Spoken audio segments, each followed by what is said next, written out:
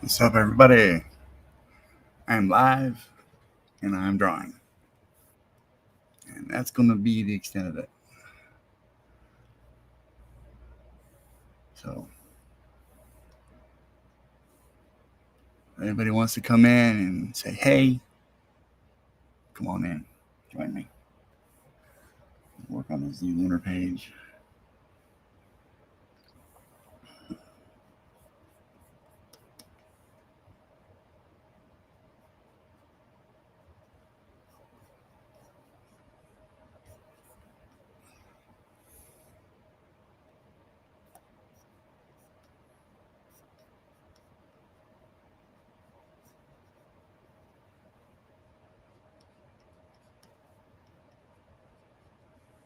My Max.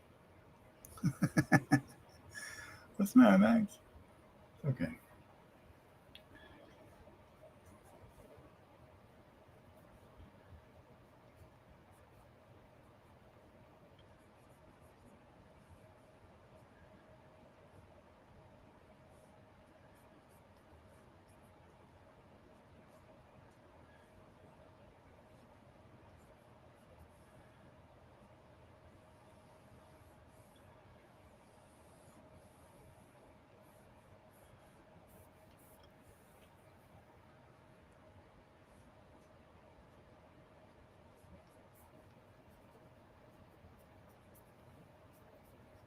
It's okay, buddy. Uh, yes, I love you too, Maxie. Yes, it's okay.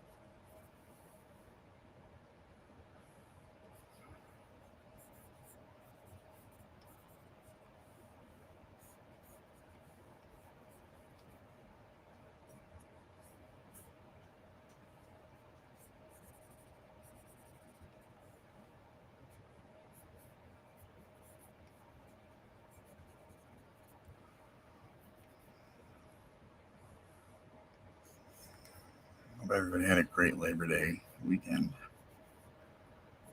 Didn't really do anything. Just kind of worked on some pages. More pages like I'm working on now. Trying to get this out ahead. I kept thinking about this last night.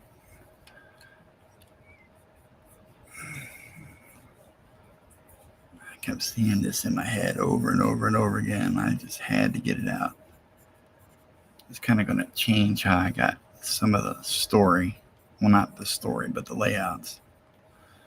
Storytelling, I guess you could say. This arm should be further out.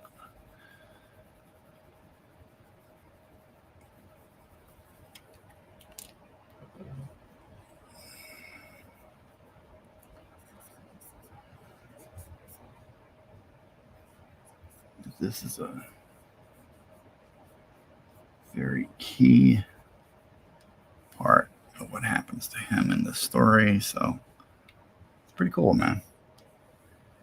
Gets imbued with the power of the rune stones.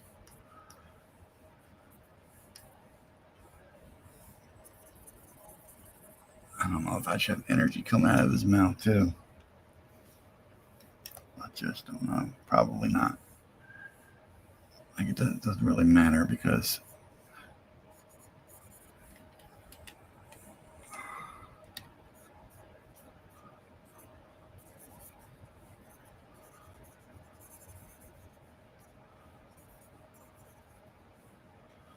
it's such a weird angle to draw at.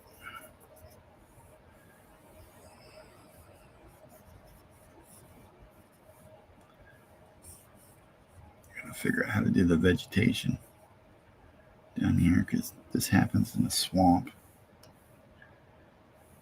I decided to go with, hey RJ, what's up? I decided to go with a double page spread on this. Yeah, being a little sneaky. Not really. What's up, dude? Yeah, just trying to work this out in my head. Oops. Of course, it would help if I drew with black ink and not white ink. Fan book getting fucked up down here. Definitely gonna have to do some research on this vegetation, what that looks like from the top down. Right now, I'm just kind of working all that out. Yeah, fuck, that doesn't look right at all. The shoulder would kind of go down a little bit that way. His arm is going to be out. Yeah, and then have some more of the energy coming out. What, Max? Are you watching me? You want to come up here for a minute? No. What do you want? What? Come on. You want to get up here? No? Are you upset about something? What is it? You want milk? All right, Max wants milk. I'll be right back. Yes, Maxie. Do I have anything I can entertain you guys with? Let me see if I can share anything. Real quick. What's it? This share screen? Oh, you know what I could do? Hang on. I know. I'm going to get you milk in just a minute. Oh, wow. We lost a subscriber. All right, whatever. Let me see if I can find an old Independence Day to play.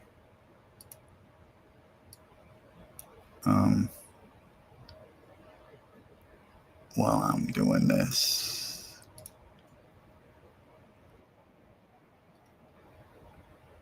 And I'll go give the cat some milk and check on Mom. All right. Yeah. I'll go ahead and play this. Hey everybody, it's Don. Just taking a look at some more campaigns. All right, guys, I'll be right back. Use a little bit of help. So, yeah, we're on fundmycomic.com. And let's start off with Pippi the Zombie Girl. Pippi tries to fulfill Spark's last wish while being pursued by old and dangerous rival Nina, the She-Devil. Now, from what I understand, it says 0 backers. Nothing raised in 21 hours. And they're asking for $600 on a goal. So storefront, there's no end date, so you do got time. But hey, man, why wait? Right? Throw a little bit of support out there. The story, Pippi asks for help to her friends to fulfill Spark's last wish, play his only song in an underground punk fest. Meanwhile, Nina the She-Devil, an old and dangerous rival of Pippi, sends her henchman, the man with the bandana, for her head. Pippi the Zombie Girl #1 Punk Chickens is a 48-page explosive one-shot adventure throughout Weird City with elements of sci-fi, classic monsters, some cyberpunk, continuous action, and funny situations. This comic book is recommended for all ages to teen. Buy with confidence. The comic is currently finished, ready to print, written and drawn by Juan Fleites.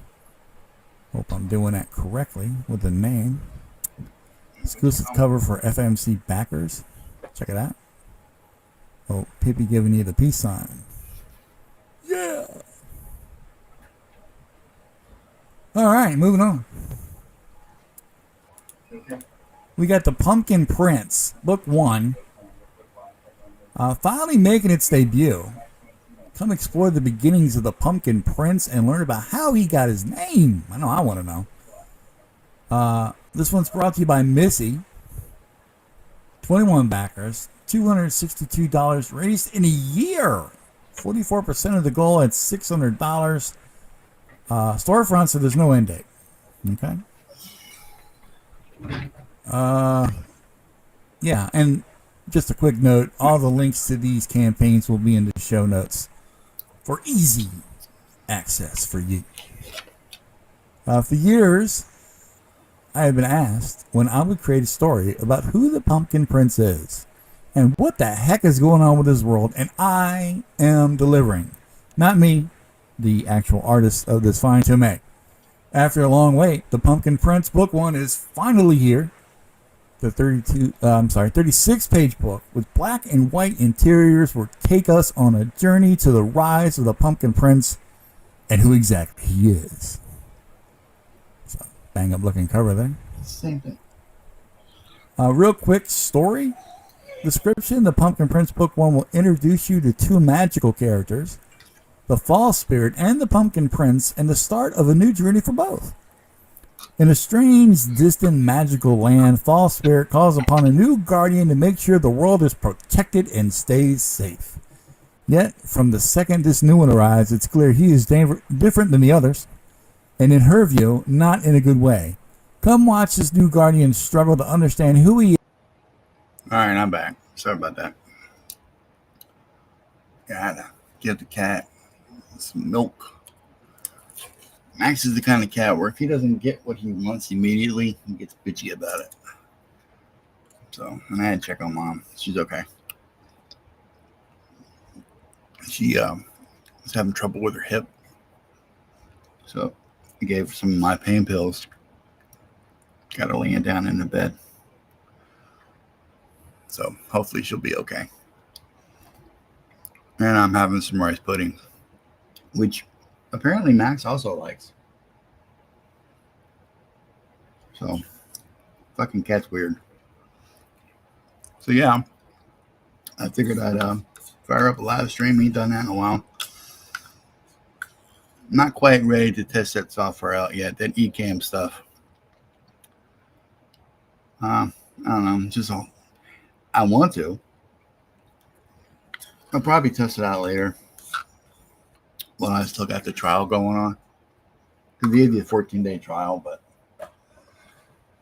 the whole thing with her hip giving out and trying to keep her from falling down, that kind of caught me off guard today. So,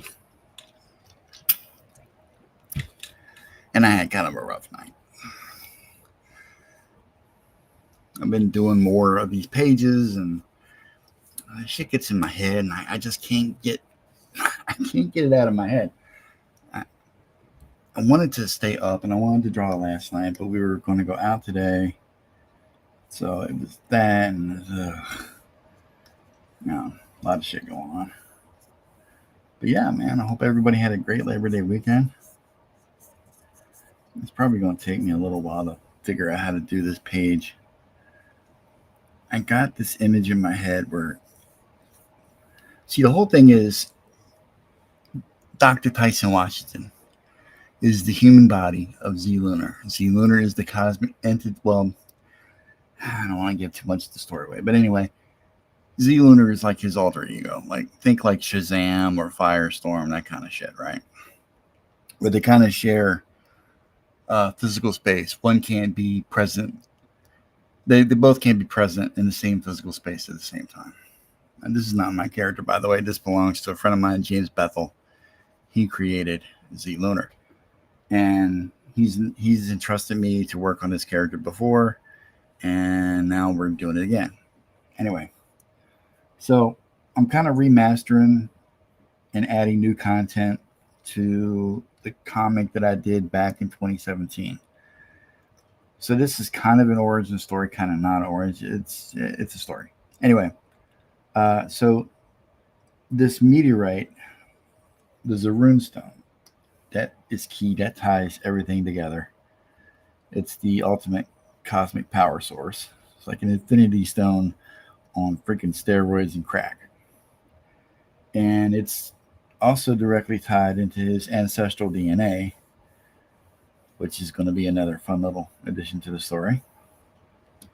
And he's Dr. Washington is part of this research team that discovers the energy signature of the Zaroon stone in the Florida Everglades.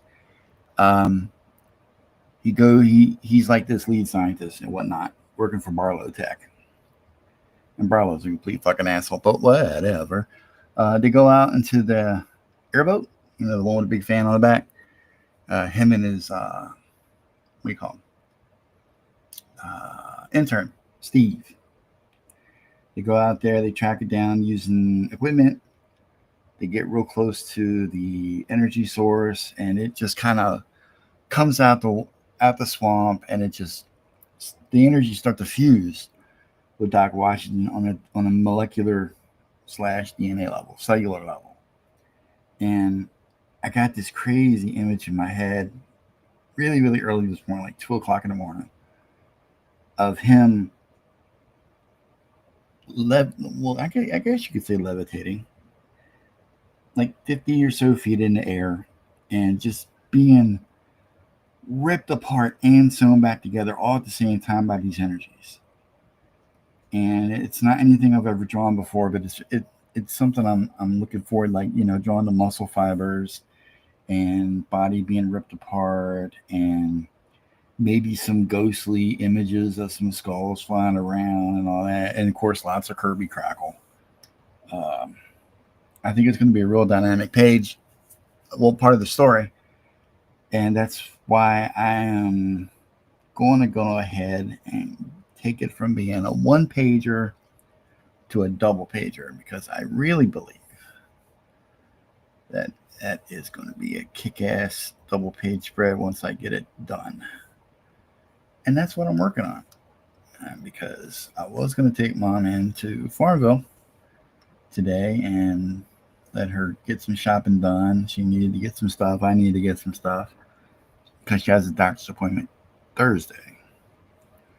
But when your knee gives out, well, not your knee, when your hip gives out, and she really hasn't been feeling so good these last few days anyway. She's trying to get a cold. Seasonal temperatures changing, all that bullshit. So she was washing her hair at the kitchen sink, and her hip started giving out on her. And I had to get the office chair, stick her in that, and wheel her into the bedroom real quick, get her back on the bed. So she's all flummoxed about it. And at least she didn't fall, so that's good. If she'd have fallen out there in that hard-ass kitchen floor, that wouldn't have been a good thing. So she's relaxed, and I gave her 2 of my Tramadols, which is really good pain medication. And she's relaxing. I told her I'd run up to the little store later on today, grab something for dinner or whatever, because we're gonna eat out today. Whenever I take her to Farmville, I usually treat her to, like, whatever she wants. It's usually, like KFC, or there's this place called Merck's that we go to. It's a nice little family dine-in restaurant. Just little shit like that. So, yeah. No, kind of an uneventful Labor Day weekend. Been enjoying the cool temperatures, low humidity, which has been nice. Humidity's making a comeback. Oh, somebody popped in. Is that Tank? Hey, buddy. What up, G? How you doing today, sir? Good, sir. How are you doing? Could be better, could be worse, man. I mean, you could be barbecuing in the rain. Is it raining? No, it's not raining.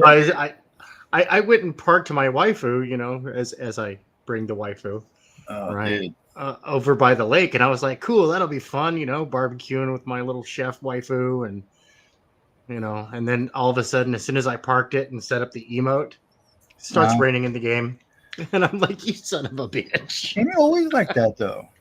I can't tell you how many times I've made plans to do something, and I'm quickly reminded, don't vocalize your plans, because the universe will hear that shit.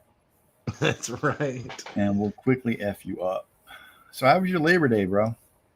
Oh, good, man. Good. I got in some streaming and Yeah, I Omer saw and you streaming with Omer last night. Good shit. I didn't got a catch little it on bit the of replay. I meant to. got in a little bit of work, mostly Deadland stuff. Oh, works. Yeah, I've really been getting into these pages, man. Yeah, man. I've been watching you do that in the back. That fucking pose yesterday, dude. Oh my god, it about drove me 3/4 insane. Yeah, yeah, I dig it. I'm still not Dang sure it. I got it all the way.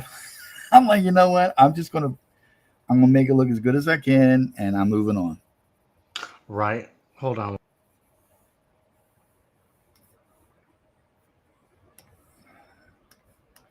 All right now, muscle fibers.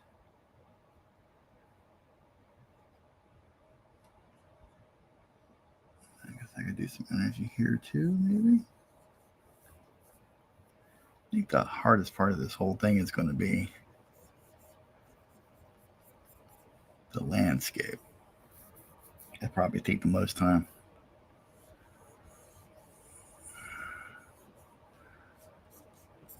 I mean, he's not completely naked. That's good. I do gotta draw some little snippets of lab coat getting ripped apart. My Dadland came in. My daughter wanted a ponytail. Oh, are you good at that? Yeah, I've gotten good at it. That's what's up, dude. I mean, it helps that when I was a teenager, I had like long ass hair because, heavy metal's cool. I always wanted long hair. My mother would never let me have it. She said, you were going to look presentable. Yeah. My stepmom was like that too. She made me cut my hair at one point. And then, My wouldn't mom. know it, when I finally got of age, out on my own, can do whatever I want, I start going bald.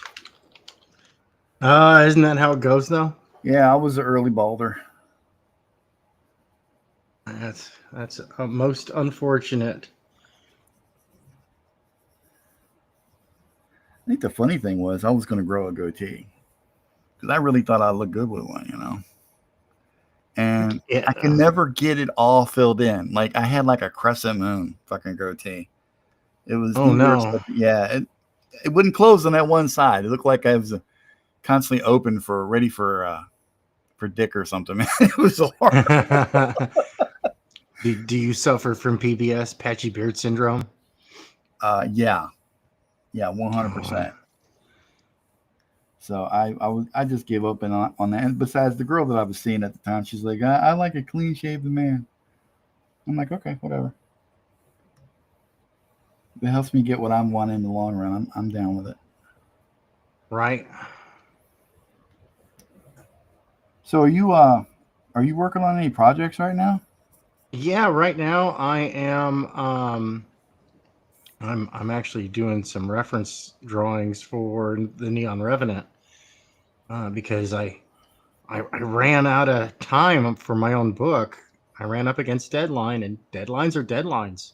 Yeah. So it sucks. Apex Predator's going to have to wait. It's not going to be coming out until sometime early next year, hopefully. Well, Because after I'm, if you need any production help on anything, I can help out. I appreciate it. Yeah. I've got I've got Neon Revenant, and then I actually kind of have it's not really a top secret project, but I haven't talked about it much because we're with a bunch of comic nerds and stuff. Oh yeah. But I have a tabletop role-playing game and a strategy game Dude. that I'm just kind of like finalizing some of the math. Uh-huh. Finalizing some of the math on and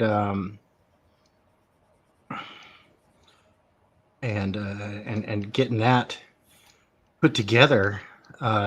Writing up the book getting the system nice and laid out and getting it defined, right? Because like one of my issues that I have with a lot of tabletop games is that the rules aren't defined well enough. Right. And I often point out, I'm like, look at Risk. A lot of people think Risk is a complicated game. I'm like, yeah, but it's got this tiny little rule book that covers all avenues. Sure. And there's no room for interpretation of the rules. And with tabletop games, I mean, often the interpretation of the rules is left up to whoever's running the game, their game master, dungeon master, whatever you want to call them. And, that's fine because house rules are house rules. And I'm writing up a section in the book to address the topic of house rules. So that way, when people make their house rules, they can feel comfortable in it and saying, yeah, no, this is the law. Well, and there's a lot of cool games out there. Like I've been tracking Castles and Crusades from Troll Lord Games. Looks to be fun. It's like old school Dungeons and Dragons, and maybe even what do you call it? Have like one of the people on the staff was one of the creators for the old Greyhawk system for Dungeons and Dragons. That's old school, dude, yeah, right that's there. Old. So, and I like them. They're a lot of fun. I've just recently discovered Nerdcognito. Nerdcognito, I like that. Yeah, a little podcast. They mostly broadcast on Rumble, and they talk about games they like. They talk about nerd culture that they like. They're not crying about the latest disappointment. Like a speedster that just couldn't even speedster ninja that couldn't even get excited about his own book, dude. Yeah. That annoyed me. It was pretty sad, the whole deal. It really is, and here's the thing though, is that, it had Literature Devil. He's the editor on the project on Mighty Golden Patriot, right? And I'm hearing that it's actually a pretty decent book. And it's like, geez, if you hadn't just shit on an entire fan base, because here's the thing, these casuals, and I'll call them casuals. Call them casuals, man. Yeah, that don't really understand Comicsgate. They go, oh, well, Comicsgate, oh, those creators, and it's like, dude, that's less than 1% of Comicsgate are the people who actually make shit. Yeah, when you shit on Comicsgate, you're shitting on probably one of the most picky group of comics fans out there. And I like that they're picky. I like that Comicsgate is picky. And it's just, you want a good quality product, right? And and it's like, yeah, no, but I don't know, man.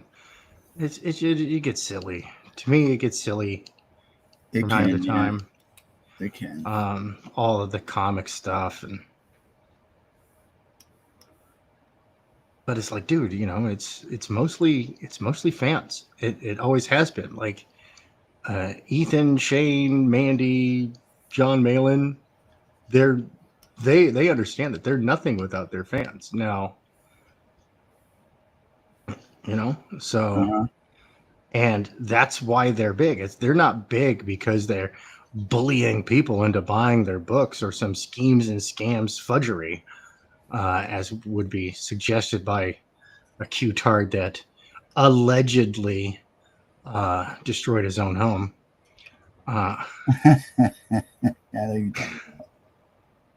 Yeah, I have no sympathy for Q-tards. Awesome. But And it's like, yeah, no, it's bigger than that. And that, the people that understand that do well.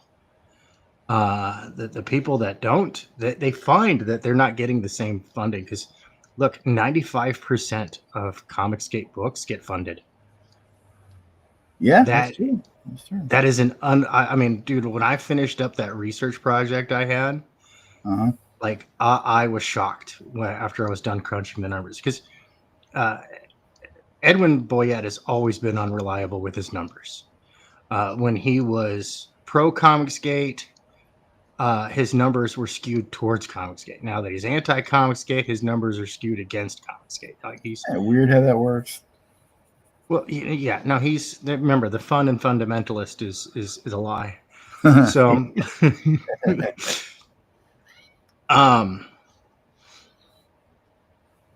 so his numbers were never reliable. So, and just so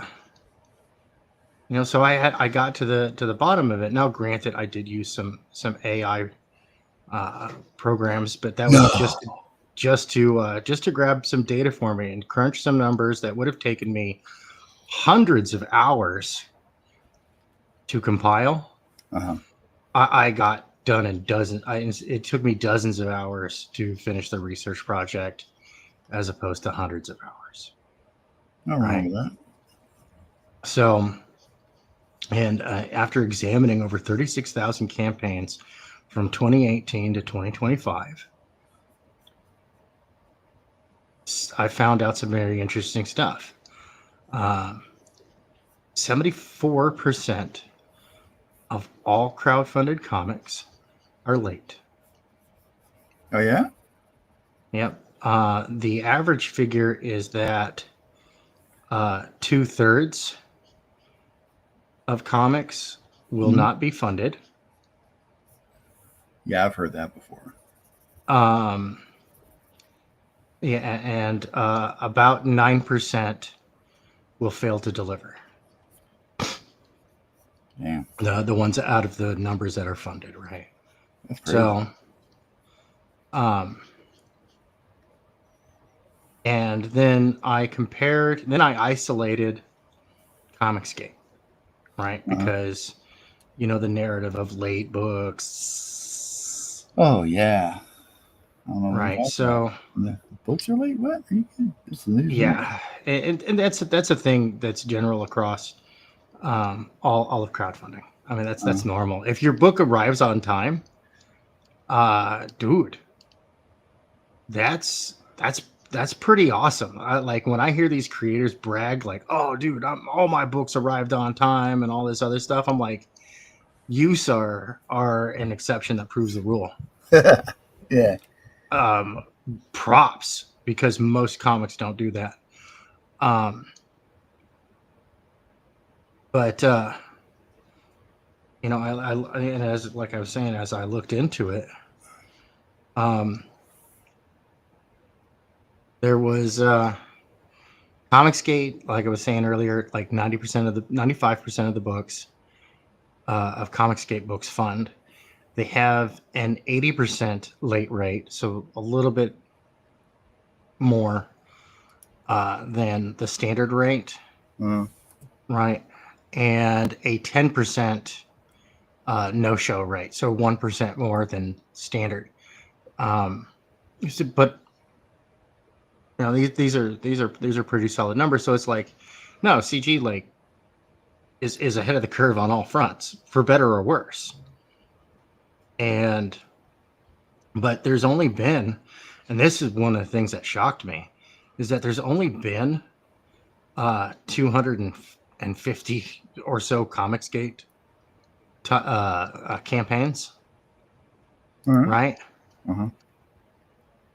And so that is less than 1% of the total crowdfunding market in the last 7 years. Yeah, for the last 7 years. But Comicsgate accounts for 8% of the total market share monetarily. That's not bad numbers, man. It's pretty good. 8%. Yeah, that's huge. That's huge. Homer, get in here. What are you doing? Can you not get in here? Are there people in the chat? Are they doing things? Are they saying stuff? Yeah, it's just Homer. It's just Homer. But yeah, no, I finished that research because I do a lot of I do a lot of analytical research. It's just I like to know. Yeah, nothing wrong with that. And then I went and looked into gaming.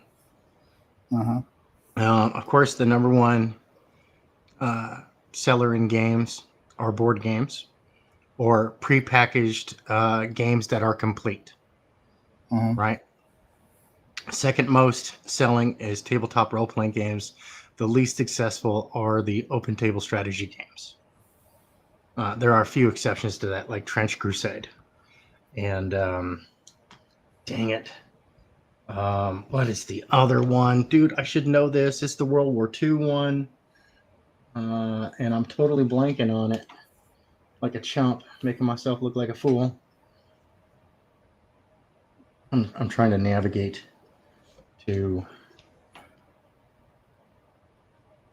over to the place where the people and the things, the YouTubes. Oh, that's nice.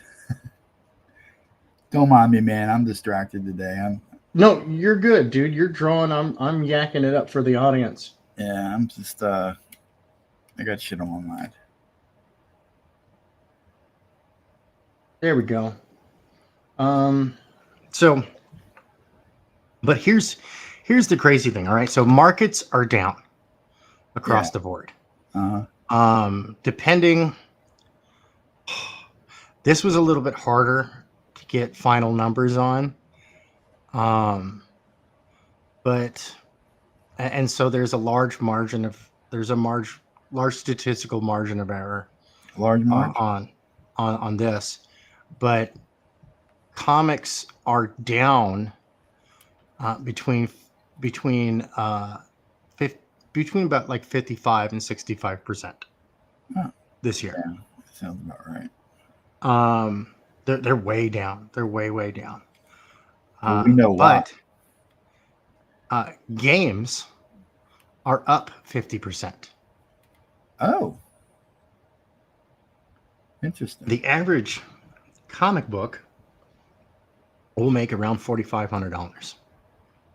That is the average over the last 8 years. Right. That's the 8-year average. The average, and so that take that number and you can essentially divide it by, cut it in half and say that's what the average is right now.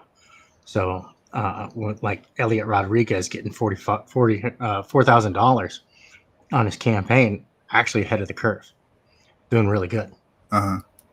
If you're making around $2,000 to $2,500 on your campaign, then you're in the statistical median there. The average game on Kickstarter will make around $50,000, $50,000 to $60,000. Go through GameFound, the guys who recently bought Indiegogo, $400,000. Shit. Now, keep in mind, much like the Comicsgate, income numbers are offset by Ethan Van Sciver's wild success. Yeah. The tabletop game numbers are offset by some games that make multiple $1 million. So there's a little bit of statistical bias that actually throws off the numbers. But even taking those out of things, a game that does poorly will make 10 times what a comic book does. I wonder why that is. Well, games are more user friendly, and you actually get more bang for your buck. Oh. Now, so are you talking board games or like all games? All games. Board games will do good, but the ones that make the big money are usually the tabletop role playing games and tabletop strategy games. I didn't think those are big ticket items. I really didn't think they were that big a deal anymore. Right. There's been a resurgence because Wizards of the Coast has burned a lot of bridges with their predatory open game license, their OGL, which they did roll back. They did take it back. They rolled it back to the previous OGL that everybody had been using for years and years and years. That was actually a pretty friendly, like, okay, yeah, no, you pay tribute to the king and you're able to use his lands. The big loser is Games Workshop. They've been just attacking their fan base, attacking fan art, getting very territorial about their IP, whereas them not being territorial about the IP is what made them grow. Oh, okay. And they're doubling down on all that. They're doubling down, presumably, for all that juicy ESG investment because they're now a publicly traded company. What's ESG? Oh God, that's that DEI nonsense. Oh, okay. I'm sorry. Environmental. You're good. I'm ignorant when it comes to gaming stuff. The environmental, it's a business thing. The environmental social government score given to businesses by the woke watchdog groups. Huh. So how socially responsible are they? How environmentally responsible? How governmentally responsible are they? Right. That's the order. I'm sorry. Omer said something about it's the reason why games are a little bit more popular is back to school slump. People spend all their money already, so they're willing to go back up and spending in the next month or so. Oh no, I'm not even talking to the last month. I'm talking year to date. Oh, okay.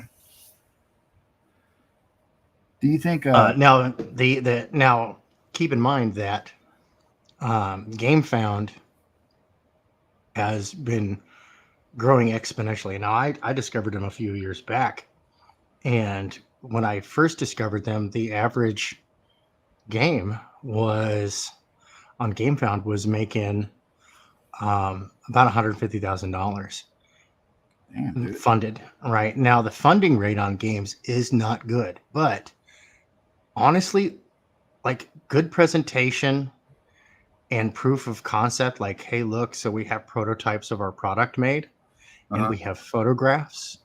We the campaign is well written. The game theory is well communicated. The system is well communicated, without spoiler free. While being spoiler free, like it's not hard. Like, dude, like yeah, it's crazy. It's not hard. Now the hard part is in designing a game, right? I would think it would be, yeah. A lot of these game designers that see a one-time success and, oh man, you think comics are brutal as far as produce a junk product, like oh my goodness, produce a junk game and that's it. You might as well go get another job. Damn. I imagine games would be a lot harder than comics though. On account of you got to build like the rules, the world, the lore, all that shit. Yeah, to design a game where players can just roll a die, figure out the RNG, random number generation, right? And just have fun, focus on having fun. It actually requires a lot of math on the back end. You have to simplify essentially the physics of the world, right? Because that's essentially what it is. When you're making a game, is you are making physics. You are defining how leave me out. I suck at math. Right. Now I've designed games before, but that was just for fun. One of which, while I was in college, I just made kind of like a little throwaway game where you made like little fighters. You kind of just, you picked a race for your fighter, like aliens and supernatural and normal humans, right? And then you matrix that with a fighting style. Right, you got your base stats for your fighter, their starting level, and then it had like a whole experience thing where you had a little fight sheet. All of this was done on index cards that I printed out. Damn. And I just started this so we could have some fun while in between classes, sitting at the coffee cart. And so we played this for like over the course of a summer, and during the springtime of the following year, I went up from Los Angeles. I went up to the San Francisco area to go visit some old friends. And this dude who's going to UC Davis Santa Cruz around across, he's like, "Hey man, you want to play this game I found out about?" And I was like, "Sure, I love games." Fucker busts out my game.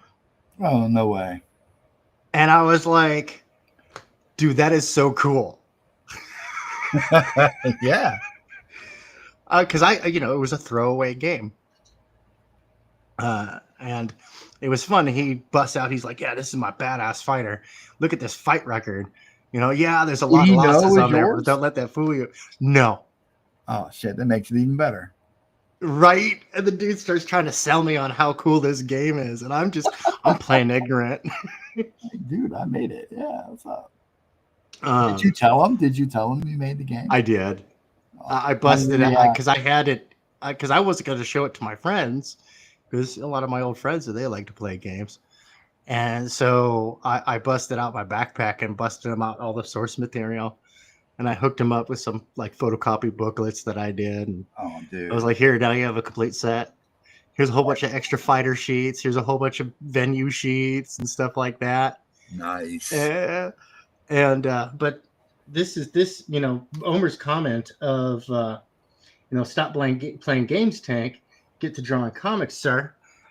That actually brings us around. So games are wildly popular. Games appeal to every person, right? Comics have this stigma that they're for nerds. They're for people who can't or don't or won't read prose, right? Your standard written literature. Uh-huh. And I think that's kind of a bad thing. Like as much as things like Big Bang Theory, oh god, created a boost to nerd culture, it didn't, because we have all the fake geeks out there. They're just they don't like Batman or Superman. They like the idea of these characters because Sheldon liked them, right?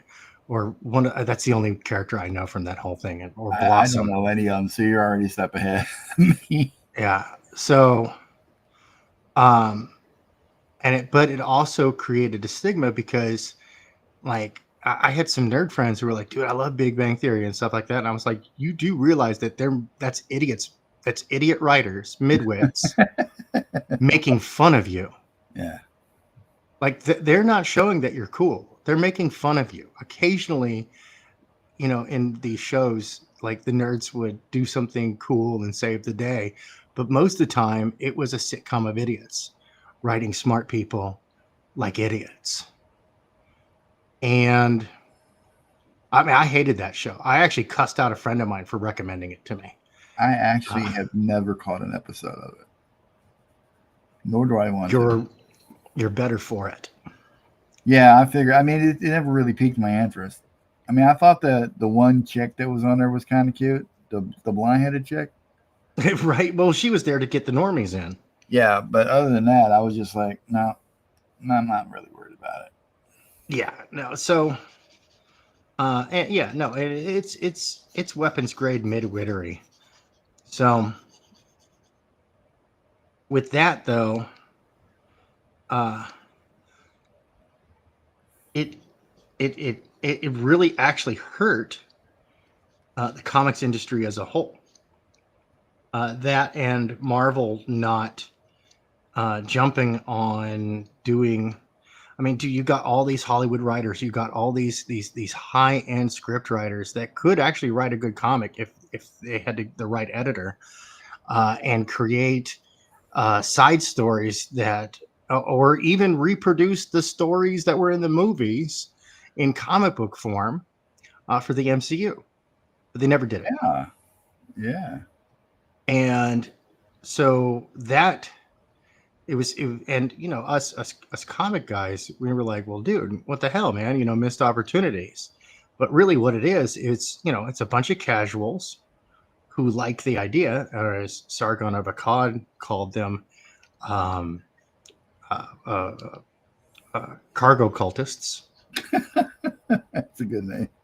Which I was like, yep, no, see, cargo cultists, they go out there with their wicker airplanes and their wicker VR glasses and their wicker satellite dishes, hoping that the sky gods are going to drop some more cargo crates. And that's exactly what these people were doing. They're praying to the sky gods to give them more money, to make them more popular. You know? And so, yeah, absolute garbage is what it, turned out to be. And so to my point that I was getting to was that, okay, cool. So where is the audience? They're off playing games. Okay. Then here's what I'm going to do. I'm going to put out some games because I am actually good at game design and stuff. Mm-hmm. And I'm going to sneak comics into them. Nothing wrong with that. Right. I'm going to put comics in there. I've got some short stories that aren't on the main story that I cut out of the main story for the whole Scalpel Zero story stuff, right? Mm-hmm. And I was like, but these are good stories, but they were cut out because it was just like, nope, that's bloat. And it's not enough to create its own like spin-off series or something like that, right? But it's a nice little short. Mm-hmm. And so I'm going to be putting those in to kind of help illustrate the world, help get players interested in diving into this future noir that is rapidly becoming a cyberpunk dystopian nightmare. It's going from the world, a high-tech version of the world that we would recognize as our society, to being the controlled by corporate oligarchies and massive mega corporations running the show. So, and at the same time, with the strategy game, right? Once I can reach a certain amount of funding, which is not exactly top secret, but it's hush hush a bit. Once I reach a certain amount of funding, I can ramp up production and be able to produce full color quality miniatures that are nearly indistinguishable in resolution and print quality to injection molding. Nice. It just takes longer to make them, but it doesn't need the multi-mold injection molding needed to make a multiple colored solid piece of plastic. And once I have that capability, that's when the flagship of our company's name, Omniverse Incursion Entertainment, that's when we launch Omniverse Incursion tabletop game. And that's a lot like HeroClix, only no annoying clicky bit, just a card, a trading card, a die, and a gridded map. And or you can use our proprietary measuring cord to play on an open table. Right? That theory's always good. And at that point, we open it up to indie comic creators. Oh, that's cool. And and the way it works is that the section of gross or net, whichever number's greater, right? So if you run a bunch of sales, then you're probably going to get the figure off of net, which is based off of wholesale, right? But if we manage to sell a bunch of product at full price, Well, then, yeah, net, because that's going to be the better number. We managed to increase the profit margin, which means more money for everybody, right? Basically, it's business math, but taking greed out of the equation, right? Everybody gets an even split of that. So there is a little bit of communal sharing in there, but it's no egos. This is a rising tide operation. There's no room for ego in this boat. So, and I understand that excludes a lot of big names. Fine, they're making plenty of money anyways. They're not hurting.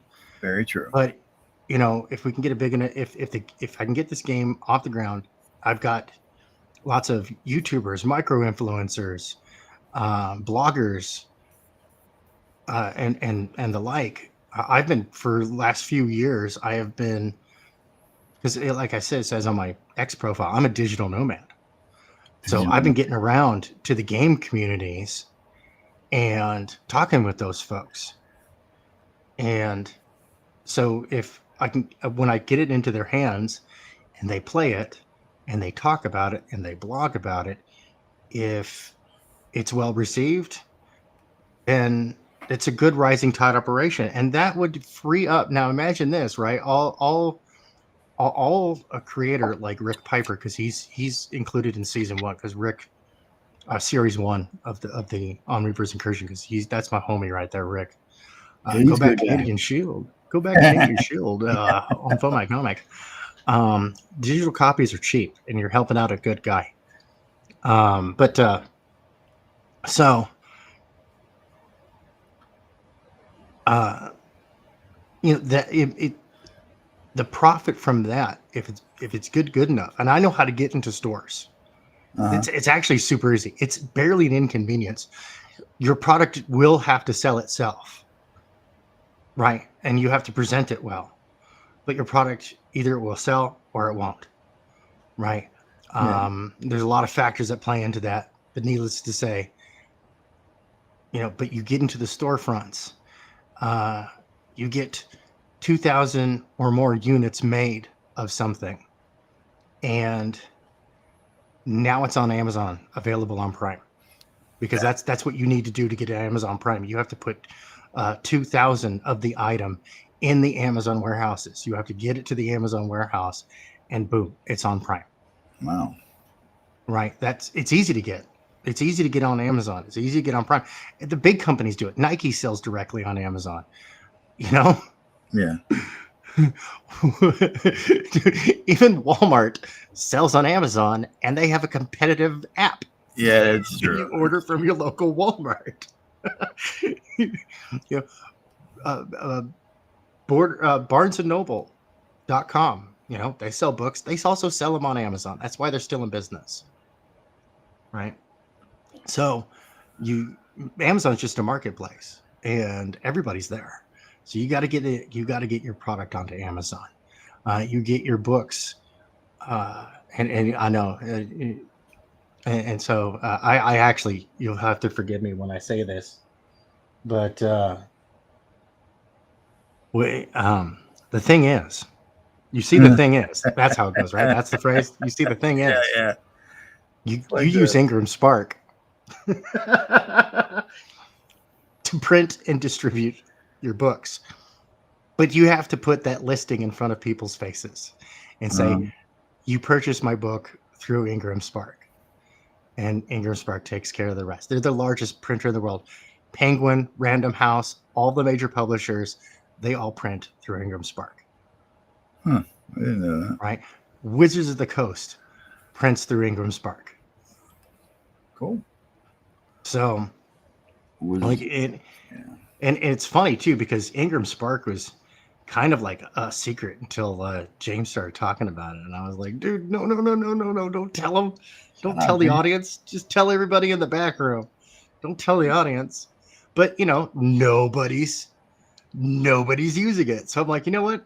That's fine. They're not listening to you. They don't understand. Like for real. It's like, wow. Okay, cool. Underestimate. I laugh when the folks like underestimate James's advice. when it comes to that stuff. I'm like, yeah, no, he's really cocky about it, but he's not wrong. Yeah, I think some people think he's just completely full of shit about almost everything. Right, and it's the speech patterns, honestly. Yeah, Because I'm like, dude, he's not wrong, and y'all be like, it would behoove you. I love that term. Uh, to listen to the guy, God, but they all know better, it would behoove you to get to watch on time. right? Make sure you And they keep don't listen on. to me either, and it's fine because this next year I'm gonna be pulling out ahead of everybody, and then They'll because listen like to you then. I was talking to a couple of business partners. I was like, yeah, no, we're just gonna fund all this stuff, and then we're gonna do crowdfunding as fanfare. Like this is just a special opportunity that we're bringing to you people that to reward the folks who truly believe in it by giving them something special, something exclusive, Nothing wrong with that. right? And be able to fund projects and whatnot. No business talk. Business. Just because that fucker don't know what the fuck he's talking about. I was rooting for him, man. All right, I'm not a detractor. I'm The a fucking pragmatist. definitive edition, bro. Yeah, I know, dude. Like, All the other ones are there's bullshit. This one matters. This is definitive. there's still a drop of milk in that teat. Yeah. Definitive edition. Definitively played the fuck out. No, Whatever. it's Yeah, I was rooting for him too. But it didn't take long. You start to see cracks in the armor. yeah, And then it's like you start seeing patterns you've seen other places before. And then you're like, yeah, this guy, like, I already know the kind of person he is. I've dealt with people like that all my life. I know exactly the kind of person Eric July is. He's the kind yeah. of No, person that he's the guy who sells the wallets out of the kiosk in the mall. he thinks he can do no wrong. He loves the sound of his own voice. Oh, dude, for real. Yeah. It'll be all right. And he can't take a lick of criticism. Oh, shit, no.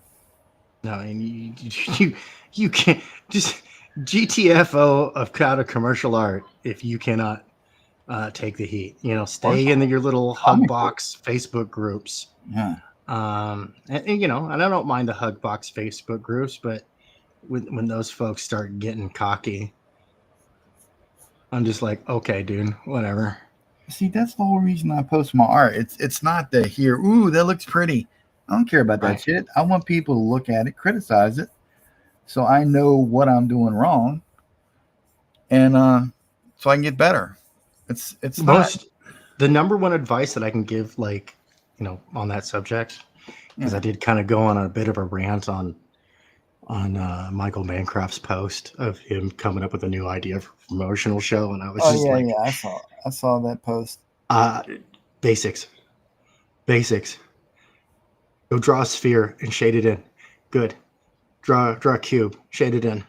Good. Now draw a rectangle, shade it in. Good. Now connect a bunch of rectangles and cubes into something grossly resembling a human form. Outstanding. Do that 100 times. I need to do that more. Fuck, I need to sit down and draw a bunch of hands. Oh, God. Because I suck at hands. I suck at hands too. Like, you know, yeah, I'm kind of joking. I'm being light about it when I say that, you know, my art is shit. But at the same time, I'm like, you have to be modest to a point, man. Right, but at the same time, I'm dead serious because I'm looking at it from the point of view of what is the high end of the industry standard. What is good, right? And we look at that's a good question. When you try to compare yourself. Sorry, go ahead. No, well, I was just going to say when you see a lot of what is being considered professional, and you know, when I say professional, I'm citing mainstream here because they're still kind of the thing to go by, I guess. Right. You have to wonder, like, is that really good though?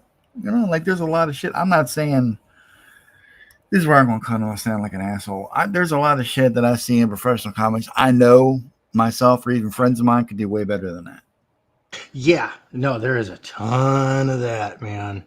And it's like how, I always considered Marvel DC, they should be the higher echelon, the top dog of talent. Like, that's the Super Bowl of comics. You know what I mean? Like, I'm going to the show. That's the Major League Baseball, the World Series. I'm going to the show, going to the majors. But it doesn't seem to be that way no more. No. No, it's really not that way. I mean, honestly, here's the thing. It's never really been that way. There have been exceptions to the rule, but the big things are the big things that define, because you can take rendering out of the equation, you can take style out of the equation, and if you're really good at rendering, you're an inker, right? This is why things were partitioned and divided as they were back in the day, right? If you're really good at rendering, dude, you're an inker, and that's actually historically, not now, sadly, but historically, that was the higher paying job.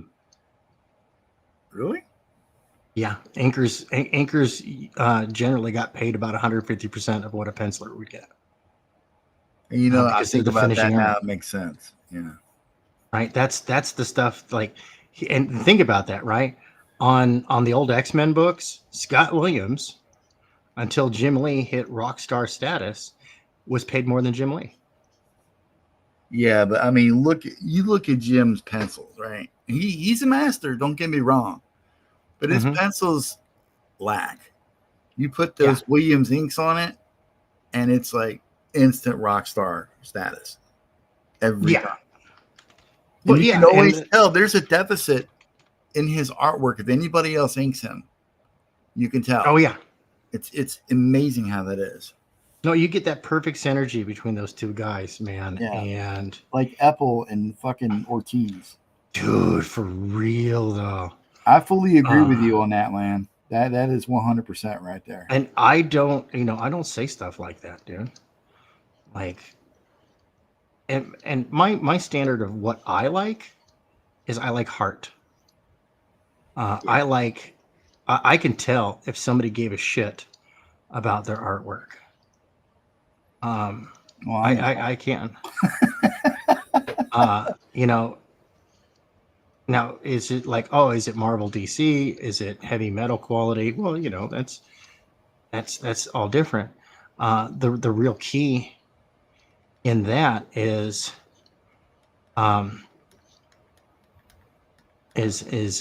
basics. Your form.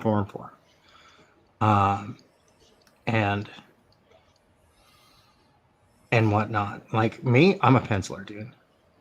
I'm a penciler, unless I'm working analog, then I can ink. But even then, it's more illustrative styles. It's not contemporary comic with its feathering and all that stuff, right?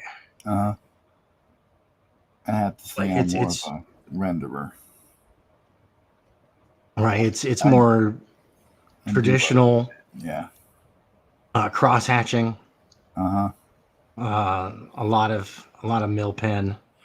I can noodle the shit all day long. Right, drafting pen type stuff. I just love the whole process. Me too. And the thing is like, yeah, no, I mean, and to go out and just outright go, oh, this is bad and you should feel bad, that's rude. Yeah. Right, that's rude. But when somebody asks, what do you think? Honest, man.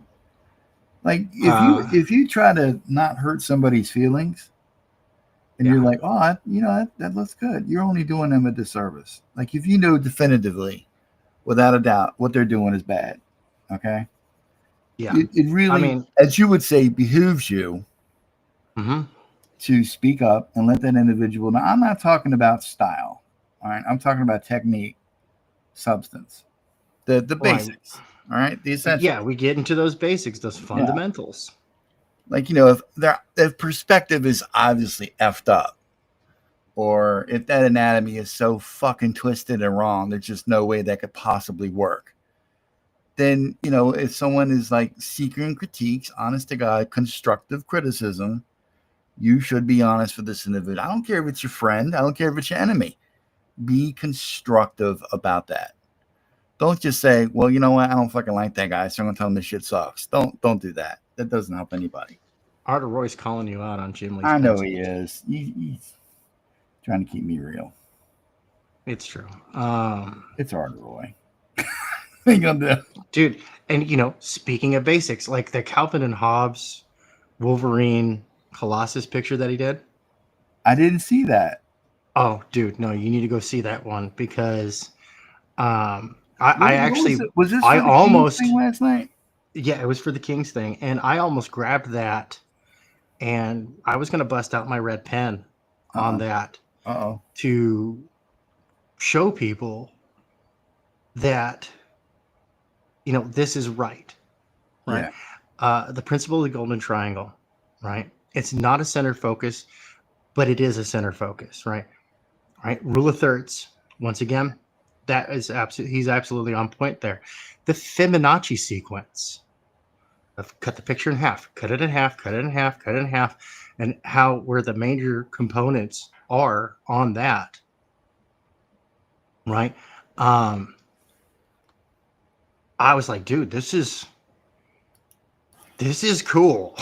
You know, like this is cool. Like this is legitimately, and that's one thing I love about What's up, everybody? Art of Roy's. What's up, dude? I love What's about up, Art of Roy's. matter? I love about his art is that his fundamentals What's are up, solid. ladies? Sexy ladies. There's not too much that Art of Roy. Oh wait, somebody else wants I might have a little. I'm rendering a video, so. Excuse me. It's the three of us. Okay. I was getting excited. Is that a female Lobo? Yo, yeah, dude, I love that arm. Those fucking veins are retarded, dude. I love it. Yeah, female Lobo. Yeah. Why are you this way? I still want Omer to ink that glitch I sent him. Oh. Yeah, I'm looking at a lot of Bisley. I want. Oh yeah, I have like cracks on. I'll get to redraw it. I think, and the reason I left it loose on purpose, because I wanted you to fill in the blanks. Like I said, this is a little bit of an experiment, but I think that when it's done, you're going to be able to take my crap art and use that picture as a portfolio piece. All right, dude, I'm officially calling you out on your bullshit crap art. Stop saying that. It's not crap. Shh. Hey, man, if I tell people it's terrible, and then when they find out it's merely bad, that's an excellent surprise. Point taken. Yeah, that's right. Hey, I got to make sure I'm lint free, Art of Roy. All right, I got to make sure I'm lint free. Yeah, no, I've got to get these. I got to get this character study done. This was actually supposed to be done yesterday. I did a version of this yesterday, right? Like this, and then I will open it up this morning, and like my mouth filled up with bile. So, don't you hate that shit? Yeah. So I'm kind of just getting it. I cannot tell you how many times that fucking shit's happened to me. How much time I've wasted on things. That is the single hardest thing I've had to learn how to do in my comic art career, as it were, is to just fucking move on. Yeah. But I gotta get this done. I've got to make sure that this is the hardest thing you've ever drawn. No, it is when you have no reference. Aha! I see what you did there. Hey, good job on your weight loss, by the way. Thanks, man. No. Yeah, I'm here for you, buddy. I'll hold it if you need invented the to. electron microscope so I I can need see you my to. penis. You're really there for me. You just can't reach that far, right? Oh man, that's awesome. Omer has a You gotta wonderful, get some wonderful good zoom selection in. of tweezers.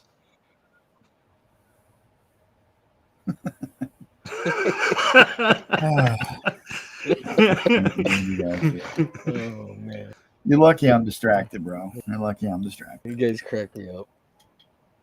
What is my dog barking at? Oh, it's probably my daughter coming over to do So laundry. looking for it. It's Yeah, bitch. Don's still looking for it. Fuck off. dude, it's so small it escaped my mind. I forgot what we were talking about. I'll send over one of my lady boys to help you out, Don. Yeah. Like, what do you say to these fucking asshole? Omer. Exactly. I don't say anything. To it. Paso. How's Aaron doing, Omer? Yeah. You don't like talking to it? He's good.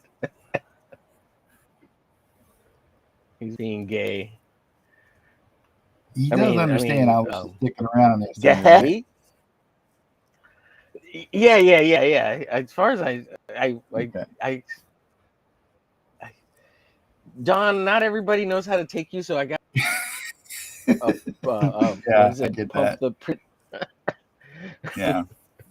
To get them to kind of understand, because you're kind of abrasive if you don't know you, you know. Yeah, I'm an acquired taste. Yeah, I know.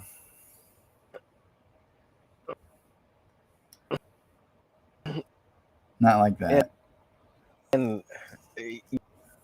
yeah, but he's cool. Like he's. I wasn't kidding when I said get him on the show, man.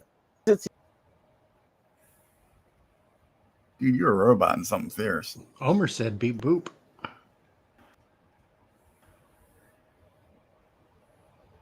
Hey, getting so excited that you start speaking in cyberpunk is my shtick, dude. Back off. Yeah.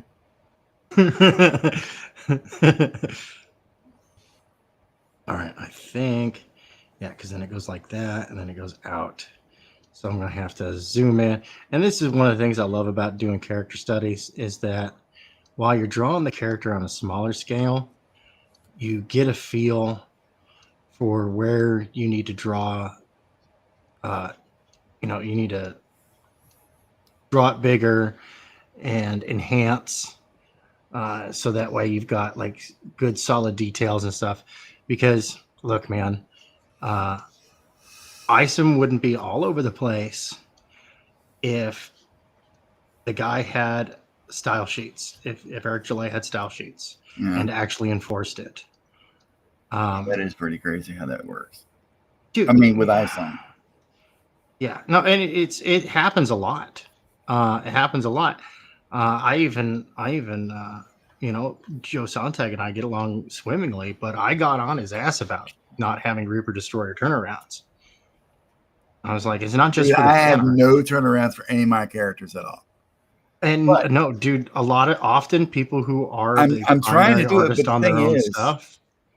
These characters have been in my head for 30 plus years. I know how they look, you know. Yeah. But Omer was like, asshole, I need some fucking turnarounds if you want me to do fan art. If you want anyone to do fan art, you got to do turnarounds. I'm like, you probably got a point. Yeah, and actually, that is exactly the point I was getting to. Was like, look, especially with the proliferation of fan art shows, which are a great promotional avenue. I've noticed that there's after fan art shows, there's an uptick in sales, and it's nothing to laugh at. I mean, so I'm not laughing. Getting and having the art be able to be on brand is a huge boon. Yeah. Consistency is key. It really is. Sorry. So that goes like that. And then there's the gap there. See the reason, and this is why I need to do like a zoom in on how these laces are laced. Zoom and enhance. Zoom and enhance. Yeah, and so I can get the number of holes consistent on the boots. Oh, dude, I rewatched. I caught some of Kang's last night, and oh yeah, Shane and them were talking about fucking that movie Collateral with Tom Cruise and Jamie Foxx. oh dude, And I I'm love like, that movie. I can't even remember if I've seen that movie. Like I thought I had. That movie's so fucked up. I queued it up in my my queue last night in my Plex, and I watched it, and I'm like, I've never seen this fucking movie. I thought I had. I'd never seen it. It was so good. Dude, like that is the second best villain Tom Cruise has ever played. What was the other villain he was in? Oh, Les Grossman from Tropical Thunder. Oh, dude, yeah. Shit, dude. Yeah, Lowered expectations. with the gray hair and everything, yeah. All right, it was, you could tell it was Tom Cruise, but at the same time, it was he wasn't instantly recognizable, I guess, and that helped me get into the character a little bit better. And the fat gloves that he was wearing, so he had the big pudgy fingers. Oh yeah. Dude. Yeah, here's what I want you to do. I want you to take 3 steps back and go fuck yourself. I've actually used that line on people in real life. I was like, bro. All right, here's what I need you to do. I need you to get off my back. Then I need you to take 3 steps backwards and go fuck yourself. Dude, that pales in comparison to some of the shit I heard in the military, man. Right? Got a fucking. That is a place. Sorry, go ahead. We had a 5'3" Filipino female drill sergeant. Okay. And she would get in your face and she would tell you how she wanted to rip your eyes out and skull fuck you. Mm-hmm. If you fucked up. And I'm like, I'm in love with this broad, man. Right. She was not to be trifled with. Telling you to get down and beat your face. Mm-hmm. No, and God save the poor soul that laughed. Not too many people laughed. Not too many people. Not after the first time. No.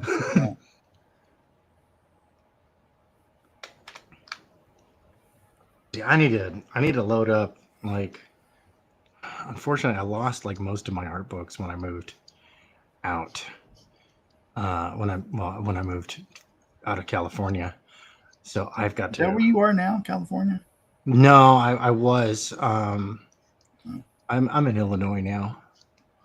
I'm sorry. Yeah, it's pretty bad. But hey, my town's quickly becoming the meth capital of the state. I guess that's something to look forward to. Something.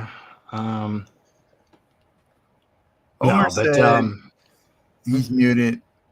His computer's having a hard time streaming while rendering a video in the background. I dig it, man. Well, why are you fucking rendering? Hey, Reverend Self-Destruct, good to see you. Yeah, what's up, dude? Reverend Self-Destructs were pretty cool. Pretty cool. He was on that night with me and Omer when that poop video dropped. Oh man, my God. That's when I quickly learned, don't just click on anything. Don't do that. Like that was horrifying. It's I don't want to know. No, you don't want to know. Trust me. I'm still having nightmares about it. It's pretty bad.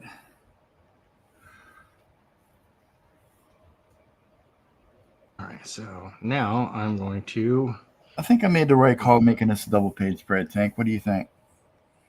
Give me a second. Let me tab on over and see what you got going on. Yeah, that'll make a good double A. That'll make for a good. Oh shit! You guys can't even see what the hell I'm doing. No. Holy crap! See, this is anyway. This is just a little bit. This whole thing's going to be crammed with retarded ass detail. Yeah, no, zoom it. Make that big again. Hang on, I want to look at. No, not my shit. Who's this for again?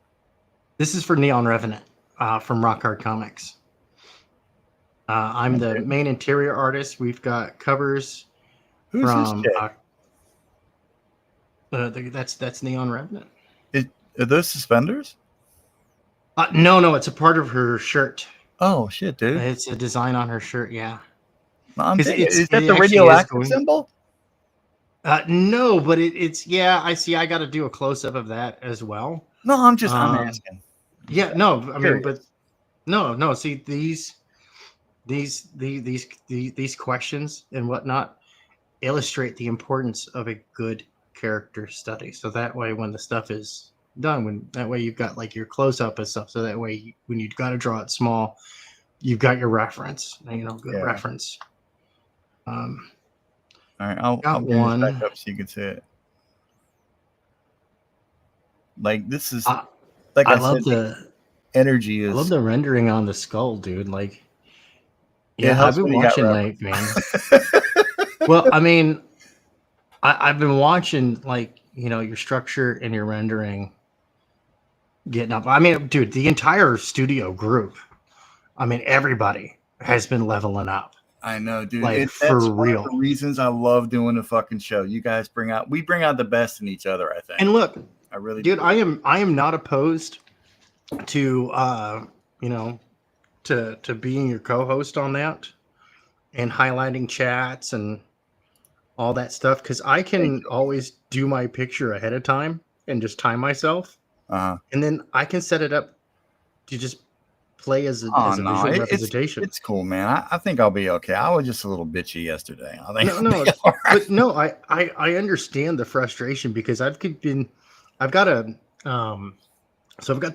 mega collage, right? It started off as a CG mega collage, and then it became an independent comics mega collage, because not everybody that I was interviewing was Comicsgate, and I was like, damn, I just how dare they? I was like, fuck it, you know what? It's indie comics, right? So I'm lining up the people to come back onto my show, and I was like, you know what? If I'm drawing, my attention is split. Yeah. So what I'm going to do is I'm going to draw it ahead of time, present it as a time lapse, so that way we've got some eye candy going on while I'm interviewing the creator, writer, artist, whoever's there on the team, and I've got the questions for them, and we can actually have an engaging conversation. Plus, I can get the chat involved and whatnot, and that way I'm not distracted by having to draw. Yeah. And I don't know, man. It's weird. I'm with you. I actually, and I've been meaning. I didn't want to address it there. I was going to hit you up on the side, but now we're here in public, so fuck it all. Yeah. Fuck it. They can have him, Captain. But I'm really wanting to bring the mega collage back, and then what I can do is, instead of drawing it all on that one giant picture, I draw them separately, and then I add them to the big picture, and they'll all be represented as being to scale of each other, so that way people get to see, the scale of some of these characters. Because like I had the Mavericks team on. That's another guy I want to get on the show, Noah. Yeah, that giant, the giant mechs, right? Oh, wrong Maverick. Sorry. Yeah, different Mavericks. I'm talking about the giant mechs. Yeah. Where you've got all these superheroes and stuff. Some of them are pretty big. Like Canadian Shield's 8 feet tall. That's why. Is he 8 foot tall? He's a foot taller than Pitt. I know he was a big fucker. Hey, what's up, Grey Wolf? How you doing? That's why Pitt looks so small in that picture, because he basically comes up to Canadian Shield's shoulder. Well, that makes sense. Or I would say about halfway up his neck, but still. Oh, fuck. I didn't know Canadian Shield was that big. And but then when you have like a 35-foot tall mech, and it takes up the background. With all these little tiny little heroes all flying around. Yo, what's up, Grey Wolf? Hey, who does that book again? Remind me. See, I gotta look it up. I used to know. I thought it was Frequency Studios. Because I want to fucking draw. You want? You know that? I've never drawn a mech. I want to draw a mech now. Oh, dude, mechs are fun to draw. I love drawing mechs. I don't draw. I draw. Yo, I just don't draw. Speaking of actually good artists, what's up, Nick Axe? Oh shit, dude, what's up? Yeah, yeah I'm gonna pin the link to the chat if you guys want to come in. I'll be right back. I got to go check in on Dadland. I have to. Yeah, I got to go check on Mama real quick. I'll be back too. Omer, you're all by yourself. You know what I'm gonna do? I'm gonna go ahead and Don, if you don't mind, I got some Legion Zero. I'll throw on in the background so people don't have dead air. Do your thing. Okay, cool. I'll be back in a few minutes. I'm gonna mute my mic. Well, if I mute my mic, will that fuck you up? Nope. Okay. Because I have a soundboard. All right. Oh, dude, we got to talk. I want one. Yeah, we do. All right. I'll be back. All right.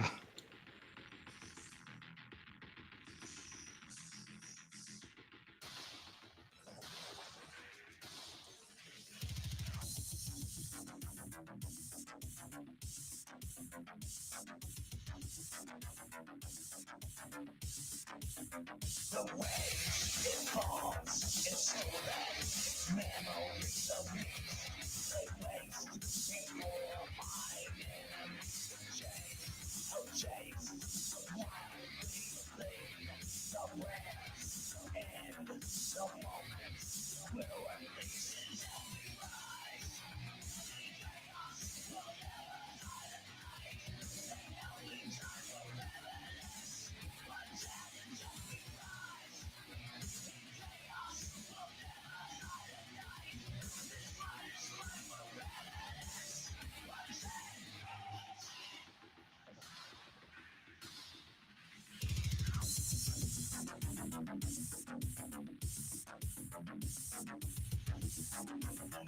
but challenge.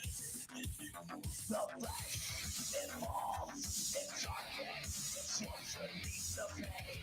The space becoming the only piece of mind that breaks and falls.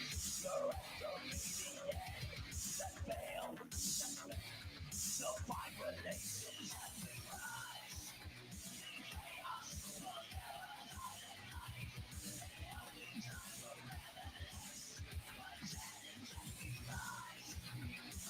Chaos will never hide at night, this honest life will never last, but challenge as we rise.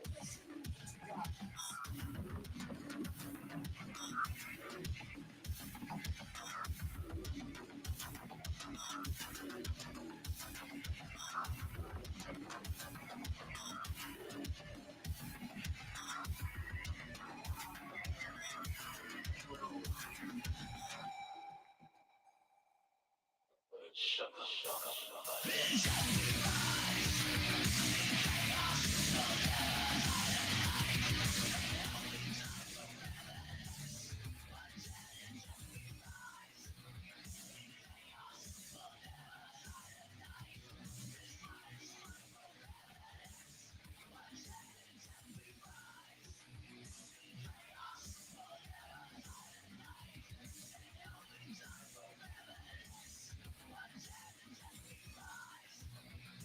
Chaos will never hide at night, this honest life will never last, but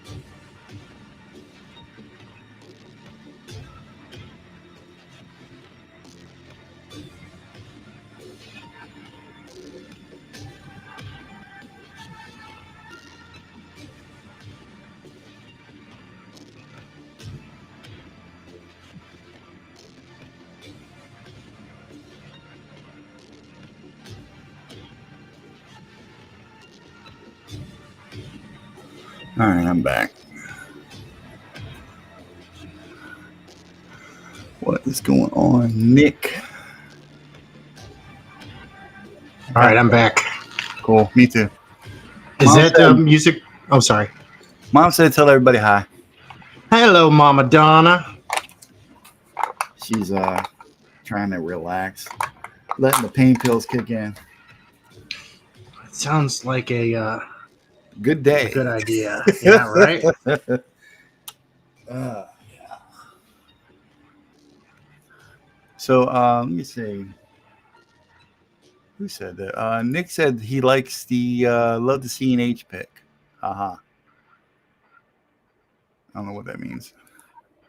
Do I know? C&H pick? I don't know. What is that? I don't know. He loves it though. So thank you, Nick. I guess. Hey, We'll take all the love we can get. Side Night and Happiness. All Cyanide and happiness. That works for me. right, cool. We're gonna. That's our story. We're sticking to it. The new top 10 single from Cyanide and Happiness. Where is my hat? I can blow Omer up for a little bit. Omer, I love you, man, but you got to get a better setup. Yeah. While I was grabbing a smoke, I got to thinking about that Art of Roy pick that he did for the Kings draw along. Yeah. Let me hop on And- Twitter and see that. Yeah, and I really want to. I really do want. I don't want to take like that pick and some Oh, of shit. Ethan's- He colored it too, dude. Oh no shit! I haven't seen that. Yeah, let me bring it up. All right, give me a second here. I'm Let me see here. in the middle of a thought. It's a dangerous you gotta proposition. Stop that, man. You can't be in the middle of Love a who I'm afraid I've been thinking. A dangerous pastime I know. Check that shit out, dude. All right, I'll tab over. Hell yeah, dude. It is fucking disgusting how talented he is, man. It really is. Like, You want to trust the pudding, Max? for real, look at that. Good. It's just vanilla pudding. It's not going to kill you. You were fucking eating rice pudding a minute ago. Like, I've been on a pudding kick lately. that composition, though, man. Dude, that composition, it gets me. It hits hard. Yeah, it does. It triggers my, because, you know, most of my artistic background is in commercial art, mostly like, you know, Photoshop photo bashing, using external resources, not actually like illustrating. Do you know still what I use mean? Photoshop? No, I use GIMP. But mostly like photo bashing and grabbing typeset, setting that up, doing typeset type stuff. But when you're doing that stuff, like composition is key, right? Because that's what's going to grab the eye. The eye composition and color is really what's going to grab people, and then they're going to read it and actually look at your picture, right? And this is like this is t-shirt worthy. Like this should be on a t-shirt sold at Hot Topic, and I mean that as like as a high degree of praise, because I see it. For real, if I was the purchasing guy at Hot Topic, I would be like, what do we have to do to license this? Because this would sell. Like you throw that on a t-shirt and it's money. Because he's an emperor. Emperors outrank kings. It's true. That's true. Good call. I love the subtlety of the colors as well in the brow of Calvin there. Yeah, nothing is overdone. No, it's there, it's defined, and it's very much on brand with like Bill Watterson, and honestly, it looks like Watterson drew it. Right, it's dude, it's better than the Calvin peeing on stuff sticker, and that's on brand. Oh, God, yeah. Got tired of seeing that shit after a while. Oh no, for real. Calvin pees on everything. I mean, the guy, I'm beginning to think that he has a bladder control problem. What else did I see? Here's the black and white piece. Yeah. Even this could be on a t-shirt, though. No? Right? Yeah. God. It's gorgeous. It's gorgeous. Like, if you cut that picture in half. God damn it. Even the fucking breakdowns are good. Right. Well, I mean, if you take that picture, you cut it in half from top to bottom, and then take the bottom part, cut that in half, and then take one of those halves, cut it in half, and take the other half and cut it in half. And it's like that's your Fibonacci spiral, Yeah. He says, "Get that off screen. It ain't finished." But who did this? Shantown? Who the fuck is Shantown? And where these? Well, they follow me. Good for them. This is cool too, dude. Fuck. The geometric shape in the middle there really does help sell the composition. The composition, once again, this composition is very good. Is this supposed to be Pitt and Timmy as Calvin? Yeah. Okay. Yeah. All right. No, I absolutely. All right. All right. Yeah. Yeah. Okay. I get it. Damn. I just love how everybody's just absolutely brutal with each other around here. It's gorgeous. Now this is Brett Barkley. Great. Look at that. Doc Rocket from Youngblood. This motherfucker always pisses me off. All his shit is so good all the time. And look, 90% of that is the basics, dude. Yeah. When I say it pisses me off, I mean that as a compliment. I don't mean that. Yeah. Yeah. No, I know exactly what you hitting, Cavy. I love it. Yeah. Atlas Shrugged. Whatever. Overrated book. I'm just going down my feed for a minute. Yeah, no, I dig it. Oh, Mike S. Miller and John Delarose are in agreement. Who gives a fuck what those two talk about? I don't care. Yeah, fucking Delarose, man. I had to block that guy. I don't like blocking people, but right. That guy, I had to. It was just too fucking retarded. I think he has me blocked. Last time I checked, I was blocked by him. So every 5 minutes, it was fucking stupid shit. And I'm okay with that. And it was like, I was starting to get him in my YouTube video suggestions too. I'm like, why is this guy showing up in my shit? I don't watch his stuff. Anyway, Katie, she's good people. Dude, Katie's awesome, man. Like, she gave me a wrench out of nowhere just to promote myself. And I'm like, dude, and I think like every 2 to 3 shows, I might drop my link a link of mine once, but other than What that, the I'm fuck? usually The just Backstreet promoting Boys are something I back? like. The Backdoor What? Boys.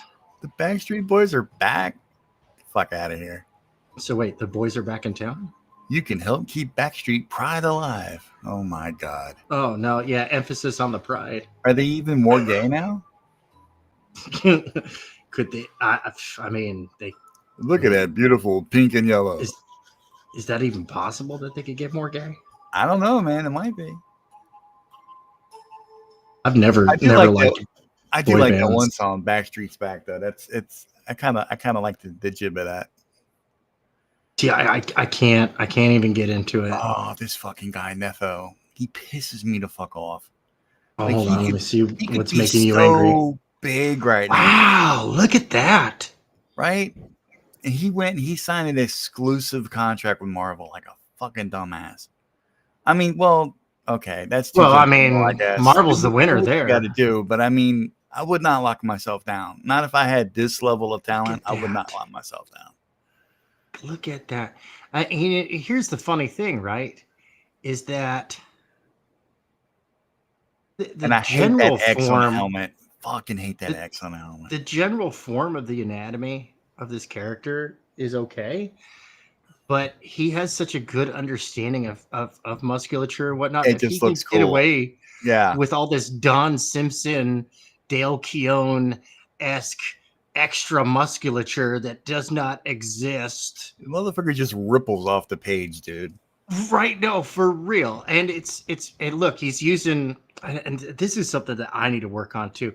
He's what is it? It's called like the line of beauty or something like that. I've Where heard that, yeah. I gotta go and practice that one a lot more as well. This is the shit that I like, dude. The hair on the arms. Mm-hmm. Yeah. That's really I good. don't see that enough. Like, they're men. They have hair on their arms. Well, the real men do anyway. It's true. So yeah, I got to get this done, and then I got to get it off to King Leak so that he can make corrections to the character's detail. This motherfucker follows me, dude. My time to shine. Hello. It's so weird. I don't know why this guy follows me. I've had some weird people start following, like Jason Johnson started following me yesterday.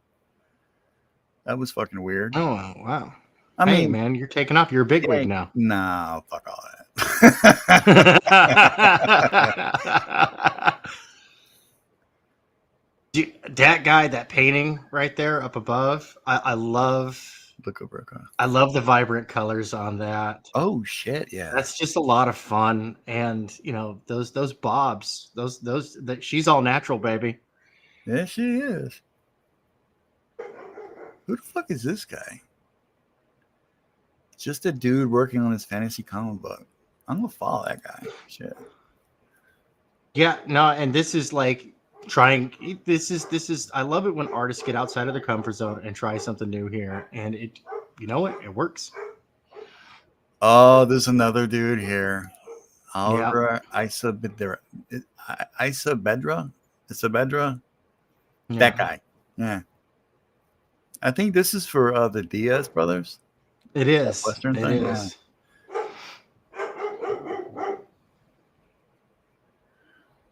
Yeah, our voice right. Yeah, don't What's create he anything saying? for I can't Marvel. see anything right now. Our voice Oh, says, I "I got it. told Netho do not create anything for Marvel, as you will Yeah. be ripped off. DC will pay you for your creations." Yeah. Yeah, that's true. All right, I Yeah. fucked around long enough. I got to get back to what I was doing. I understand. I got to. I mean, I'm not on a deadline or nothing, but I'm gonna get this done by the end of the year. Right. Because I'm doing like everything. I've done the writing. Well, actually, I'm still fucking with the script right now because it's constantly in flux. And I'm doing everything on this book. So it's nice little prelude to what I got looking forward to on Omega Mission. Yeah, no, I'm feeling that, And man. I'm trying to do them both at the same time, so that's stupid. I shouldn't do that. Yeah, over the winter, I'm trying. I got to finish up I have to finish up a 57-page comic that's Neon Revenant, and I'm going to be dropping a page a week of Scalpel Zero because I did promise people Scalpel Zero this year. And my fans have, they have a meme that it's the book that'll never come out. What's that like, man? I have a fans. What's that like?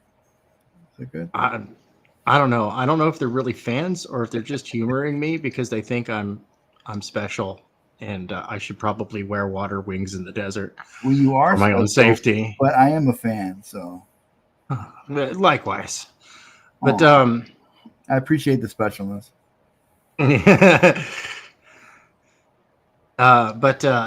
Yeah, and so I'm gonna knock out 3 pages to kind of get the lead into the story, and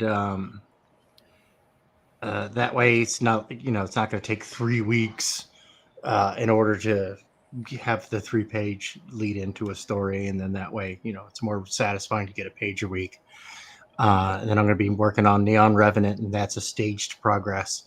So like stage 1, this is what you're seeing right now, is getting all my reference art put together, solidifying designs and details. And I've got to give Neon Revenant and the whole cast.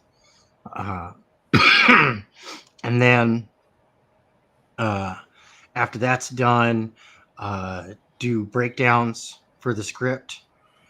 And all 57 pages broken down, so that way we have the editorial staff, which is Takomi of Edgepunk Magazine. He's the visual editor.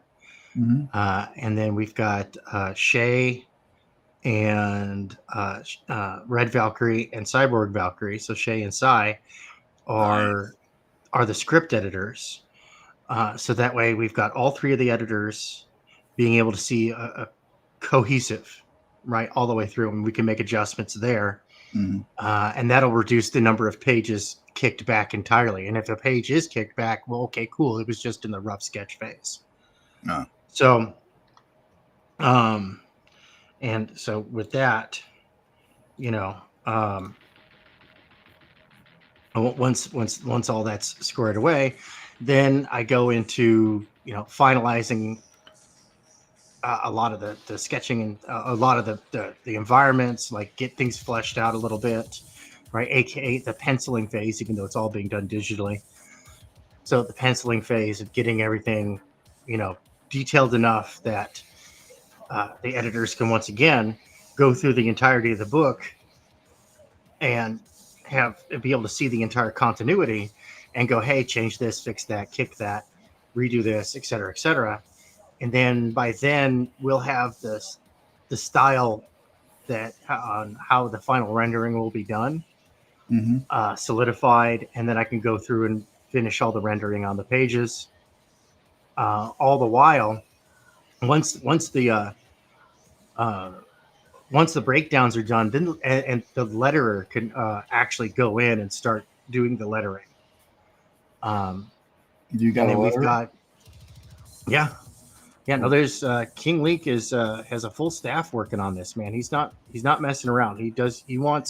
This is his first book out, and he wants to make a good impression. Nice. So, and unfortunately, some of the people working on the project, they just cannot stop picking fights on the internet. Yeah, I'm not happy about it because one of them, I'm not even going to say who, already picked a fight that shut off several avenues of promotion. Oh, man. Don't do that. And it's like, look, like I get it. So a lot of these people that are working on the project, they're not partitioned into into groups, right? They're just making a comic. Yeah. They're not interested in any of that stuff. They just want to make a comic book, right? And I can respect that. Oh yeah. But when you start going after Comicsgate, No, yeah, you got to draw a line somewhere. you're fucking up. you're big time. shitting where we eat, Yeah, don't do that. right? And That's it's like, stupid. look, Comicsgate's a very picky crowd, dude. They're a tough sell, and picking fights with them over some stupid internet nonsense hurts the project overall. Don't hurt And the project. And that might actually get get them removed from the project. And that's the thing is like, yeah, everybody got paid already for it, but there's royalty agreements. Uh-huh. And it's like, look, and if stuff's not getting published, you're not getting paid extra. If you're off the project, that's it. Don't fuck with the money, man. Because the game is to tell a good, fun story to as many people as possible. That's the game we're playing with Neon Revenant. It's a great story. It's heavy metal, dude. I like it's the metal. name alone. That sells me right there. Right? It's a great story, dude. It's brutal. Like, I had to brush up on my internal anatomy. Because this is the type of book where entrails become out trails. Nice. That's my kind of jam right there. And so I've had to up my game and whatnot on that. But if the person's going to go around picking stupid internet fights and being easily butthurt, then they've become a liability to the project. Yeah. And it's just not going to work. We can't have people saying, if you don't like my politics, don't buy my book. That's not what happened. But I'm just saying that I'm using that as an example. Like, you can't have that if you want to reach a general market. That's not a good idea. It's just stupid.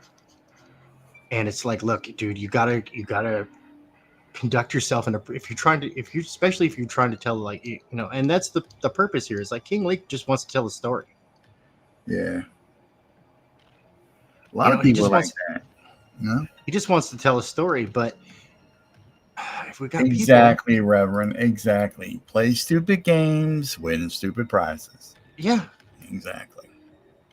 And he gets it. It hurts. It hurts because I was a fan of this before I was working on it, right? And I was really excited when King Leak contacted me to work on the project. Oh, nice. And I was like, dude, that's so awesome. I'm a fan who gets to work on it, Mm-hmm. And I want it to be a success. I want it to be a success. Yeah. But we got to have people doing their best not to be picking fights, because don't for real, man. Be like Corey Barton. Just be. Oh, hell yeah. Hell yeah. Be like Joe Sontag. Just be an artist. Be a creator. Yeah, I need to do that too. I get a little too carried away sometimes. Hey, it happens, man. But that's why I always wait a few minutes before I post something in response to people. I used to have that problem with work emails at the place I used to work, and I didn't get fired for that or anything. But I would get so pissy because I was running a warehouse, and for a long time, I had to work for this complete fucking idiot who didn't know how to place orders, didn't know what people really. Long story short, I really had to play a better email game, so to speak. So the plant manager, he would say, "Look, man, just before you press send, just give it a minute. Walk away, Yeah. get a coffee, grab a soda, walk away, take a piss, whatever. Let Give the it 5 minutes, fans, come back. right? Let the fans have their arguments, right? And he was You know, right. I actually, that was very helpful. I mean, here's the thing, you know, like Ethan's big enough and endeared himself enough, and he continues to endear himself. You know, you could tell people who don't pay attention to him to people who pay attention to him, right? Like he does endear himself to his audience, and he grows his audience. Now people come and they go all the time and stuff like that, and whatnot. But he's big enough that he can pick a fight. Oh, and If usually wins. you're a too. little guy, picking a fight's stupid. Yeah. It's dumb.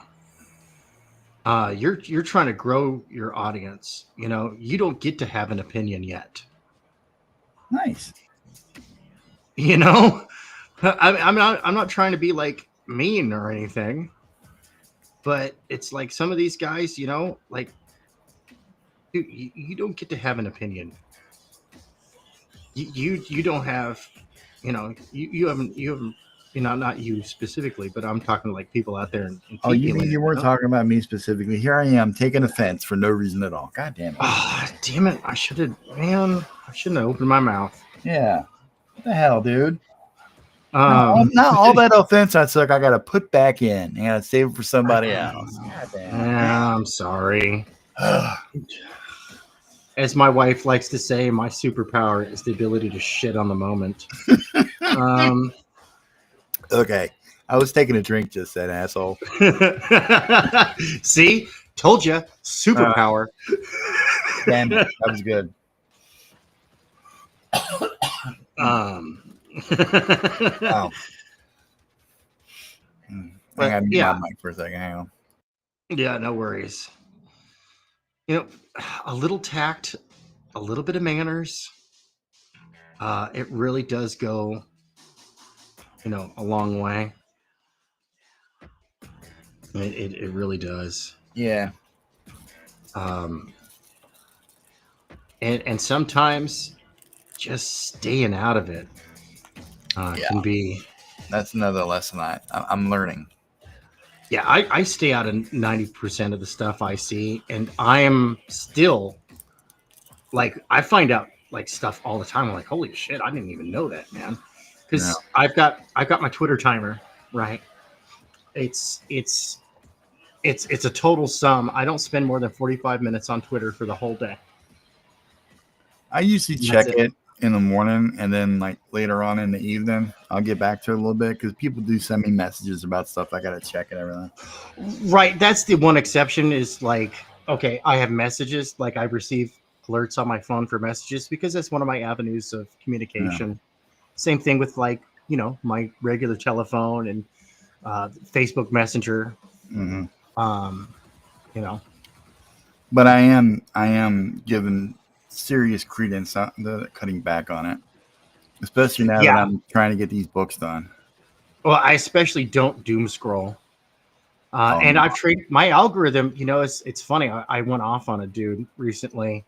He was just complaining about how Twitter's a cesspool, and I'm like, you know that Twitter's algorithm for suggesting stuff to you is actually one of the best out there. And you train your algorithm by interaction, by how long you pause on something, even if you don't interact with it. Twitter is looking at how long something stays on your screen. So even reading the drama posts will get them suggested to you more. Yup. All right, so there we go. This is a much better turnaround. Let me see. See, here's the old one. I'll be the judge of that. This is the old one. This is the new one. I like the new one. Yeah, this is better. See the soles of the feet. Look at you. Yeah, I was about to say, look at you going all out, putting the soles on the feet. Right. And then, and then I'm going to go in here and it's like, okay, cool. I'm going to make a new layer here. And we're going to grab our red pen of doom. Oh shit. Yep, grab the chisel edge, and I'm just gonna make a quick. It's only going to break your heart tank. Don't do it. So I need to do that.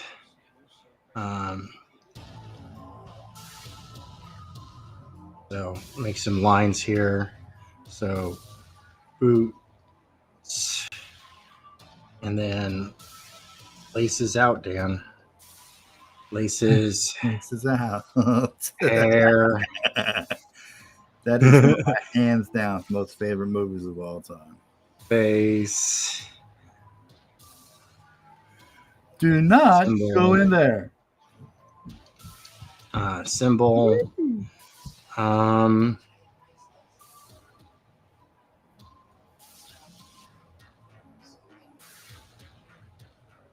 Okay. For face, I need to do emphasis on scars and eyes. There we go. Okay. For zooming into detail of what I need to do next.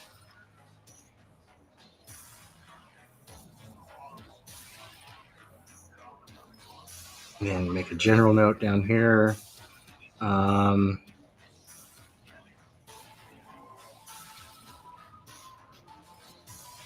Better inking.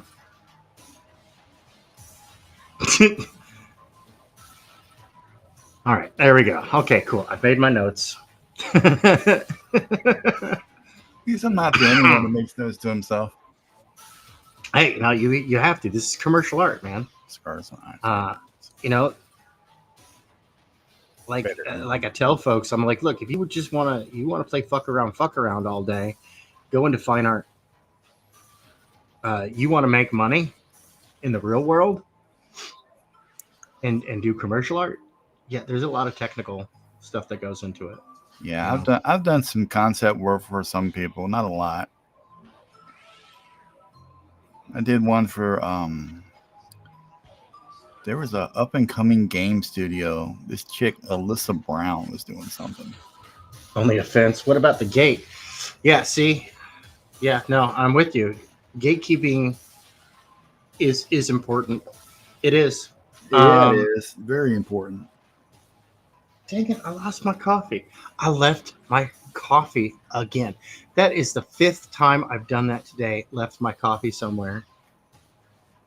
I suck. No, I've done it too. I mean, not leave your coffee, but I've left my own shit. You leaving my coffee places? I wasn't supposed to say that out loud. It's supposed to be a mystery. All right, I'll be right back. I'm gonna go grab my coffee.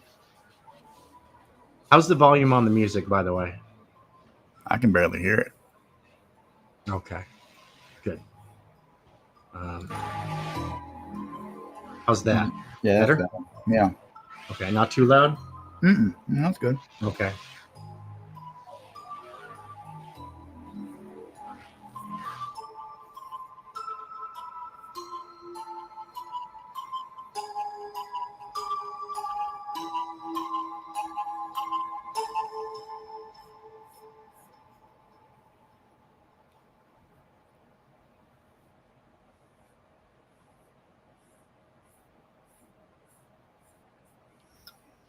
Boy, it was going to be fun coloring this piece.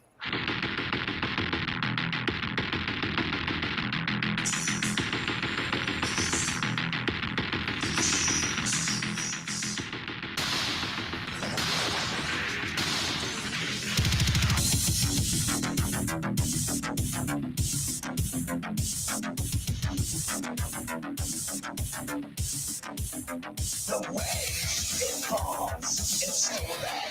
Memories of me. They place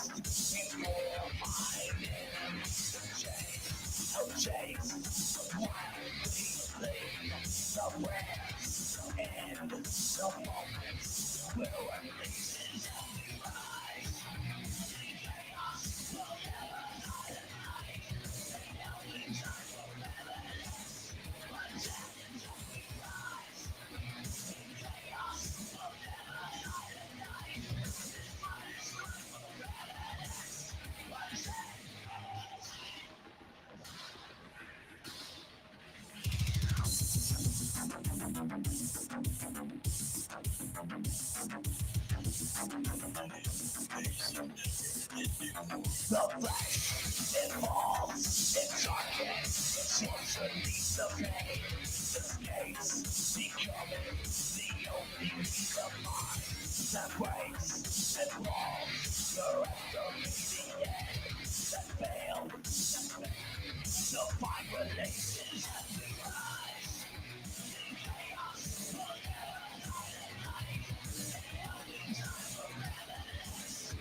never Yeah, Reverend Self-Destruct. This is Legion Zero.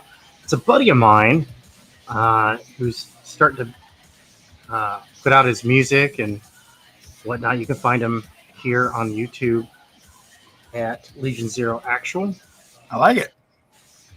And he's totally open for like comic creators and whatnot to go ahead and use his stuff.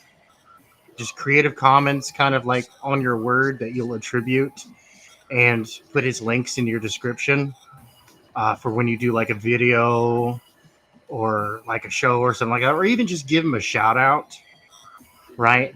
Like he and I had discussed, we can all die of exposure together. Hey, drop his link in the private chat. I'll link him in the video. Word. Yeah, and he's like, because I was telling him about the issue with people getting copyright claims and all this other stuff, and he got pretty pissed.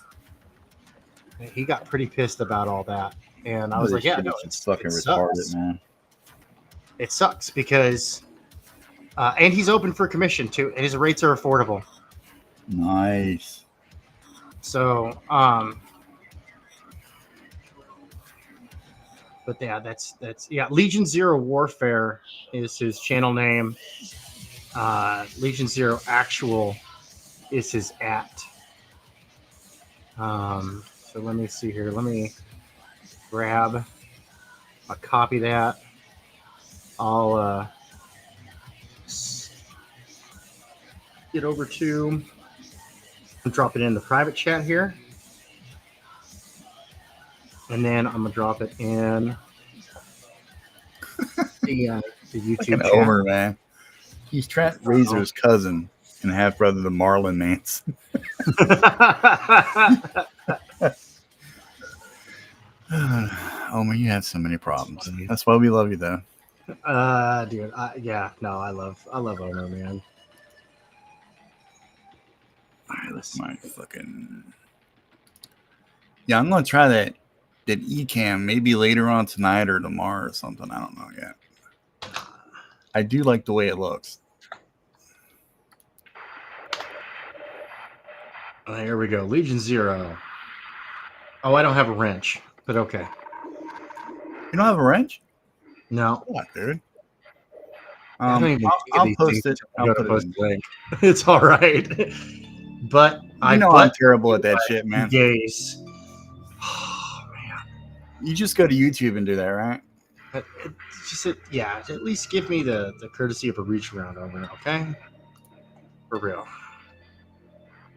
You know, you would think Restream and StreamYard and all those places, they would like have that built into the fucking thing. You would think. But no. You would think. Have to be fucking gay about it. Not even in a good way. Not even in a good way. Oh shit, I got 311 subscribers now, dude. Hell yeah. What's up? That's indecent exposure in public. Right. Homer's got a ranch. You can drop the links. It's fine. Less responsibility on my end, the better. You now have a wrench, dude. Oh, god dang it. Yeah. I'm just kidding. Thank you, man. Whoops. Oops. Didn't mean to do it, nah. Somebody's got a wrench now. What's up, Axe? Yo, what's going down? How you doing, bro? Yo, what's up, dude? It's going. It's a party now. Trying to keep it going. Oh yeah. Trying to keep it alive. What about you guys? Well, you know, just doing the thing. Another day in comics. Yep. Every meal a banquet. Every stream a parade, and Every paycheck a fortune. I believe it. Every peanut butter a jelly. That's hey, you know what? Her face is a little rounder than that, so we're gonna fix our proportioning there. There we go. All right. I installed Chrome. I don't usually use Chrome because I think it's gay. But for this, I thought it might work a little bit better. So I did install it, but I need to get my permissions all set up. So I'm going to hop out and hop back in. Alrighty, Right back. Dude. By the way, Chrome Dev Team, he didn't really mean any of that. I know you guys are watching. I don't use Chrome either. I don't either. Except for streaming. And that was the other thing. I kind of have a problem with the Ecamm Live. They say as far as adding guests, it's better if they're using Chrome, if everybody's using Chrome. Yeah. And I talked to the support team, like, do they have to use Chrome? They're like, no, they don't have to, but it works better or some shit like that. I don't know. Dude, even Microsoft Edge is a Chrome-like browser, you know? Yeah, that's actually the one I use. It's just the standard. Oh shit, dude! What is this?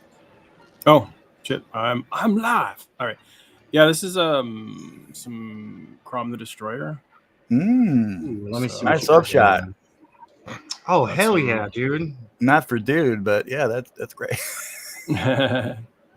Did you guys want to see some of those Lady Midnight pages? I can. Fuck hell yeah! Bring it up, man. All right. I mean, yeah, that sounds okay. Squared away. Nobody wants to look at our bullshit. Yeah, they want to see somebody who could actually draw. No, I want to see real art. All right, let's see what we got here. I'll just share my entire screen, maybe. It's risky, but I'll do it. Omer is going off on those bullet casings, man. It needs more. It needs more empty shells. No shit, dude. I want to see some steam rolling off that shit too, dude. Don't half-ass it. Maybe another vein or two.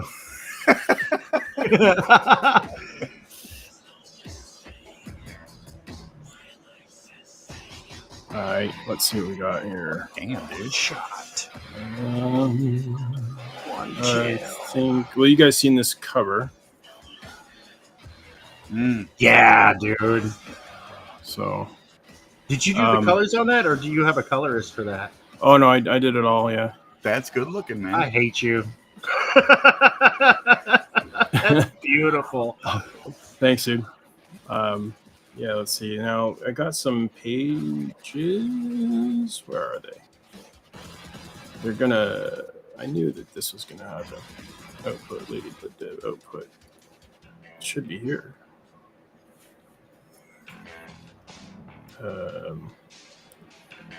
Dev, Lady Midnight, Book 1, not Groundworks, output. Here we go. This is what I'm looking for. All right. Sans words, print with words. Yeah, we could look at it with words. Why not? Who cares? I think a lot of the text is going to be changed anyway. But thank you. That's true. Yeah. Holy it's just composition wise it's just better to see it with words and stuff, right? I agree. That is gorgeous. Look at that. Hell yeah, dude. So you're on look a at the underglow from the city. I am. How it washes out. And really, it's so cheated. I love cheating because my thing. There's no cheating in commercial art, only results. Dude, I love I see all the cheats, and I'm like, dude, that's so good. The signage and the backlit on the signage, dude. That's fucking baller. I love that. Yeah, like Litdev said, like he wasn't sure if he wanted to do like spot color or just pure like black and white and whatever. And I said, okay, if we go black and white, then we got to do something. It's got to be like gray tones, or we got to. Right. It's got to be more than just like inks and stuff. So I was like, let me experiment. Let me do like the first page. Let's see what we can, kind of cut out of that and see what it looks like. It works. And yeah, so I just was channeling like a bunch of my heroes. Oh doing my this god, stuff. dude! This is an older page, actually. I love that bottom trying panel, to make me man. dislike you? What's that? Are you trying to make me dislike you? Oh, I'm used the to it, player man. Are you hate. kidding?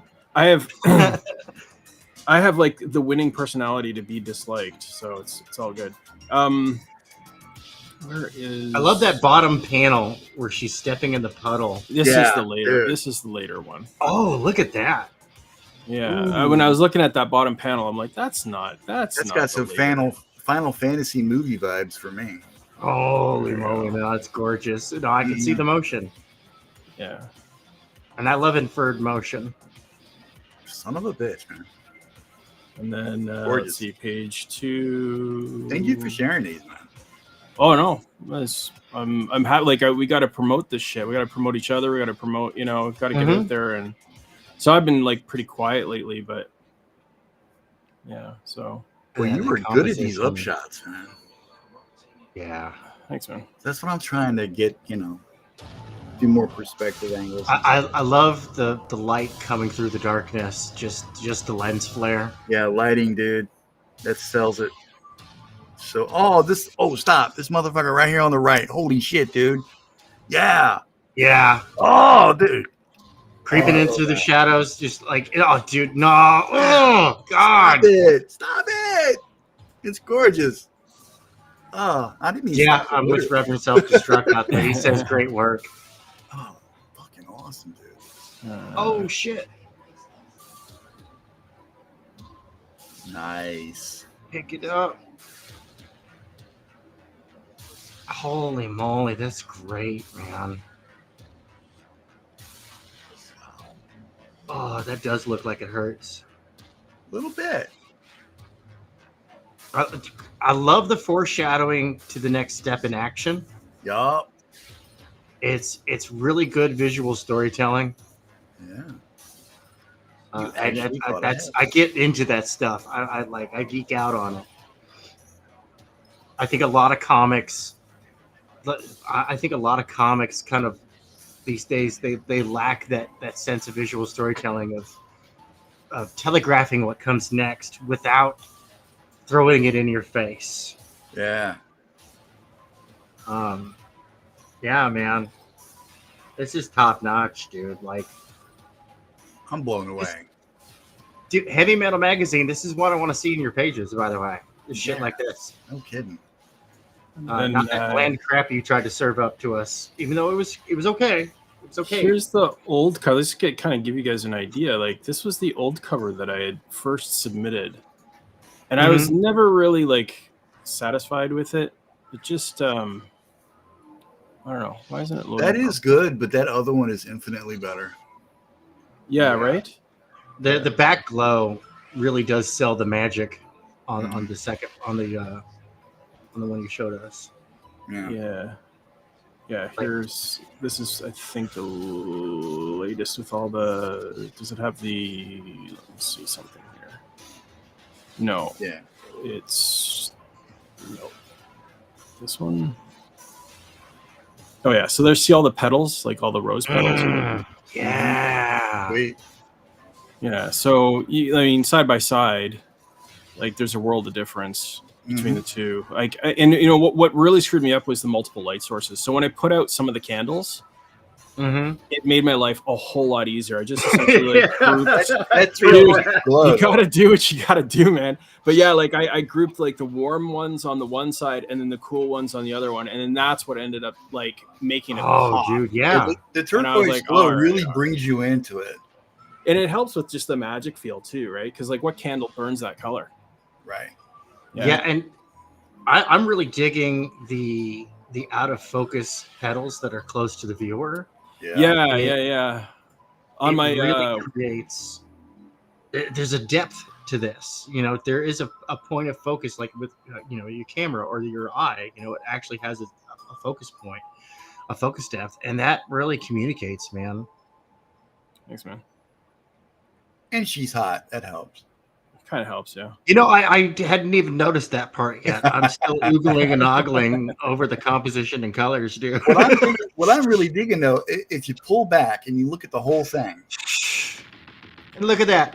How I just noticed immediately the goes ethereal to her face. I love that. Say that again. What was that? How I just noticed the ethereal face. Yeah. Oh, yeah, the demon. Everything goes like her eyes are definitely the focal point. Yeah. And I love how everything just kind of subtly, it's not very, it doesn't make you do it. It gently pulls you in. I'm digging it all the way around. Thanks, guys. Art- Really kind words. I Art appreciate Royce. it, man. Guys, I You're appreciate welcome. it. Art of Royce says you redid this completely at Nick X. Yeah, that's the pain we got to go through to actually make cool shit. I think like if you're gonna take yourself seriously, what else do you have to do? I mean, that's it. Yeah, you got to show up. You got to show up every time. And when I saw it, like I did the first cover and I submitted it, and LitDev was like, "Yeah, this is cool. I love it." And I'm like, "Yeah, okay." And I started like on page 1. And as I was doing page 1, I just started getting more and more ideas for like, okay, I know how to fix this cover. I know how to fix. And then he came in, like, LitDev was like, he's like, "Hey, can I ask for like one edit?" I'm like, "Sure. What's up, dude?" He's like, on her tummy, it's a little bit like rounded, and I was trying to go for like a nice flat look because I like the flat. And he's like, could you add a little more definition in there, like a little more muscle? And I'm like, yeah, sure, I can do that. So I kind of did that, but when he asked for that, I just took that as like, I'm gonna repaint the whole damn thing. Yeah. So why a decision I think ultimately pays off, and the real winner is the person who buys this. I can show you the campaign page because I helped design the campaign page as well. I built a template. Unfortunately, I have to run, gentlemen. All right. That's too bad. Said you got the runs? I got to run. I've got a honeydew. Right. It's the Great Quest. But what I'm gonna do is I'm gonna stay here in the dealing mabob and just mute my microphone so you can keep the music. Cool. All right. So, dude, have Nick, fun with your honeydew. Man. Great to finally meet you, good sir. Yeah, for sure, man. I'm loving it. I wish I had found you earlier because this is great stuff. I feel like I've missed out on a lot of fun. Oh. Everybody out there in TV land, make sure you like, you share, and you hit that bell to receive all notifications. And until next time, stay magnificent. See you later, Tank. Later. Hey, Nick, Art of Roy wanted to know who recommended the candles. Well, the concept is actually LitDev's. It was entirely him. Oh, I mean, who recommended? Like, okay, first of all, first is the candles just in general were LitDev's. But in terms of like the warm and cool, that just came to me after the fact. I should have thought of it earlier. He had said, put some candles in there, have like this, what was it? Where is that? Yeah, he just said, have candles and, like the seance circle and all that. And I just started thinking about like how could I unify it, because like I said, it was just all over the place, and that's just what came to me was. But if that's what you're asking, our Roy, that was it.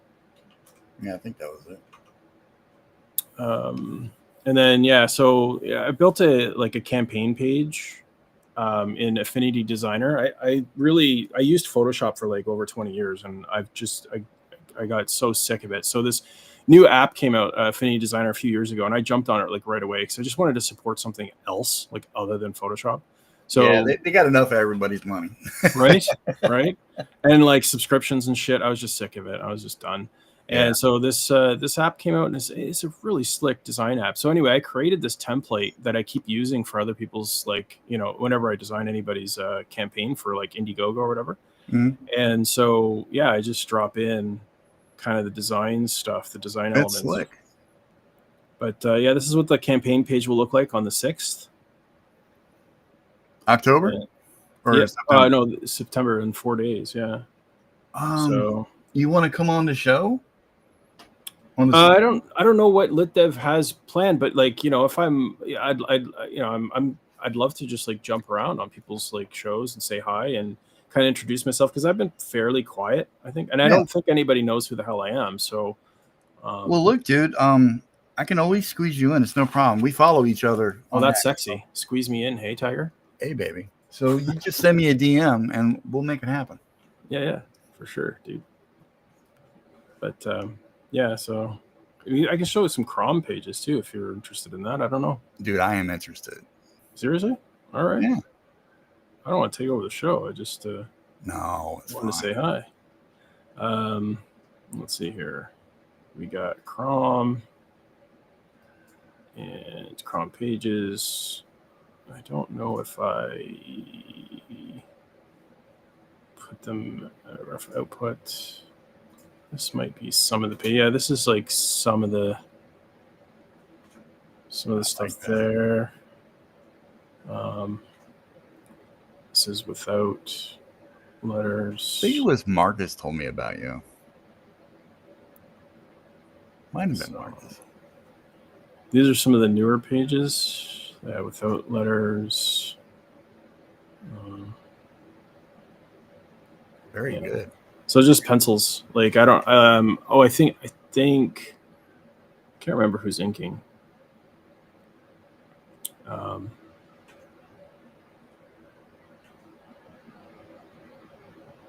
But yeah. So and then let's see if we've got like chapter 1. Oh, dude. Or actually, this chapter 2. Nice. So the original artist, Jim O'Reilly, is that his name? I think. He kind of had to, I think, bail for like personal reasons or something. So RJ just kind of asked me like, "Hey, are you interested?" And the first time he asked, I just said, "No, I've got other things that I'm kind of trying to, try to do or whatever." And then he asked me again. He's like, "Hey, would you be interested or know anybody who's interested?"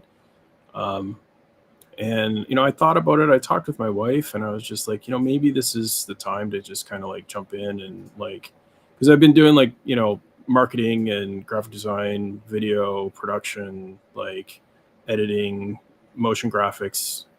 In a previous life, I owned an animation studio. I just sort of walked away from that, like the art stuff for a while, because I just was making more money elsewhere, and I just wanted to kind of like sort of get back into it.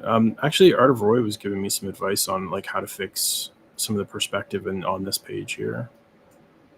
But I thought this page turned out pretty nicely. Yeah. I love the softness of it. Yeah, just I made my own pencil in Clip. So I got kind of like a couple of pencils that sort of... Oh, dude, I love Clip Studio. Oh, dude, right? Like, I've been using it also, because I started traditional. So I'll use it to like help me lay shit out. Mm-hmm. And then I've got like an oversized scanner printer over there, and I'll just print it out like super light, and then I'll just ink it. Finish it traditional. It's fucking awesome. It's fantastic. I love Clip. So, but yeah, you guys probably seen this. I've posted this a few times. Yeah. That's something you get tired of looking at, though. Yeah, so they're summoning demons, and they're trying to reflect their personality and character in the demons and such too. And so, yeah, it's fun. It's a lot of action in this one too. Unfortunately, the campaign's been taken down. I don't know. This is a splash page here. I don't know why. I asked RJ about it, and he said there was some sort of error with like Indiegogo, so I don't really know what happened. But yeah, so this was an involved page. Like you've got these two titans fighting, and then in the foreground you've got these Aranai. I guess they're kind of like, I don't know, harpies or something. Mm-hmm. And then you've got actual harpies or something. I don't remember. Dude, that darkness in the foreground is fucking doing it, man. Yeah. Well, that's the thing with pencil, right? Like I can get a lot. I mean, I did try to play with line weight to give the sense that this is in the distance, right? Uh-huh. But I don't know how well the inker's gonna like pick up on that or respect that or whatever. So you kind of worry. Yeah. Yeah. That's kind of why I like doing everything myself. Well, that was the thing with LitDev, right? Like I said, do you mind if I ink as well? And he's like, well, how much would you charge? And I gave him my price. He's just like, yeah, let's do it. I'm like, that's sweet. Awesome. Yeah. So The only reason I even started doing everything myself was because I just really couldn't afford to hire anybody. Well, when you're doing your own project, right? Like Yeah. in the case with RJ and LitDev, like I'm just a hired gun, right? So I don't really have any interest in the project or anything like that. So. Well, I was trying to do a comic, god damn, years ago. This is back during digital living days. And I was talking to this one colorist because I did not have Photoshop. I didn't know anything about any of that stuff yet, you know? Yeah. I was still drawing on boards. I was scanning everything in, doing it, you know, the hard way. And she quoted me like an insane price for coloring. I'm like, what? Really? I'm like, shit. And she's like, yeah, I'm like cheap. You know what I mean? It's only going to get more expensive from there. And I did my due diligence. I did research, and yeah, she was right. Yeah. So I was like, fuck, what am I going to do? And I just happened. Oh shit. Yeah, that's gorgeous. I just happened to be going to Walmart one day, and I saw they had Adobe Photoshop Elements 2. And it was like on sale for like $35. I think it was on clearance. And this was goddamn years ago. I'm like, well, F it. Let me try it. I'd always wanted to be able to get, I always wanted Photoshop, could never afford to get it. Because this was before the subscription. It was like $600-700 bones at a time. Yeah. And I got the Elements to put it in there. And it's super intuitive. Cool little program. And this was before YouTube, before really any kind of real internet was going on. I was absorbing as much information as I could from like Wizard Magazine and anything I could possibly get my hands on in a way of comic book information from like libraries and stuff like that. Yeah. And I just slowly started to teach myself how to color. I'm not the best colorist in the world, but I think I could hold my own. Yeah, for sure. Yeah, I mean, that's the thing is like, you know, when you accept client work or whatever, I mean, especially in like graphic design and all that, you know, someone asks you, can you do something? You usually just say yes, right? Yeah. You figure it out after the fact. Like, figure it out later. Yeah. Yeah. Exactly. Yeah. Yeah, that's what someone once told me. They never say no. Always say yes. Figure it out later. Yeah.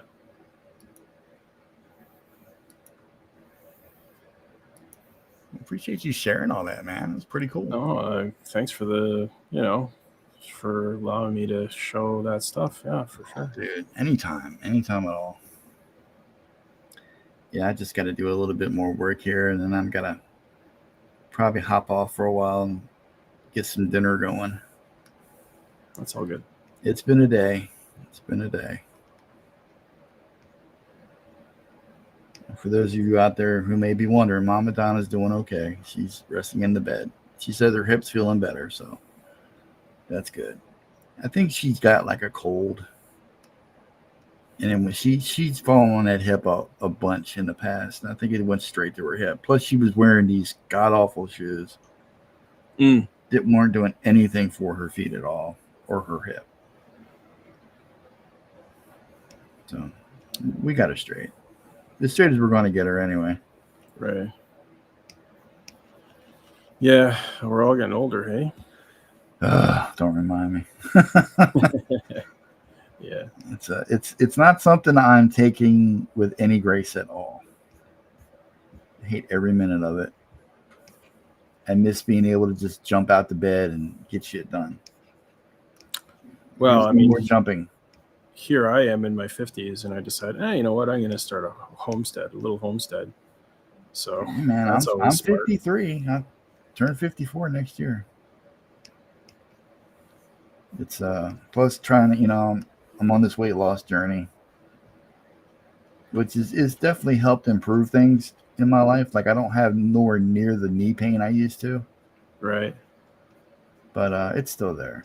There's still some pain involved because, of course, it's arthritic. It's going to be there forever. Right. Shit.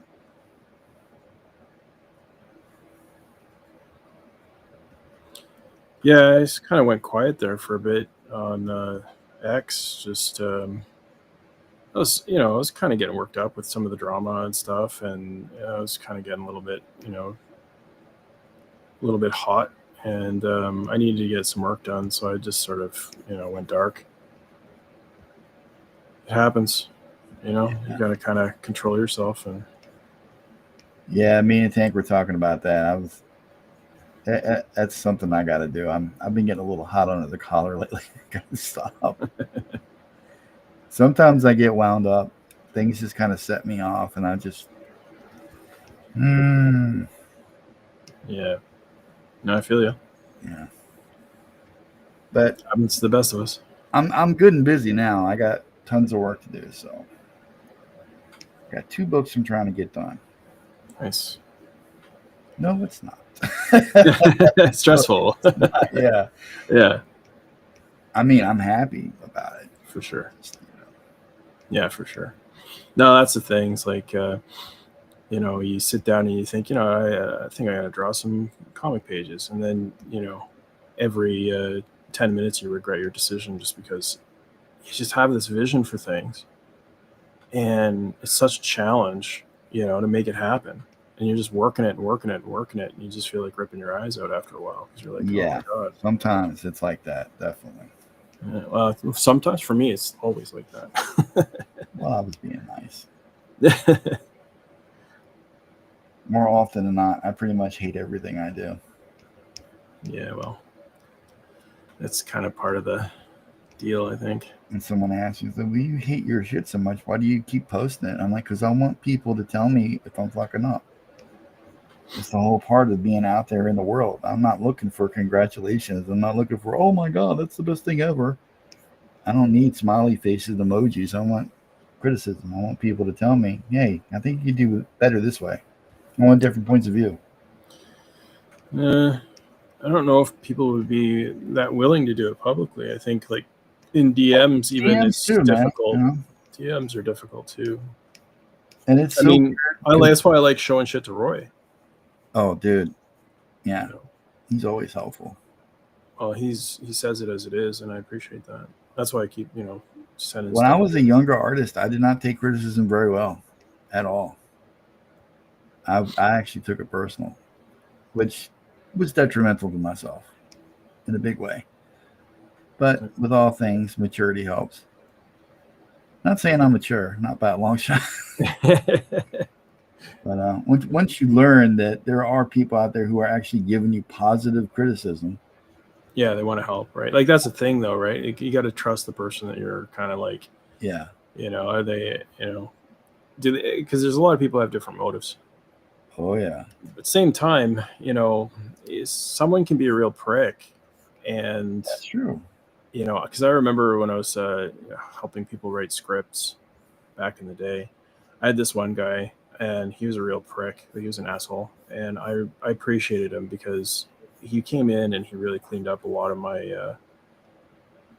a lot of the weak parts of the story and everything else. And I was like, all right, I kind of have to eat crow here because he's right, and I need to fix this.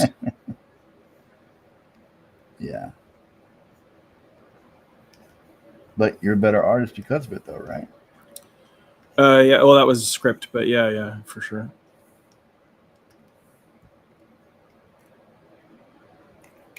And therein lies the rub. So I hear Marcus Kellegrew's, a big fan of Image. That's one way of putting it. I hear he's extreme. He's very extreme. Yeah.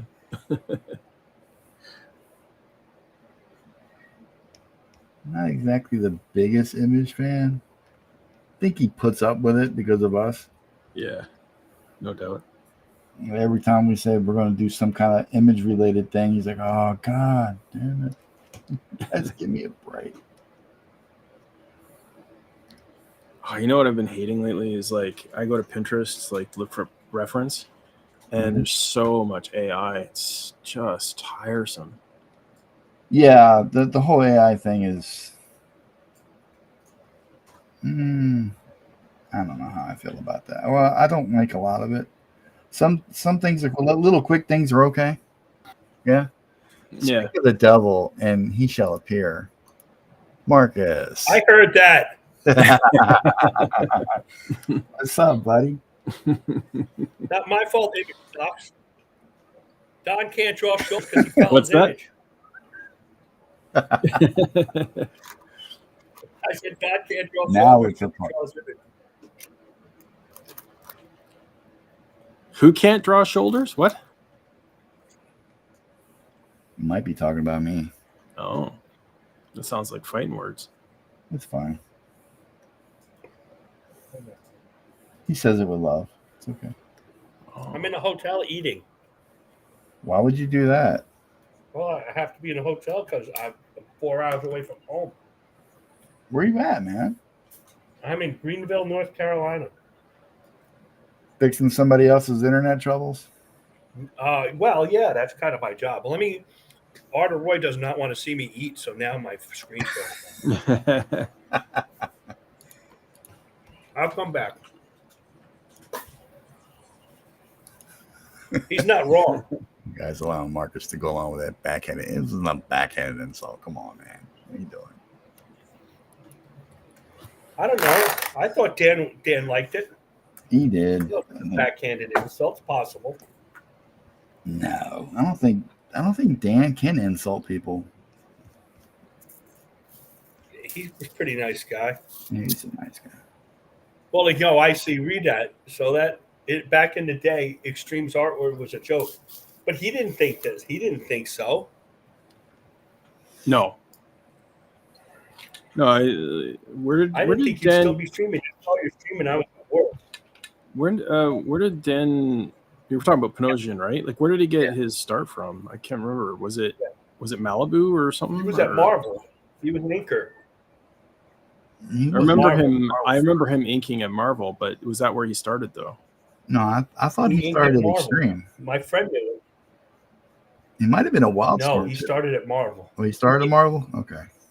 He inked my friend that a guy went to college with on a couple of things. He wasn't that good when he was at Marvel, but I remember my friend saying, "Oh, you got to send your samples in like Panosian did."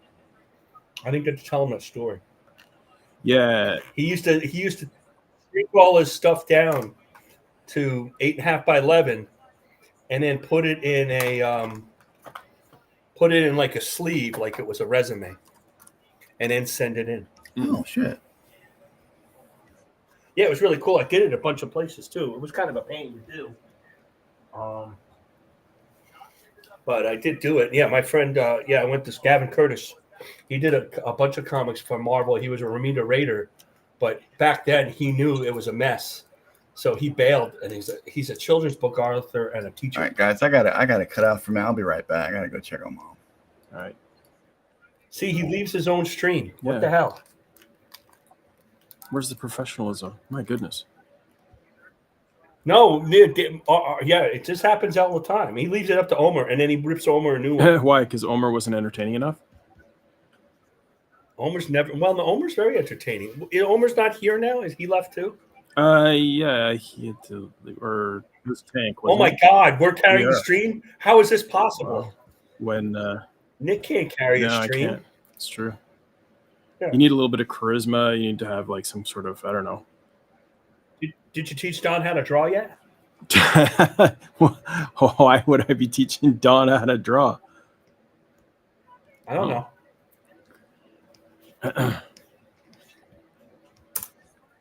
I would have ignored you, but I just set up my laptop and I was having soup. And then I invoked your name and I called the demon forth. Yeah. That's right. I did not think that Don would still be streaming. And I don't like to be like this, but I'm eating. And I know that if Arthur Roy does not like to watch people eat, he's not wrong on stream. Yeah. I don't disagree with him. Wise. I told him that his Calvin Hobbes is better than anything that the Kings did. Yeah, I really like that. Caught the spirit of it. I mean, it's tough sometimes to do a mashup like that and just make it work. and it was just brilliant all around. All around, everything from the line of action to the characters, like the energy, like the style, everything was just like on point. I really enjoyed it. Made me want to draw something like that too. Yeah. I sent you a DM, but obviously I didn't know you were streaming. You sent me a DM? No, yeah. No, text. Well, what text DM? What's the difference?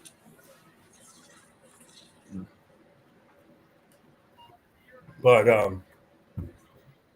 yeah, I thought it was really good. I thought the Kings really didn't know what to do with comic strips. Yeah, well, you were saying like, was it Superman started as a comic strip? Batman was a comic strip. Superman was a comic strip. Spider-Man had a long-running comic strip. The Conan, Hulk was a comic strip. I mean, not for long, but they were all comic strips, especially in the 80s, in the 70s and 80s. And DC had World's Greatest Superheroes, who were basically the classic Justice League for a while. And none of these guys knew that because they know nothing about comics or comic strips. It sounds like fighting words. Oh, it annoys me so much. Well, I mean, if you told me something, I'd probably believe it because you have a memory of a. Well, I know everything. Yeah, that's what I mean. I don't know. Like walking comics encyclopedia. Just ask Marcus. Yeah, so I put that in a post, but nobody read that post. And I put it in on X, and then I posted it. It goes, guys, you could do this. I think I thought that Bosch knows a lot, and he did the Spirit, which may have not been the best choice. He gets points for that. Points with you mean? And I'm not sure John knew who the Spirit was. What? Malin? Yes, he does. He knows who the Spirit is. You're kidding. I didn't watch that stream. I wish he posted his Popeye. His Popeye was good. You mean on X? Yeah.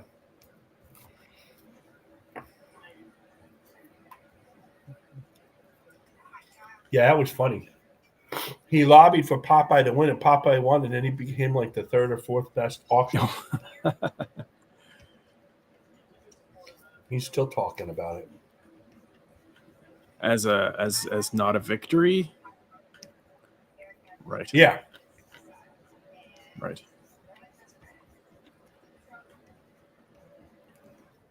What are you working on, Lady Midnight? Or No. Lady Midnight is going to be launching on the 6th. So I have some pages to finish. I want to get Crom all finished before I start on Lady Midnight. So it's a pretty high funding goal because he wants to make sure that like all the money is available before we like pull the trigger.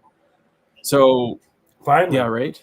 But the campaign, will probably take a little while to get there. So in the meantime, I'm just going to be working on Crom, finishing that off. RJ will be happy that it'll finally be done. So all the backers. Oh yeah, good. Yeah, it'll be good. And but so I'm just doing that right now. I'm doing the pages that Jim left behind.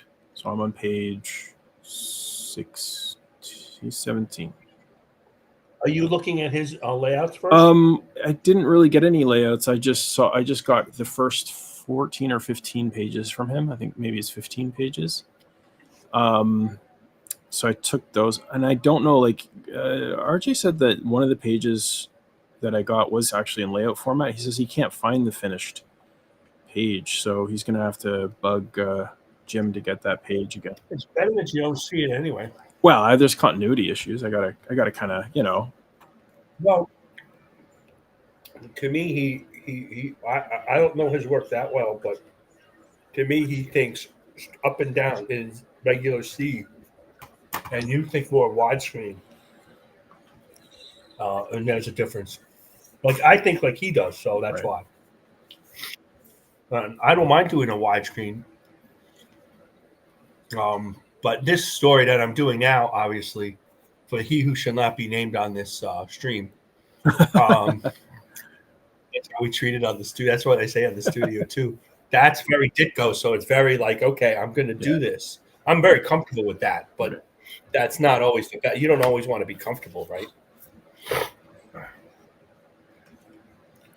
No, I try. I do my best to push and push and push. You know, like push to improve, push something I haven't tried before.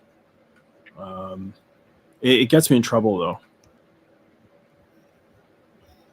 Yeah, it gets me in a lot of trouble because I end up like spending way too much time on something, and yeah, it's not always good. But I mean, you know, the results, you know, kind of what matters. And you know, part of this too is like I keep looking at this like I'm 20 again, you know, and so the way I've been thinking about it is more of like an investment, right? So if someone like, you know, if my page rate is lower than like, let's say what I was making as a marketer, which it's a lot lower, obviously it's a different, whole different animal. That's fine because I just look at like each page and each image, you know, whether it's like covers or whatever, and I look at it as like an investment, like future, you know, people that are hire me in the future, or if I do my own project or whatever. Don has to be right. Don must be mad at me. I came I'm in not and he mad, must be asshole. Whoa. Nah, Love. I had to check on Mom. I know I'm Yeah. teasing you. How's she She's doing feeling? better. She's kind of drugged up right now. My life isn't complete without like every 2 weeks a Don goes out. Yeah, I'm menstruating. I gotta stop that. Well, it is a lot on you. Nah, I'll be all right, man. If I doesn't use I have to figure out if I can do this with a laptop, with my work laptop. You know, I can buy a mouse. I need a mouse to do it. You know, that's A mouse.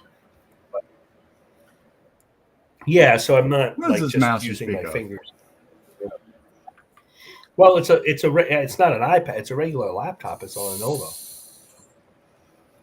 You're not gonna draw with a mouse.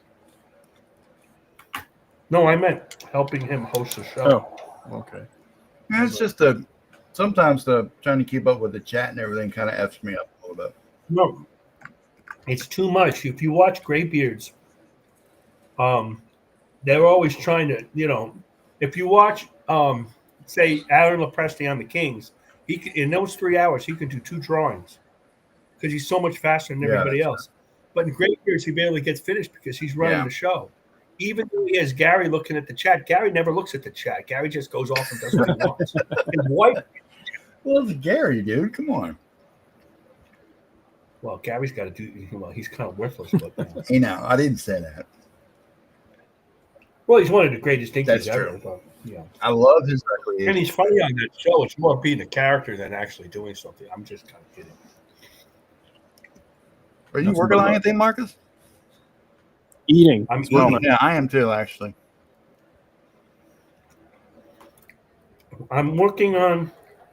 I'll probably be working on the story from "He Who Will Not Shall Not Be Named." Oh, JLB. Yeah, it's all good. Yeah. You can mention his name. I'm just kidding around. He sent me something from one of the stories. I'm probably secret. It was really, really good. Well, it looked good. We'll see. Everybody's got to concentrate on one thing at a time. All these guys are doing 3 things at a time. It's all suffer. Oh, man.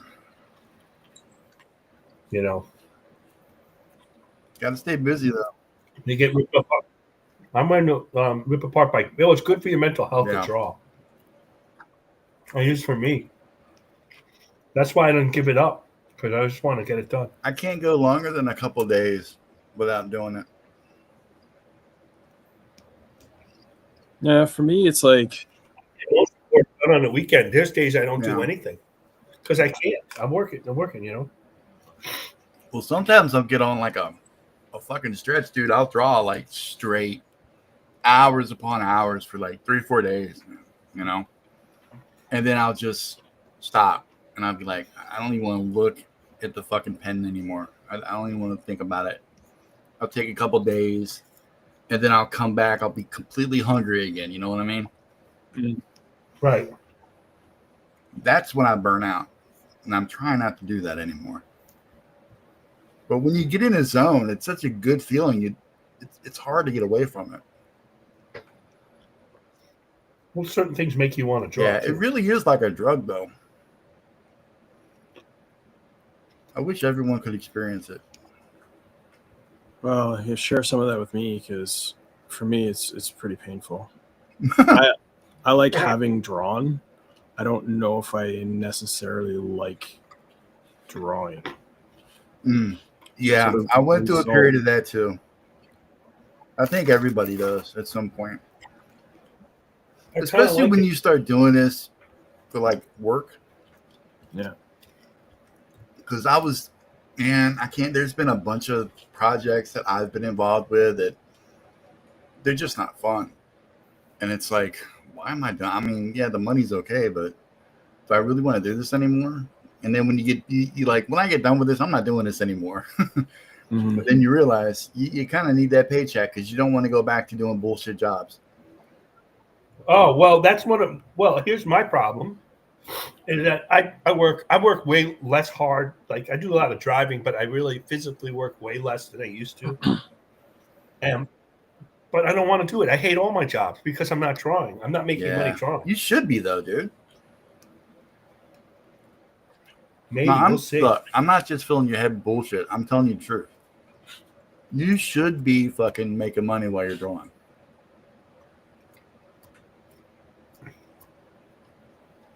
Actually, all of us. Well, not Omer. I was gonna say James, but okay. But James is seriously leveling up though. I mean, every week he gets better. Omer? Yes. No, well, James. Just a drawing. Omer's pretty good, but every week James gets a little better. Yeah, it's a weird group. It is. Wouldn't trade it for the world, though. Who's JLB? Johnson. Art of Roy. I'll look at the chat since I tell JLB his artist draws boring. He needs to refresh his art by running it through How to Draw Comics the Marvel way. His artist doing DC action, which is always found boring. I didn't say it. Roy. I'm just reading it. Damn. That's Renzo. My man is harsh but truthful. Yeah. Maybe Roy should host that show. That Yeah. So what's the guess? Have you guys done any guesses as to what Bancroft's on about with that? I don't know. No. I mean, I think he's trying to. I don't know, man. I really don't have a guess. I kind of care. I kind of don't care. I mean, I'm not being mean. I got my own shit to deal with. No, we have. He's really nice when he's on our show and stuff. No, Bancroft's my dude. I got no problems with Bancroft at all. Oh yeah, Bancroft's cool. He just it kind of made me wonder like what's he talking about because he's already got a pretty successful launch show. But I think he's kind of like talking in generality. Which I mean, go for it, dude. If you can do something that benefits everybody and make it kick ass, I say go for it. I was telling Marcus I had an idea for a show. Oh yeah? Yeah. Gosh, it's called the Last Gatekeeper. And it's basically the host, if it's me or whatever, just going up and like ripping everybody apart and saying, you shouldn't be here. Get out of here. Dude. There's no more gatekeepers in the world. Well, I'm the last gatekeeper. I'm the one that's going to save every reader from all the pain and suffering that's out there, all this bad art, all these bad stories, all these terrible comics. You come here to be gate kept. Basically just like rip everybody up. People probably watch that. People will watch it, but you would have a hard time getting actual people on the show. Hey Donna, the one thing you said Vaughn's going to be on, right? I don't know yet. Well, he wants to. Remember, he was supposed to be on. What was it? A couple weeks ago. I know. And I offered him the 11th of October because we're booked until then. And he's like, well, shit, he's going to be doing cons. And I'm like, well, I know you're launching the third one. If you want to squeeze in Saturday, God damn, I'm going to butcher that fucking guy's name here. But that other guy, I said, I'm mad. You put that guy on. He's probably better than all of us. Jesus. That's why to me, though, dude. We've been getting a lot of people reaching out to be on the show. I've had to turn down more people than I have had to accept. Nothing, like Roy says, ain't going to make cash drawing unknown IP. Well, that's true, but I feel like I was upset about that at first, and then I kind of got into promoting the guys' campaigns. I do think when we do a bunch of drawings and they all come out pretty good, that like if there's a contest, or they can use it would be nice. They don't have to be. They want to make a card or fan art or whatever page. That's pretty nice, but to ignore it sometimes is a little annoying, especially when we're doing better than what their book looks like. That is true. And we do that. That happens. It happens. Art of Roy, you did not hear a boot. I did not say a boot. I'll take it back, man. I mean, I think that we did really great on Polton stuff. And then I looked at his campaign. His covers are terrific. His inside artist. Well, I should not say anything because it's going to get clipped. I'm going to get in trouble. But I was like, whoa! I always look to see if I'm gonna back the book, and if it's really bad, I'm not backing it. Or if it's manga, Roy says it's a dumb idea. Anyone critiqued will base the crit by whoever's critiquing them, so who's bankrupt they will ask, resulting in butt hurtiness on both sides. Well, butt hurt no matter what. I agree, and that's why, like, if you're gonna do something like that, you have to kind of go full retard, and you have to just you got to embrace it, man. Make a spectacle of the whole thing, and so it doesn't matter who you are anymore. It's just like how entertaining and how much of a jerk can you be. Yeah.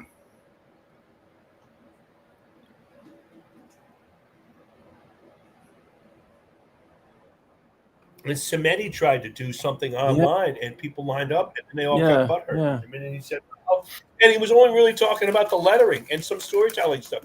He didn't even beat on anybody's drawing. Dude, there's so many freaking Nancys out there that cannot take criticism at all. Take it personal. I used to be that way. Like all of us on the show.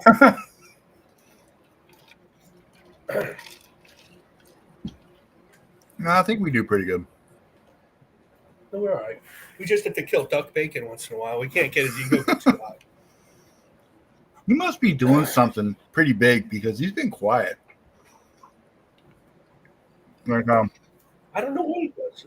He doesn't. He doesn't come back and stuff. Well, normally I'm not gonna say active on X or anything, but he does post a fair amount, and he hasn't been doing a lot of posting in the last couple of weeks. Like, does he do sequentials? I have seen a few. I don't know if if he has any books done or not. I don't know shit about duck bacon, really, which is weird. I don't know anything about Tank Ferret. Well, you missed Tank. Tank was on a little while ago. I saw him quick. I was working. I was on hold. I didn't think he'd still be on, so I jumped on as soon as Nick took my name in vain. I figured I'd let it go for about another hour or so. I gotta do a few things before we get dinner going. I'd show you my stuff, but I work in blue and nobody can ever see my stuff. Well, here, I do. I'll show it. I'm working on it. I don't want you. Dude, I love your stuff. I appreciate it. It's a little old school. All right, now is this for? Okay. Yeah. You're not gonna get in trouble by showing it, are you? Panels are really like part of the thing. What? He doesn't mind you showing it. I'm showing a lot of trees. Okay. I don't know. It's a little late now. Hold on a second.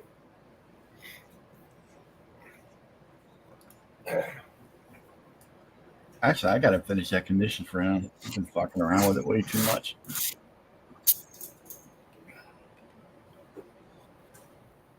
I do still do stuff with him, but I don't have as much to do with him as I used to.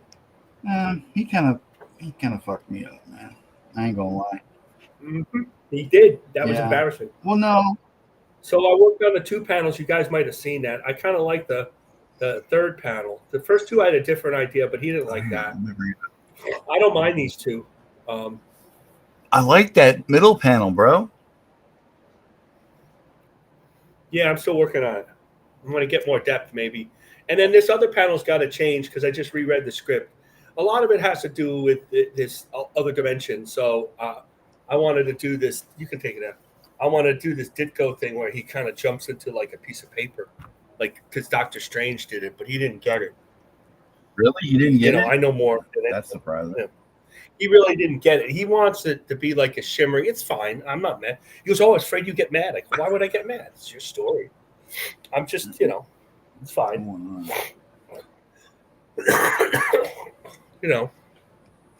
I just, I'll work with him until it's not. I don't know how long he's gonna, how long can he keep going? I don't know, man. It's a lot of money, and he does nice looking comics, and he's a bunch of different artists. Some are better than others, but I don't want to put those guys down. I mean, it's clearly like I don't talk to him. I still co-host that show with him, and we just don't talk that much about that stuff anymore, the CG stuff. I think because I don't really bother. I don't want to bother. I don't know, man. I don't really have that much to do with the guy anymore. I got this commission I got to do for him, and once that's done, I'm, it's not a comfortable spot. He doesn't understand, but it's just like everybody else. The turns are so fast. Dude, I don't really give a shit what he said about CG. That doesn't affect me one way or the other. It doesn't bother me. It doesn't but really. when he fucked me up like he did, that was personal, and I was just like. Yeah, I didn't understand why he did that, but whatever. Don't do that. That's not cool. And he's since, made better with it and everything, and I appreciate that. But I got a hard time. I'm not gonna forgive and forget. Let's put it that way. Well, you can't. Yeah, I don't blame you. I'm sure it'll all work itself out in the end. And if it doesn't, it doesn't.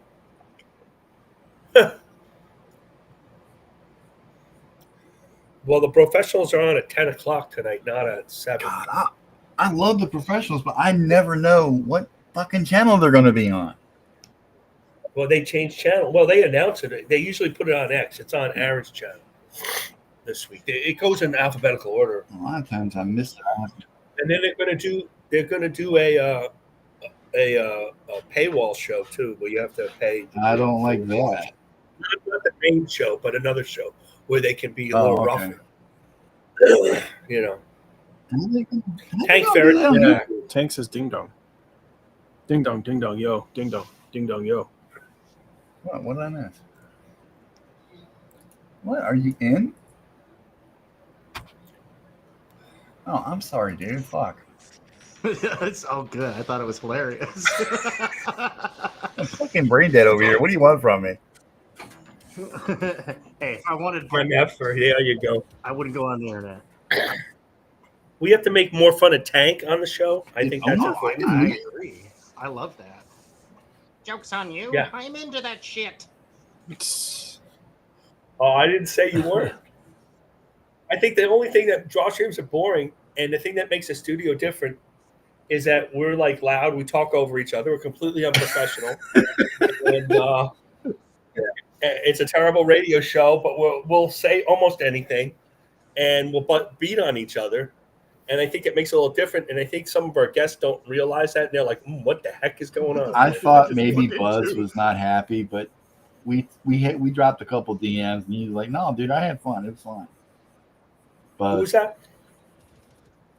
Oh, Buzz is like that, though. He was like that on Omer's show on Wednesday. He's just kind of quiet. Stays he was quiet. having connection issues. I thought the guys would join in, Elliot and Rick. they join right in with it, and it works out great when they do Rick it. kind of surprised me. I thought he was going to be quiet and everything, but no, Rick's a good guy. I like Rick. Dude, you're talking about the guy who beat George Peter Gatzis in Yeah. The greatest theme song of any. Dude, it is the catchiest tune. It really Yeah, is. It's it really tune is. in all of indie comics. I literally break out in song. All those trailers, and this guy does this cheesy song that's like stays right with you all day. It is kind of goofy, but I love it. It is. Now Rick's awesome, man. He was the first guy to kind of like welcome me in. What is going on with your? We have him to blame. Comicsgate. Does he draw his comic? Yeah. Well, no, he doesn't draw his comic. He hires an artist. Right, because I know he inks in colors. Yeah, so he inks in colors, and he's still working on his skill. But I really wish Rick would start doing it again. He didn't get a lot of attention, but it did endear him to the fans, and created a very loyal fan base. Because he would draw, it used to be this meme of Rick's drawing your character. Like, he did fan art before anybody else did fan art. He used to do. Oh, that's cool. Yeah, he used to do a lot of fan art. I drew that character, and then I drew him over because I messed up the Canadian thing. Right. How dare you? And then, and to clean it up a little. Dude, your take on Canadian Shield was the shit. Dude, you won. I'd like to draw that character, Hands man. down. Like if he said, "Hey, you want to do a story?" I like to draw. Like right now, to me, this is the quietest drawing. Everything's staged. It's very Steve Ditko. And then on the studio, I like draw all this crazy stuff. For me anyway, crazy stuff. I'm not a wild artist. Right. I'm not as wild like Nick. Nick is out of this world. Nick is like Vasilis Lolo. Two wild and crazy guys. No, I'm only kidding. But I wouldn't mind that, like a big old character beating on something, that would be fun. Yeah, and and Rick is genuinely wholesome. Like I've told him, I was like, look, dude, like he argued against it with saying, different Christian denominations and all this stuff. I'm like, yeah, but there's a universal binding thing of it's a Christian comic, and there's not a lot of stuff. There's an audience for it, and I think you're right. And you got to get out there and you got to communicate to these people like, hey, look, I've got a wholesome comic that's superheroes, that's Christian values, and I think this would resonate well. It includes quoted scripture from the King James Bible, and I'm like, that's the most widely used Bible in all of Protestant land. So that's everybody's Bible, right? I mean, like, just go with it, dude. And I don't know. I can't force his hand. Fuck that, force his hand. Well, there's so many comics, and there's such a choice. Yeah. Particularly the smaller creators, you just don't know, and they're all. And there's some people think it's better to have a cheaper comic. Some people there's just so many to choose from that they eat each other up. Yeah. I mean, the big creators are the big creators, and but the smaller ones, it's hard. It's hard to decide who we're going to get. You're going to get this guy. You're going to get Rick's. You're going to get Apex. You're going to get stuff like that. Hard to say. Yeah. Because everybody's a little amount at 25. Are you going to buy the Steins or Mega? So that's the problem with this. What's going on here? Yeah. But on the other, if you love making comics and you want to be published, this is what's your up, shot. Tim? What's up, dude? Yeah, it's and I he's building. He's got a whole universe. I've been following Rick since we were both in the Independent Creators Connection over on Facebook. Whoa. Yeah. Are they still rocking it out? Because I was part of that. I have no idea. No, dude, I'm not welcome there anymore. They haven't directly kicked me out. They haven't directly kicked me out, but I'm not welcome. I got a lot of heat because I went Comicsgate with a lot of people. Yeah, I just never announced it over there. I just quietly walked out the door. No, they got boring And anyway. I haven't looked back. Yeah, especially since when Terrence, the guy who runs the group, he started it all, went on an anti-Comicsgate rant. Oh, he did. Well, fuck. I wonder how James Bethel feels about that because that's the guy whose book I'm working on, and I know those two are tight. Well, and it seemed. Here's the thing: is like Terrence. I was like, dude, this is out of character for you, man. You're a comics are for everyone guy. Yeah, there's no borders. There are only comics. And I think he kind of did it as under pressure, under duress. I count it as that. Oh, okay. And can I just say, look, seems like it's just us. And I love him, dude. He's a great guy. I love him too, but have you noticed he never gets any better with his art? Well, it's Who's that? Terrence. Yeah. Is that his style, or what's going on with that? Well, here's the thing. This is just an observation. So Okay. nobody shoot me. I'm not picking on the guy. I'm genuinely But curious. I've noticed that the folks who don't get better can't take criticism. Oh, yeah. Even if they're cordial about it, they can't take the criticism. I invite it. I'm like, dude, it's here. You know what? I'm just gonna say this. Anybody out there, if you don't want to do it publicly, I dig it. But if you want to do it publicly, all the better. Tell me what you think the greatest outpoint is on my artwork. Anybody out there, you don't even have to tell me how to improve it. I can look it up. I know enough that I can look it up. Right, find the right exercise that I need to do, and if I don't, I'll ask you. I'll be like, oh shit, I don't even know how to fix that. I don't think want it's to fix great that. when you put your pencil down and say it's over. That's my favorite part too. Yeah. I'm just fucking fan. I'm a fan. Don't you do it. Yeah, no, dude. We're all fans of each other because look, skill's one thing, but what really gets my motor running is heart, passion. Did I just enter into a big hug box? What's going on here? What have I walked into? We're super gay for each other. Oh my goodness! Yeah, there's a healthy dose, or maybe even a healthy dose of homosexuality involved over here. Is there a healthy dose? I didn't even realize.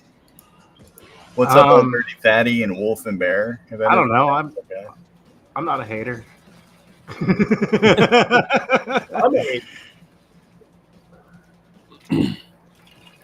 I'm a seriously though, like I don't mind it. It's like I said in the Bancroft post, I was like, dude, there's nothing anybody could say about my artwork that I have not heard before.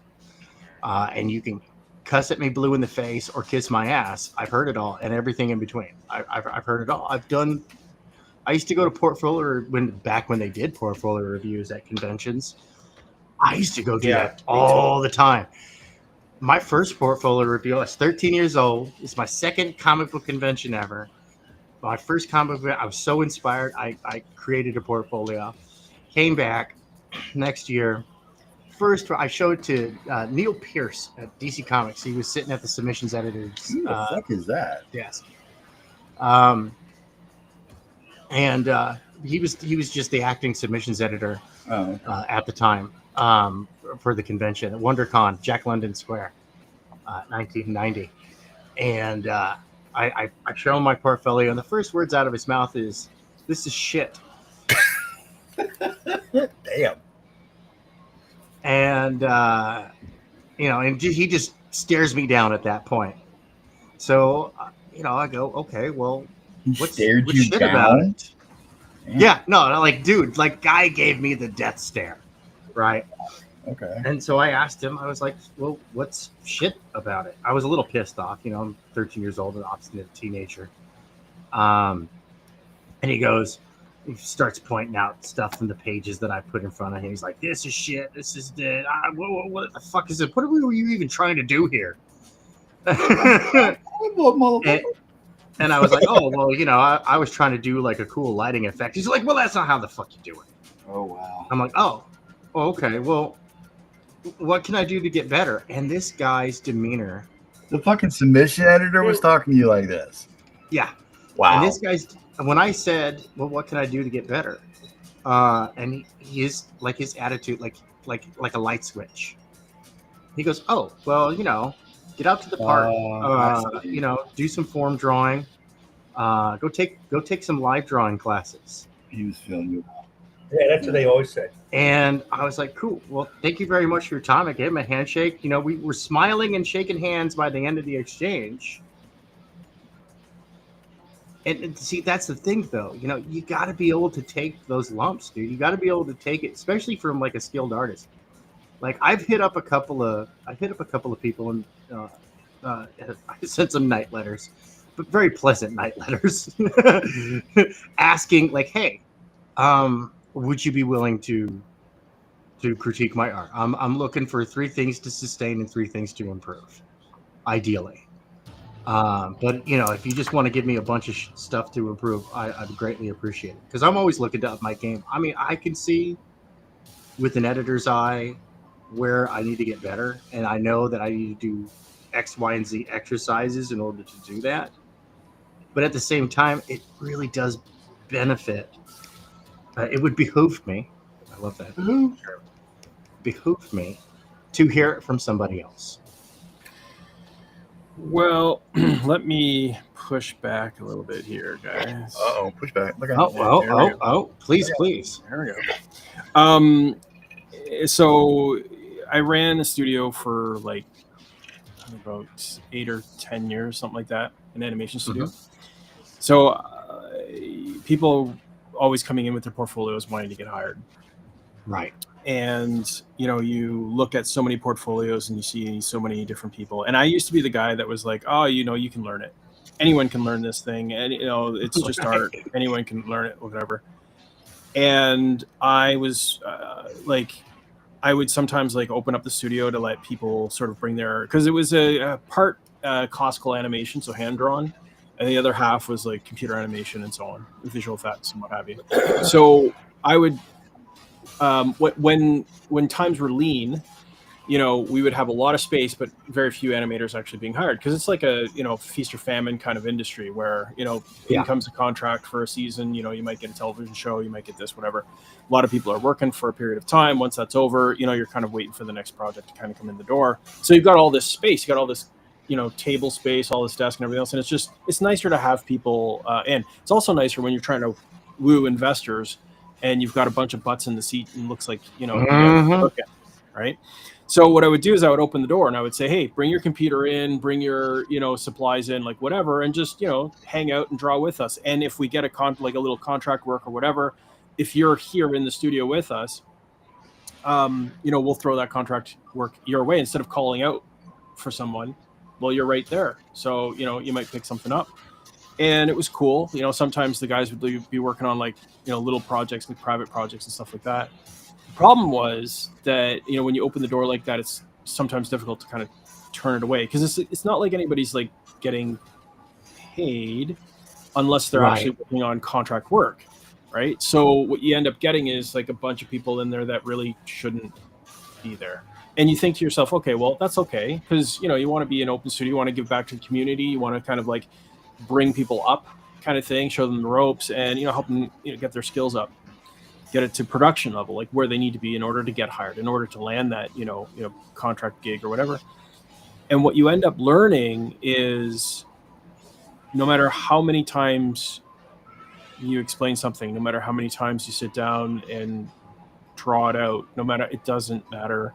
Some people simply won't get it. And it doesn't matter if I explain it. It doesn't matter if other veterans in the studio explained it, showed it, show it on a whiteboard, show it on a piece of paper, show it on a Cintiq. It doesn't matter. There are just, and I don't know what it is. I don't know, IQ. I don't know what it is. If they lack heart. I mean, some of these guys seem like they absolutely love the industry, but I don't know if they loved. I don't know. I just don't know how serious they were, or how much they would sacrifice, in order to, get that picture right, or get that hand right, or get that, whatever it is that they're A drawing. lot of people want the cookies. They don't want to know how it's made. Well, and they don't want to make it themselves, right? Yeah. They don't want to put in the effort, the time, the work, whatever. And so, I don't know, like, I've kind of come to this place where it's like, do I really want to critique people? No, not really. Like, when you do this open invitation, kind of like, hey, publicly, why don't you just come in and like body slam me? I'm good for it. I've got adamantium skeleton. I can take it. Trust me, I can take it. Right.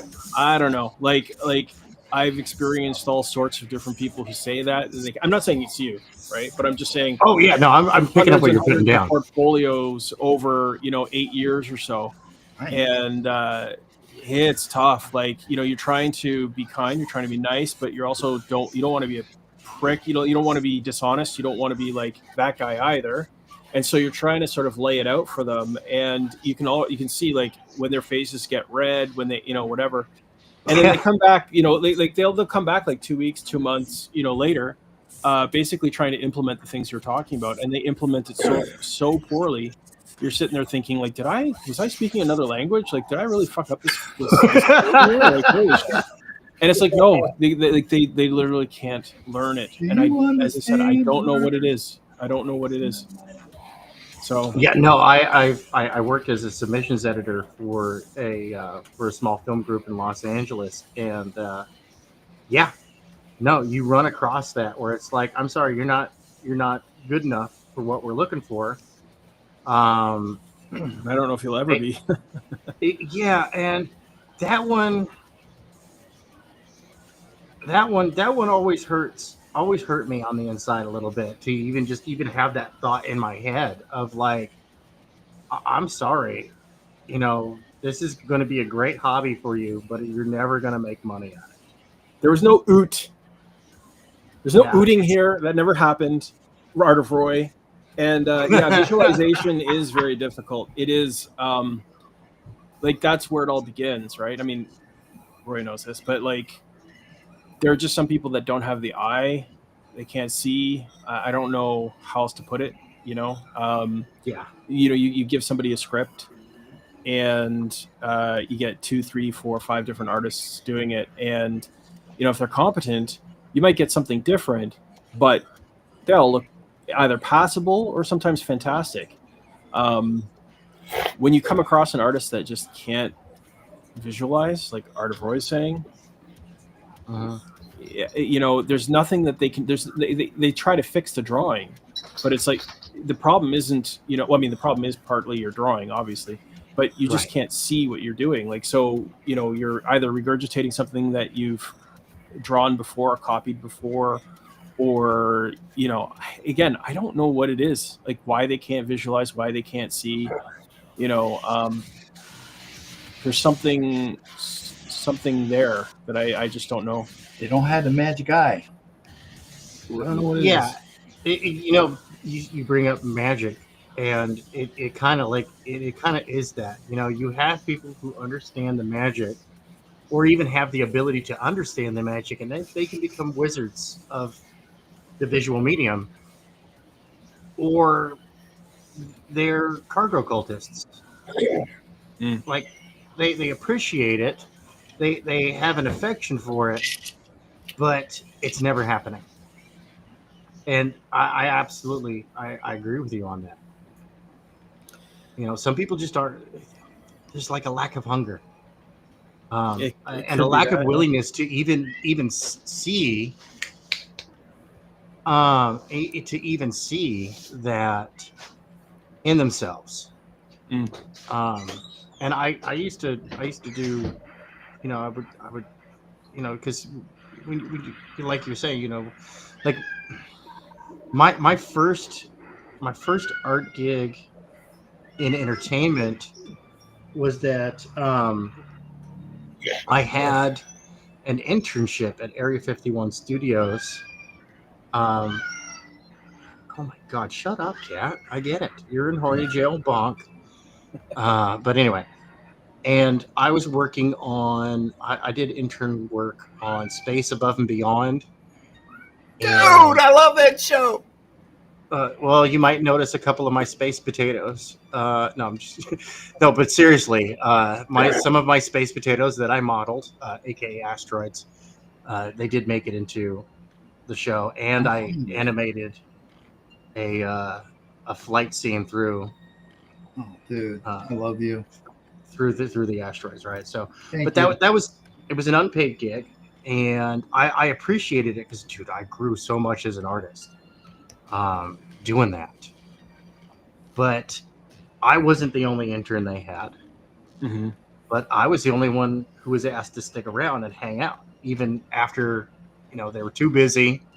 But I was allowed to stay around the office, and they would take the time to go ahead and explain what the hell they're doing there. But most of those people, they didn't make the cut, dude. And I don't know. I'm with you. They're like, dude, you're the best at bringing the coffees, so you stick around. Fuck. Hey, I do still to this day make a mean cup of coffee. And occasionally, I would do the boring work for them, like set up a flight path for one of the fighters. When you're an intern, you do it all, right? Like whatever they say. Yeah, anything. And I still carry some of those skills to this day. Now, granted, I don't do 3D animation anymore, but on your knees, boy. Yeah, I've got the basics. I do 3D modeling. That I wished I could do. I really do. I missed a boat on that one. And I know how to, even like to this day, like now these days, what I'll do is I'll make something in VR, which is basically kind of like working with ZBrush in a virtual environment, and then I'll import it into Blender and use the shrink wrap function to redo the topology and redo the polygons on the outside, so that way it's got like good loops and you can be rigged and posed and all the other fun stuff. It seems like it's really hard. Tank, you live in the future, Tank. It used to be hard to learn. It's not that hard to learn anymore. Dude, it's so super easy and intuitive these days, man. I learned on Lightwave. Yeah, all right. Lightwave's pretty harsh.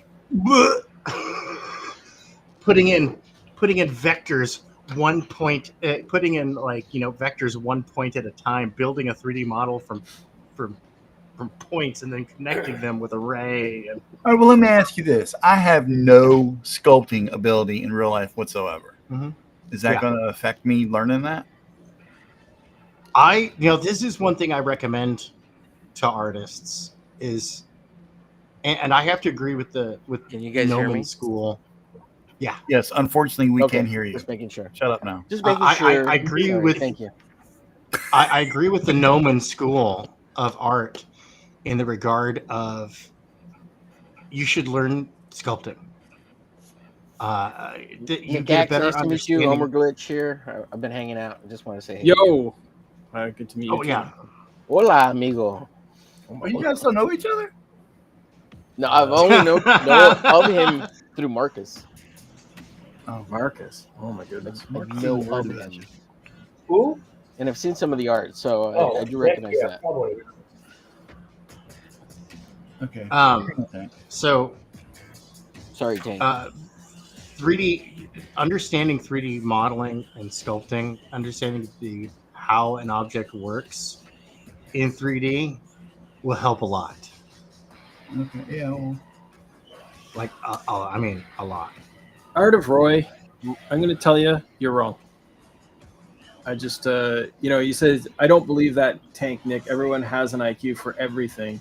But like IQs, everyone is a different number. Yes, I agree with that. But I don't know if it's IQ. I don't know what it is. And Roy says, if you want to do a visual exercise, have them read a passage from a story and have them draw it, describe the movement sequence, and then do a quick gesture drawing of all the keyframes. You see, I would agree with you, except that when you give them a script, and we would have a couple of scripts around, like some of these guys would come in, they want to be storyboard artists, or they wanted to be character. A lot of people want to be character animators. I mean, that's just everyone wants to do characters.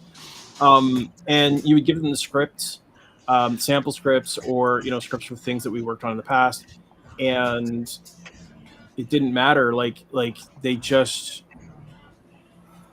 weren't able. I don't know. Like I said, I don't know what it is, I mean, of course, it could be like I'm deficient in teaching this stuff. Although, I mean, I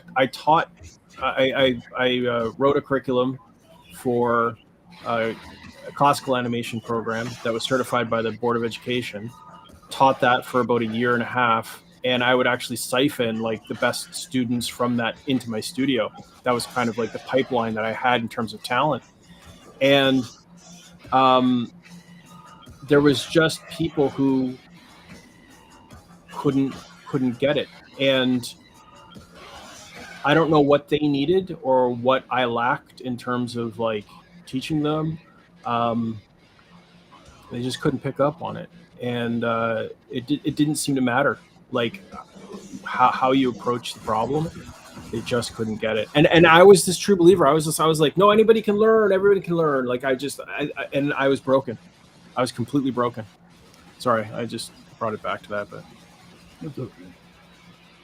Yeah, some people just don't want to learn. They don't want it bad enough.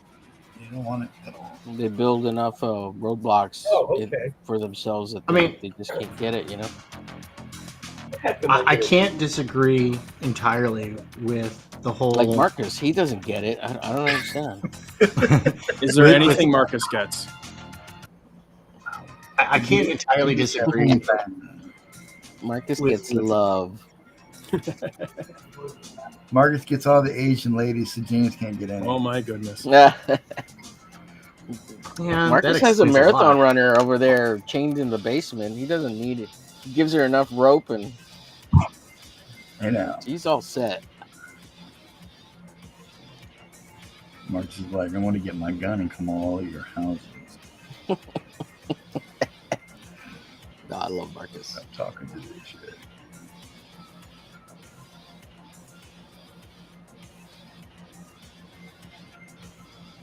No, I have for a long time wanted to get into the 3D.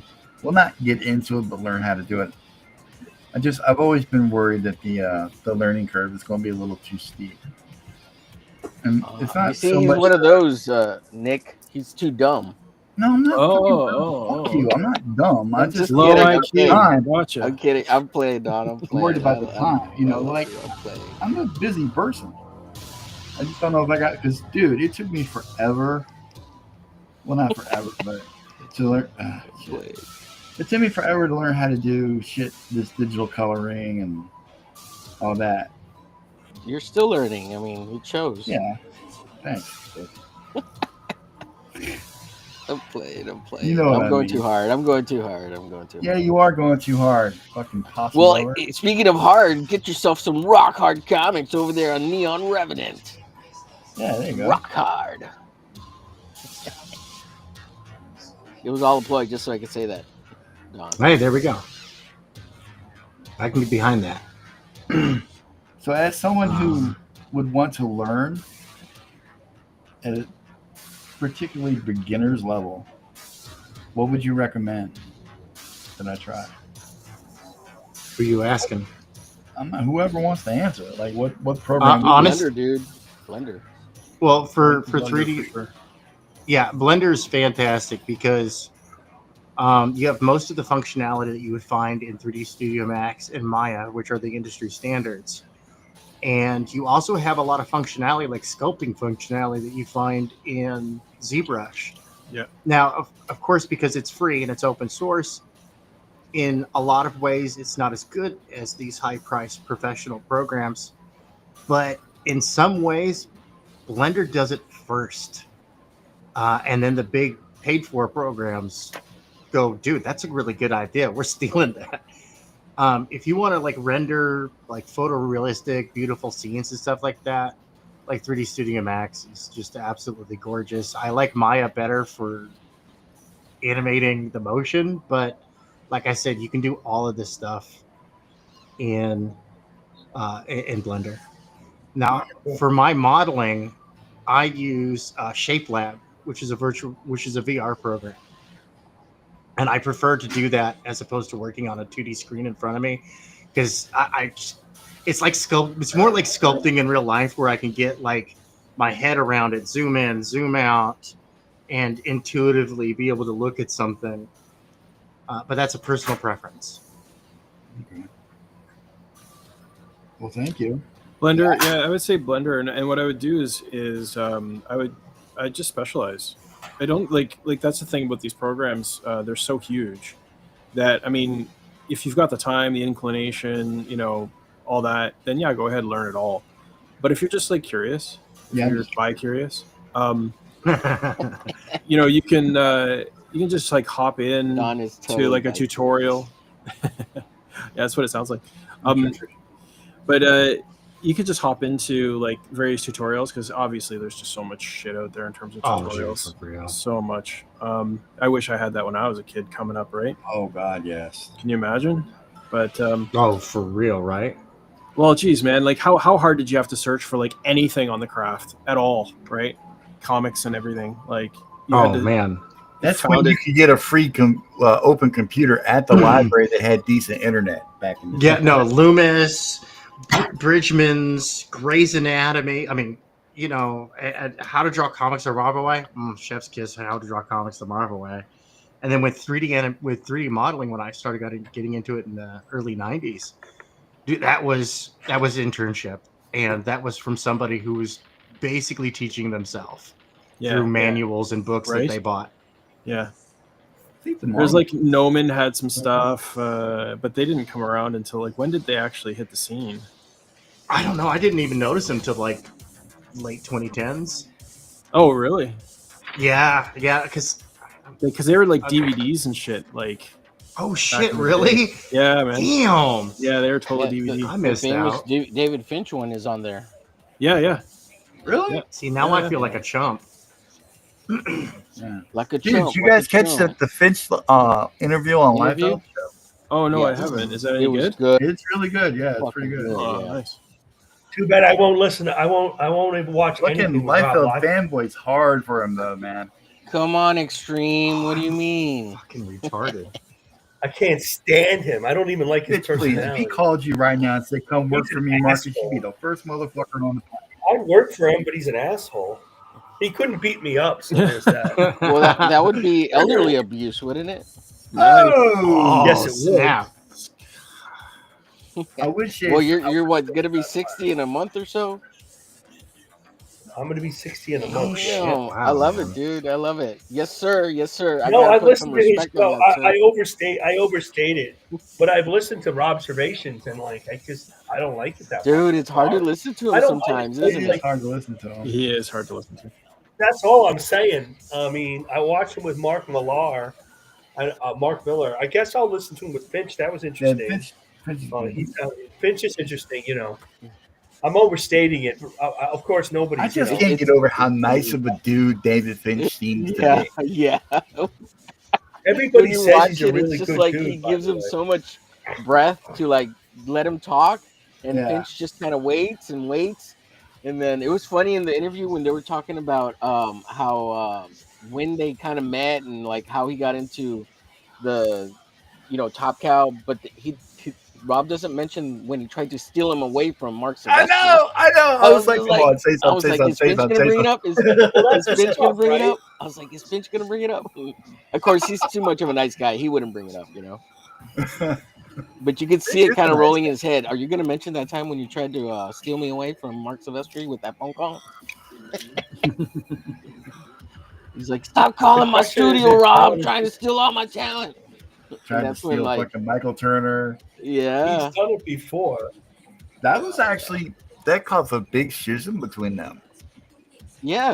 That's why Silvestri left Image for like a year. Busy. Yeah. And then it came down to it's either him going or me going.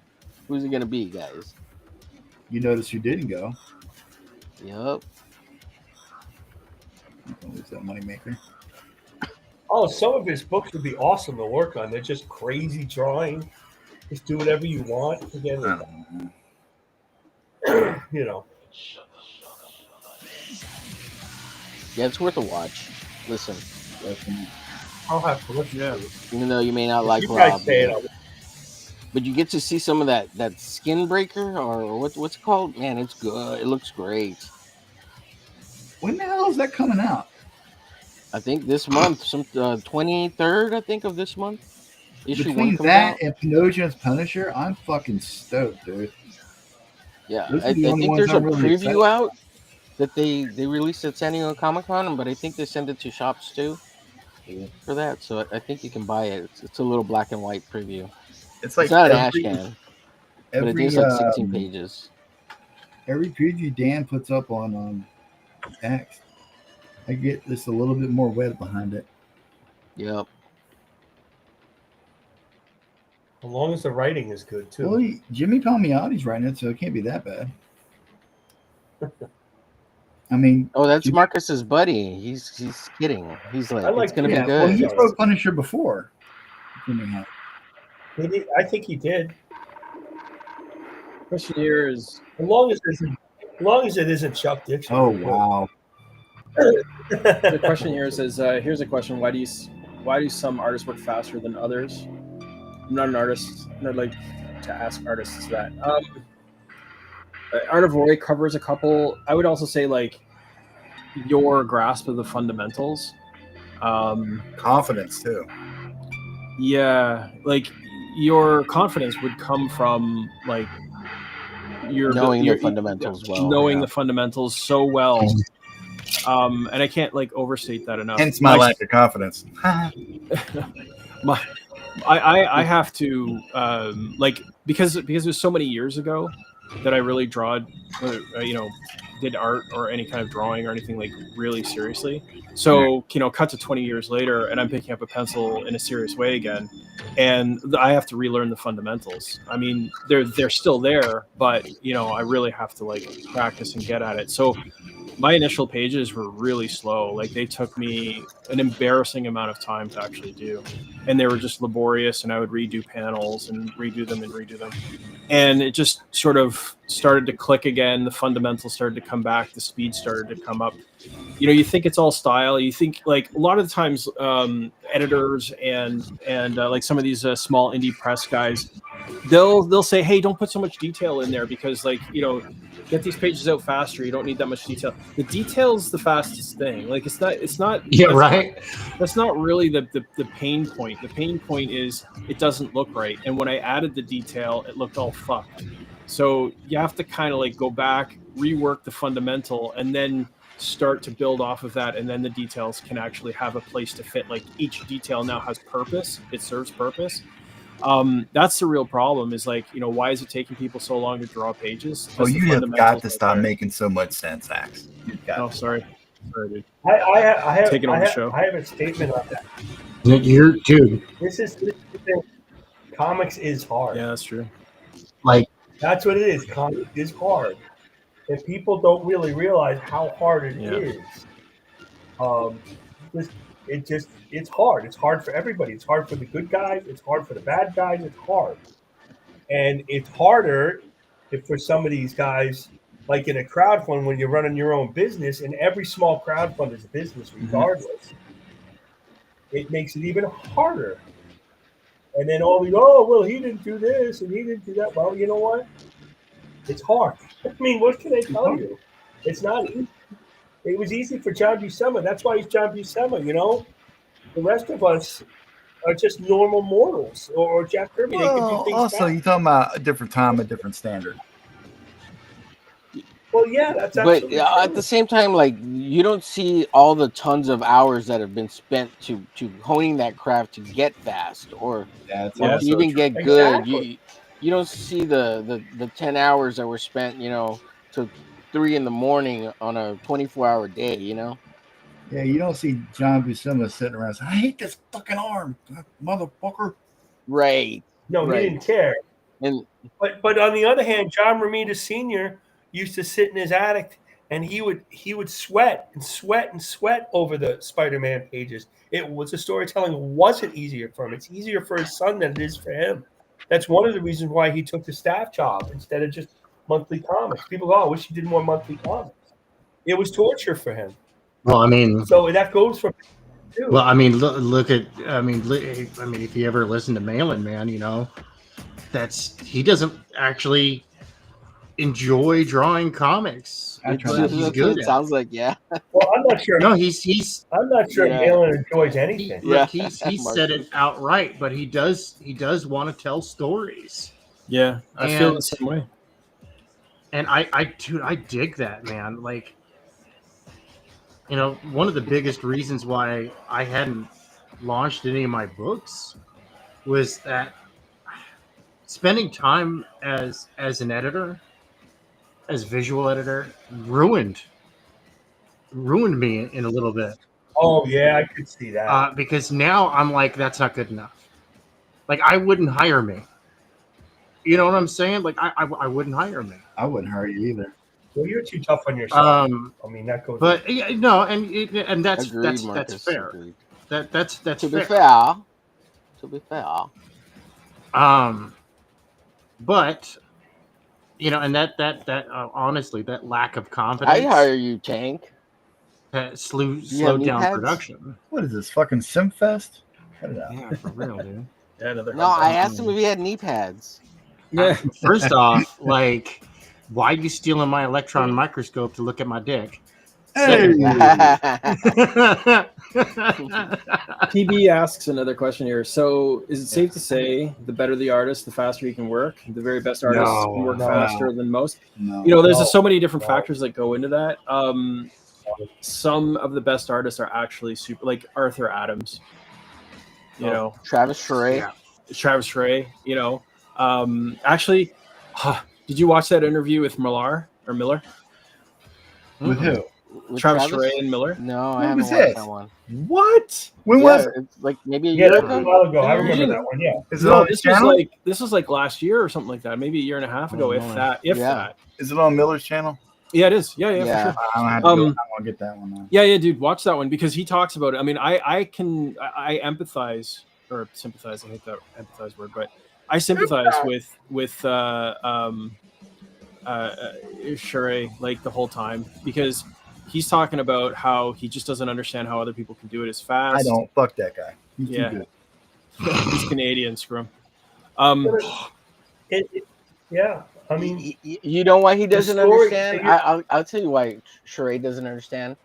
Sheree is a trust fund baby and has always been rich his whole life. His parents owned like a vineyard or some shit.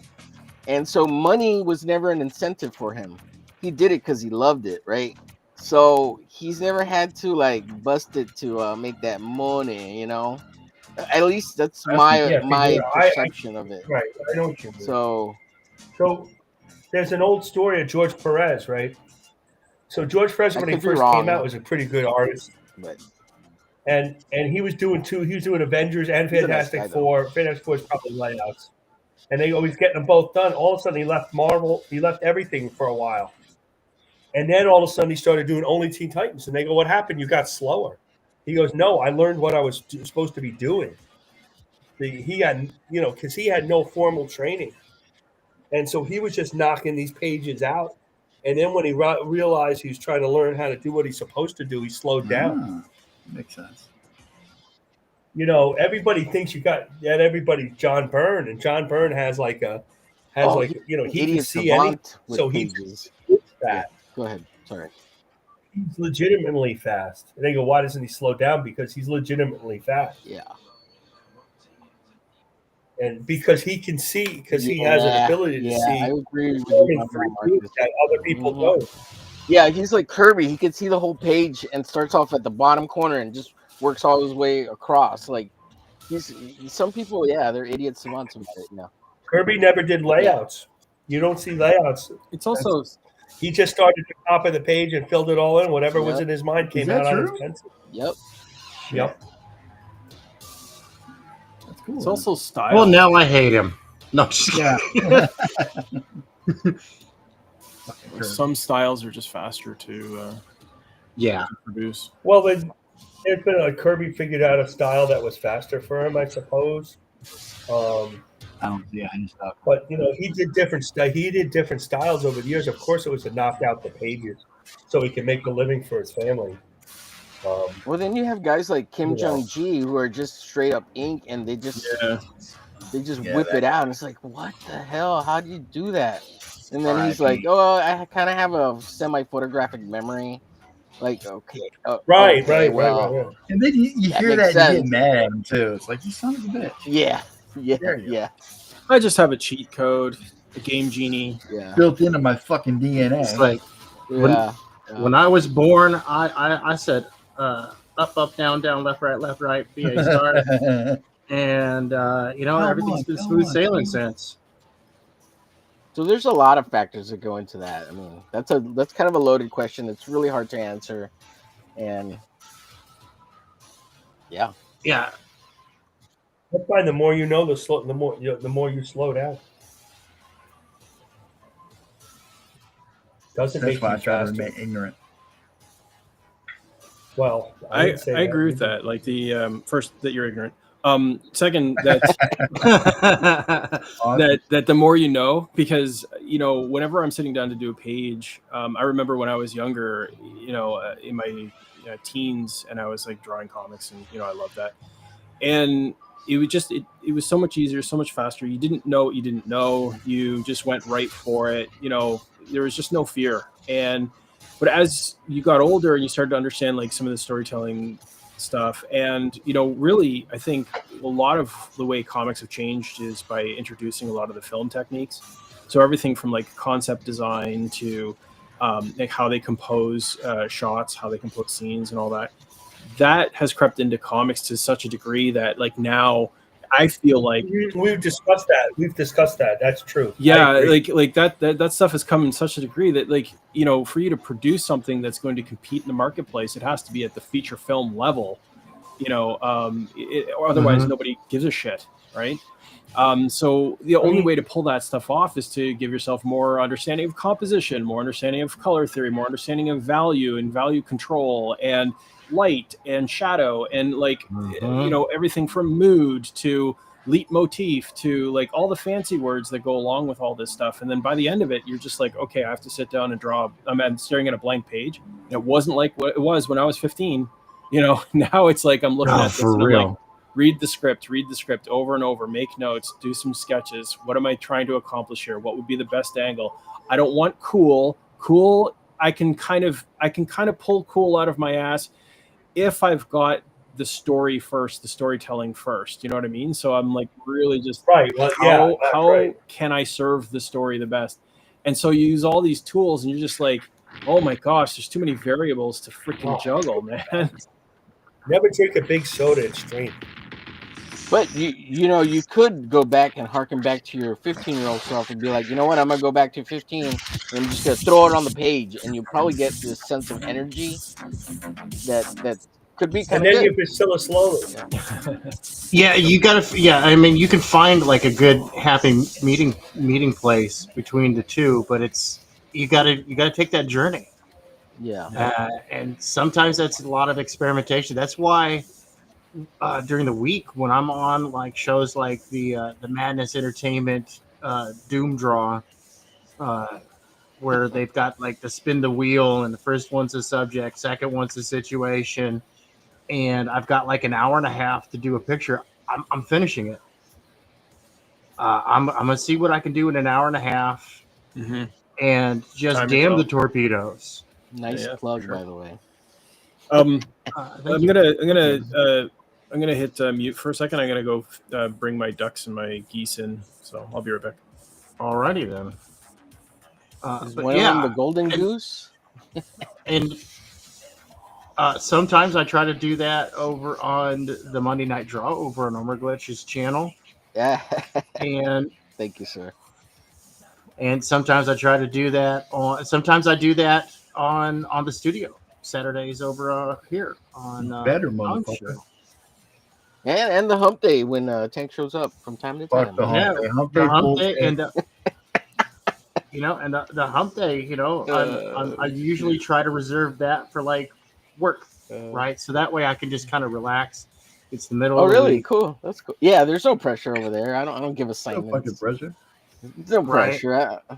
I'm not like Don. We're drawing this today, bitches. But you see that, here. I love it. Let me go to my. That's all good. Let's see here. Let's go to file folder. There it is. Hey, quick, Tank. While you're on, what is are you using? Let's see. I downloaded a program called Sound Pad and Voice Meter. Yeah, one of those. to do the sound thing with the music. Okay. But yeah, let me. Or you want to talk about it so some other time? We can talk about it some other no, time. no, it's totally fine. The two programs I use are Ear Trumpet, which opens up your that basically is essentially a plugin for Windows, and you have to restart your computer and all that stuff because you are actually plugging it into your Windows. That one opens up full multi-channel volume control for Windows. So instead of like, oh, I want to go take a look, and it's got each little individual program with its own tiny little volume thing. Now you've got like all the programs on all the channels that they could potentially output to, all there on display for you, right? And what's this called again? Program, so I can look it up. That's Ear Trumpet. Ear Trumpet. Okay, Ear Trumpet. And is it free? Yes, that one is free. Okay, cool. Okay. And then the other one I use is Voice Meter, like to meet somebody, not like a meter as in to measure something. Okay. Yeah, it came up. And is it? I'm sorry, I was just BB Audio. Voice hey meter. Dale, I didn't see you in the chat, man. What's up? Yeah. Let's see here. Yeah, VB Audio's Voice Meter. Yeah, I use Voice Meter Potato. Voice Meter. And I absolutely which is like that's their best version. Wow, that's I've got 1, 2, 3, 4, 5, 6, 7, 8 channels out, 5 channels in, 3 main measuring channels, and I can always switch that up as well. So it's basically a full audio board. Yeah, it definitely is a mixer, virtually, if you will. Yeah. It's a full mixer and everything. Sorry. So which one of the two is easier to use, and which one? So wow, Ear Trumpet's showing my shit right now. Wow. Yeah, Ear Trumpet is absolutely fantastic. That one is just kind of like that's a quality of life thing. The Voice Meter, that is the program that I use, and that's the only one I use. The only issue I have with it is that with some games, it kind of throws it off a little bit. Like you'll have to reinitialize it, but that's that's simple click. That's Windows kind of for you. Yeah, it's actually, and that's from what I understand on looking at the forums, it's more of a Windows issue than it is Voice Meter issue. But gosh dang it, I guess I didn't save that. There it is. I have it saved in the wrong. Okay, so I'm waiting for this to load. So who's using Skype right now? Fucking nobody. Didn't they shut Skype down? Is Windows just automatically pumped through Skype for internet? I thought they shut that shit down. I thought they were I thought so Microsoft Teams now. Yeah. Oh, I don't know. Maybe this is just playing with me that it looks like it's. Oh, it's a fake JPEG thing. I thought it was actually showing me real time. I was like, what? It's showing me my computer right now. Okay. Oh, are you silly boy? So the picture I've got up here, this is like just about 2 hours, right? Because I kind of like. Oh, you fixed his ear. Good. I was hoping you would. So that's like 2 hours versus 6.5 hours. You got to move that signature up in that corner down to the dude's cape. Put it on the cape. And you got to sign at least 5 more times, right, Homer? Right. At least 2 times. You got to put your @ on YouTube, your Instagram, right, and your X. Does that really help? Does that really help, dude? Yes. Because someone will see my stupid art, and they'll be like, "Oh, look, there's his gay YouTube." And here's the thing. Instagram. Okay, I might try. Is that after I'm done with the turnarounds and the characters? I stole this from David Finch, Don. So if David Finch did it, like I'm doing it, and he would do this in the 2000s, and that's when his YouTube and Instagram blew up to like 100,000, 100K. But he was doing this on the cover to some of the Batman issues. Oh, fuck it, man. You sold me. I got it now. You got to be signing the fuck out of everything. I'm stealing from the best. I'm not doing it because I'm a genius. I mean, even though I play one on the internet, but, you know. Hey, old Apex Comics. Yeah, I was about to say, what's up, Apex? And old Dirty Fatty. Look, boobies. ODF. What up, ODF? Speaking of Apex, look at this baby. Yeah, guys, I'm going to go for about maybe another half hour, and I'm going to shut it down. Okay. Sorry. But yeah, this picture, even this picture right here, the Ace picture that I've got up right now, 6.5 hours into it, and I set it down. I said I was done. I walked away. Dude, I come back and I look at it. Did you read what he put about yours? No. Yeah, that was the best. Nice, didn't he? He said that was the best illustration of Ace you think he's ever seen. Yeah.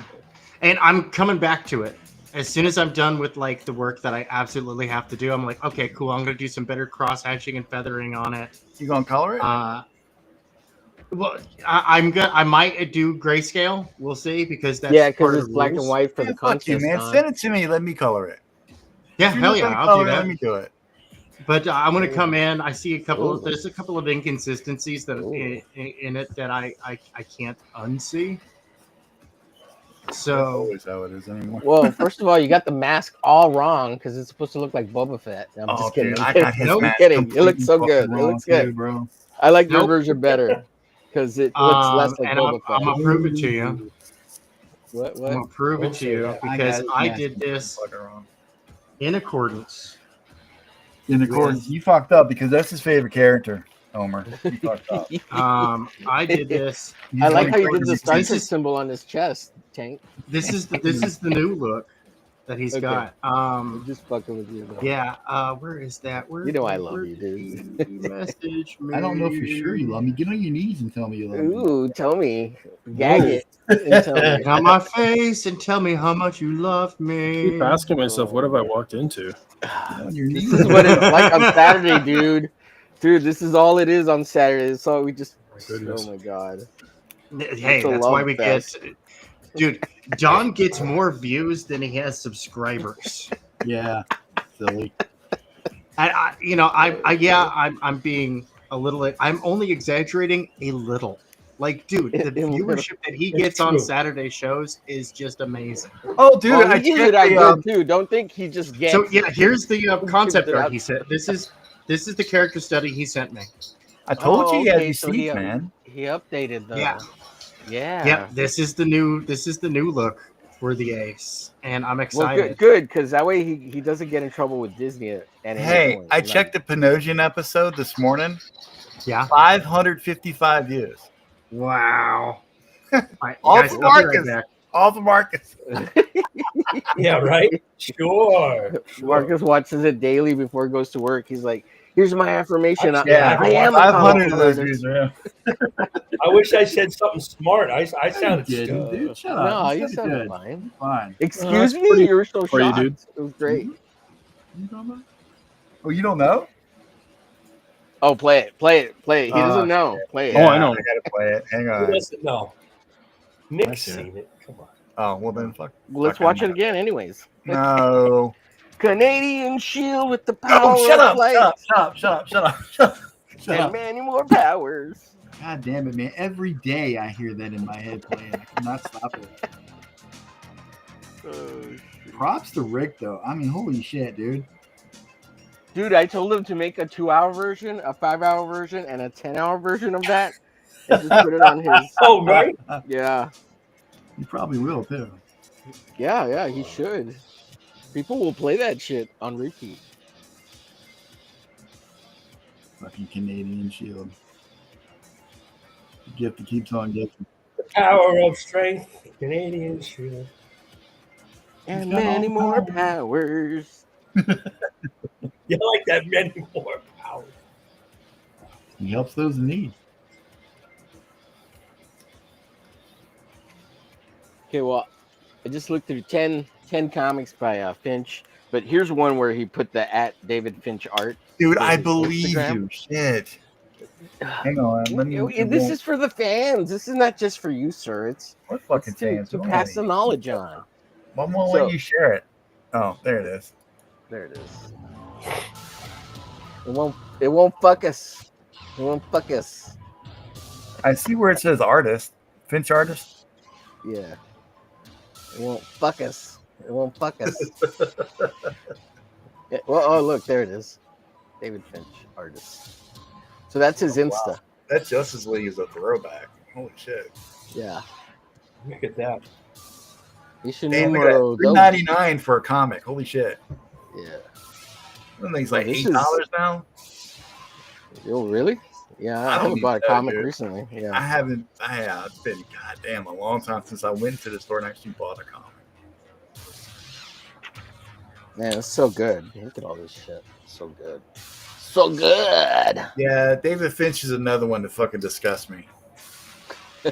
Yeah, but he's slaving over the board. It's not like he draws real fast either. He's hacking away at it little by little, you know. I'm anxious to see that new one though. That skin, whatever the fuck it is. Skin Breaker? Is it called? I Yeah. think it's called Skin Breaker, right? Oh, look at those. Jesus. What's it called? Pimple? Skin breaker? Yeah. It double ups on every Simple. page, I think he said. Yeah. It's insane, Yeah. dude. That means it's going to be jam packed with detail to make your eyeballs bleed. And it's all done. It's all done already. They're just gonna print it. Yeah, and I read an interview, or I saw it on YouTube with Kirkman. That they've been doing that shit for 5 years, man. Like the Now, whole is he series is selling done. that in the comic? Huh? 5-6 years, right? 5-6 years, yeah. Mm-hmm. Is he selling that in the Look at comic this. stores or he's Holy crowdfunding? Comic stores. You go in direct market with it. Oh, well, yeah. Yeah, I can't, dude. Fucking Finch is too good. I can't Look at handle that it today. cleavage. I love it. It's not Wow. cleavage. It's just straight up tit. It's so good. They got to be pressed Hey, together yeah, for it I was to at be the cleavage. gym before I was going to the Oh bathroom. god, look at this. Like, you only fill part of the way. It's I like like how- literally the boobs right there in your face. I know. It's great. It's great. And it's a little panel too. The sad part is I always feel bad when I try to do stuff like that. The people gonna think I'm a pervert, man. I don't want to draw like that. I don't care. That's you. Yeah, you though. can do it around us. We don't care. That's you guys. I did a bunch of boob things already. My wife is like saying, "You keep drawing these chicks." I need to draw How come- more chicks. I really Why do they all look like me, Marcus? At least the last two, I did the one for Gun Goth Girl, whatever the hell that book is, and then the Hero Darky Dark. At least they look different, you know. Yeah. No, Kayla you know, told me in a They- DM, she says, I like your art, but all your women have big hands. Like, fuck. There's a woman telling me all my chicks have big hands. Fuck. And she's not wrong, though. Oh, I thought you Isn't said big that a ass. tell? I don't know. Isn't that- Is it though? It's a tell if they're trans. It's Big a hands. tell that I can't draw women for sure. We know what he likes. Yeah, thanks, Nick. I appreciate that.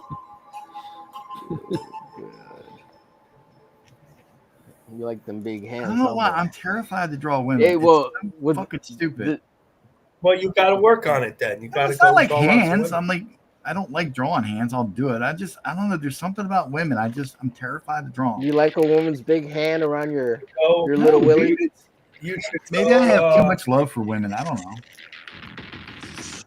You should go to the go take classes and draw nude women. I think it's a sign that you like being dominated, Don.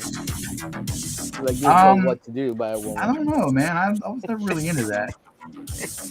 Like one time I was with this chick and she tried to dominate me and I was like, that ain't happening. Like, no, that's not going in my butt. And then I cried and asked for more. So maybe you might have a point, who knows?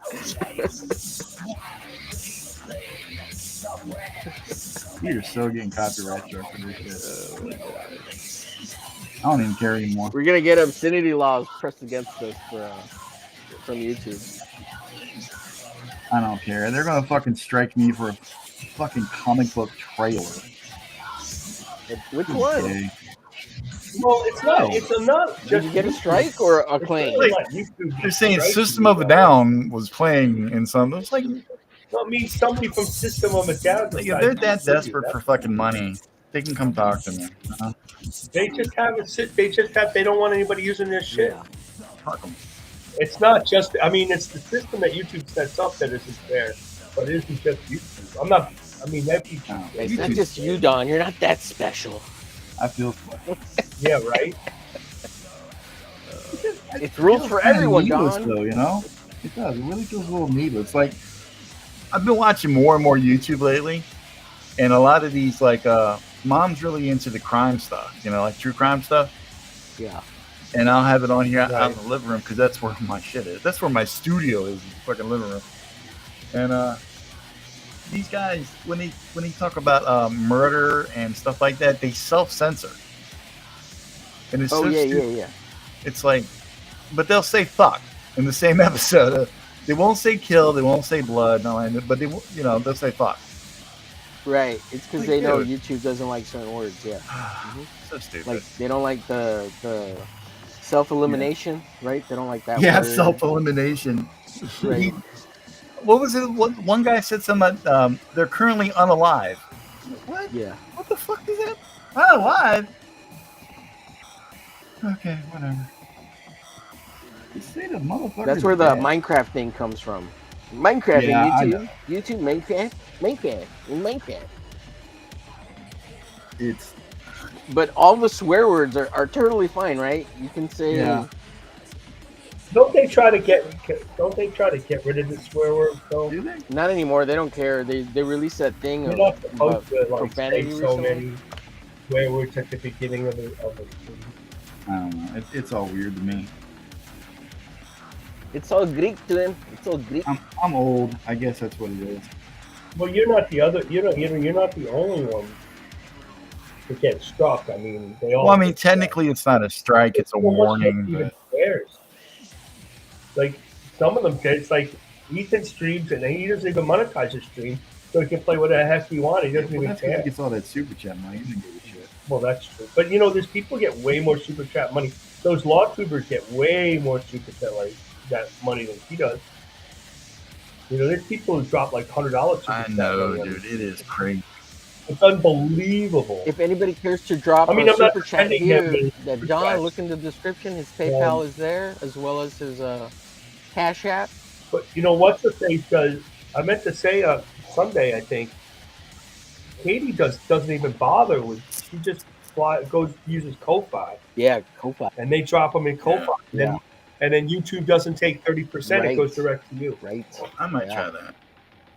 Yeah, man. And It makes if me you want to want do it too. drop you some super chat. Fuck it, let's do it, dude. Do it. I'm down. Let's Rock and give roll. each other Ko-Fis. Yeah. We'll share the same money like we're money laundering. I've never super. By the way, I've never super What? super chatted anybody. I've never super. I will, if I'm trying to promote something, I'll do a super chat. If I ever have a book, I would promote. Yeah. But my wife would. Or if I got something I really want to say or get some attention on it, I will. Because you're not wasting any. Like of there was that money, one time I any of our super money. chatted mail, and I was like, "Well, make a mission, bitch. Not a make a store." See, I would do that. If I had a book, I didn't do if that. I were a book, I would go on every trash cast or before whatever show that Ethan was doing called the Before, and just go $2. 5%. You know, back my book every day, like twice a show, every show, Yeah. because that makes him do it. And then he goes, "Oh, let me take a look at it Yeah. sometimes." The No. super chat. But people, I suggested that to others early on, and they've ignored me. You could figure out who that was, and that was I didn't way figure out before who that any was. trouble. That was way before any trouble, and it looked at me like I was a moron. And I'm like, dude, but. I don't know if I should leave that eyeball like that or not. Like it's in the blast. But Yeah, well, I it'll think it show looks up when I cool in color the it. blast. It looks cool in the blast. Yeah. I'm talking about this one right here. Right. Yeah. I mean, it didn't work. It didn't In the work anal for what? It blast? didn't work for. Face did that, and it didn't Yeah, work for anal them. blast. So I guess. I'm glad you laughed, dude, Yeah. because sometimes I don't know if I'm being too mean.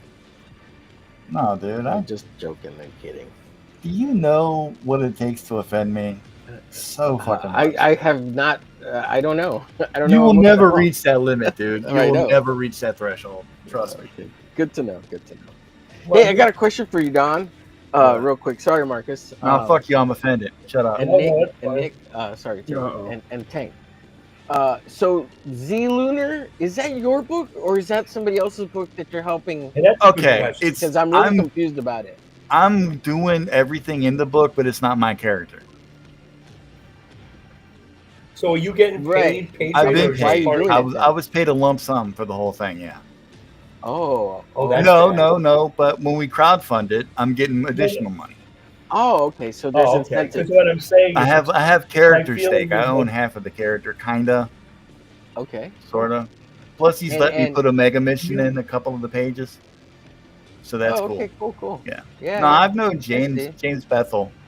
I've known James for years. I did like the first, but I did one book for him, the first one back in 2017. And it was so bad. God. What's the like name the of art that was book? mid. The story was horrible. I didn't know what the fuck I was doing. What's what you're doing now? Oh man, Marcus on point. And I told him he contacted me because I know you're trying to do this on Mega Mission thing now, but I would really like to take another crack at this character and maybe crowdfund it, try to get paid. He does not have a problem with me being in CG at all. Okay, he's that's not. good. He's not. But I have a problem with you being in CG. You should. You should. We're waiting for you to leave it. God, it'll be a better group stinking without up the joint. And I said, well, I would like to remaster the first issue because I really hated the way I finished that off. I've never been happy with it at all. He said, I don't care. He said, just give me a price. So I quoted him a price, and he was like, okay, fine. So when are we drawing those characters on the stupid? Yeah, I've heard about that too. Yeah, we got Lawless coming on week after next. Next Saturday. Yeah, we're gonna do all the. I'm gonna have to outro Lawless. We're gonna do the babes then. But I mean, didn't you say you wanted to do something Phenomenova related, Marcus, on Saturday? I don't. Yeah, well, because I thought he was going to be on. I don't know. He said he's going to try to be. He's going to double book again, Marcus. He's going to double book again. He's going to double book again. I know. Well, you said how much you liked it, Homer. No, but I said I would do it. I know him personally, and I've done sketches for him before, and he really is a nice guy. Although he keeps on doing dumb things. Yeah. You know, regarding like CG and not CG.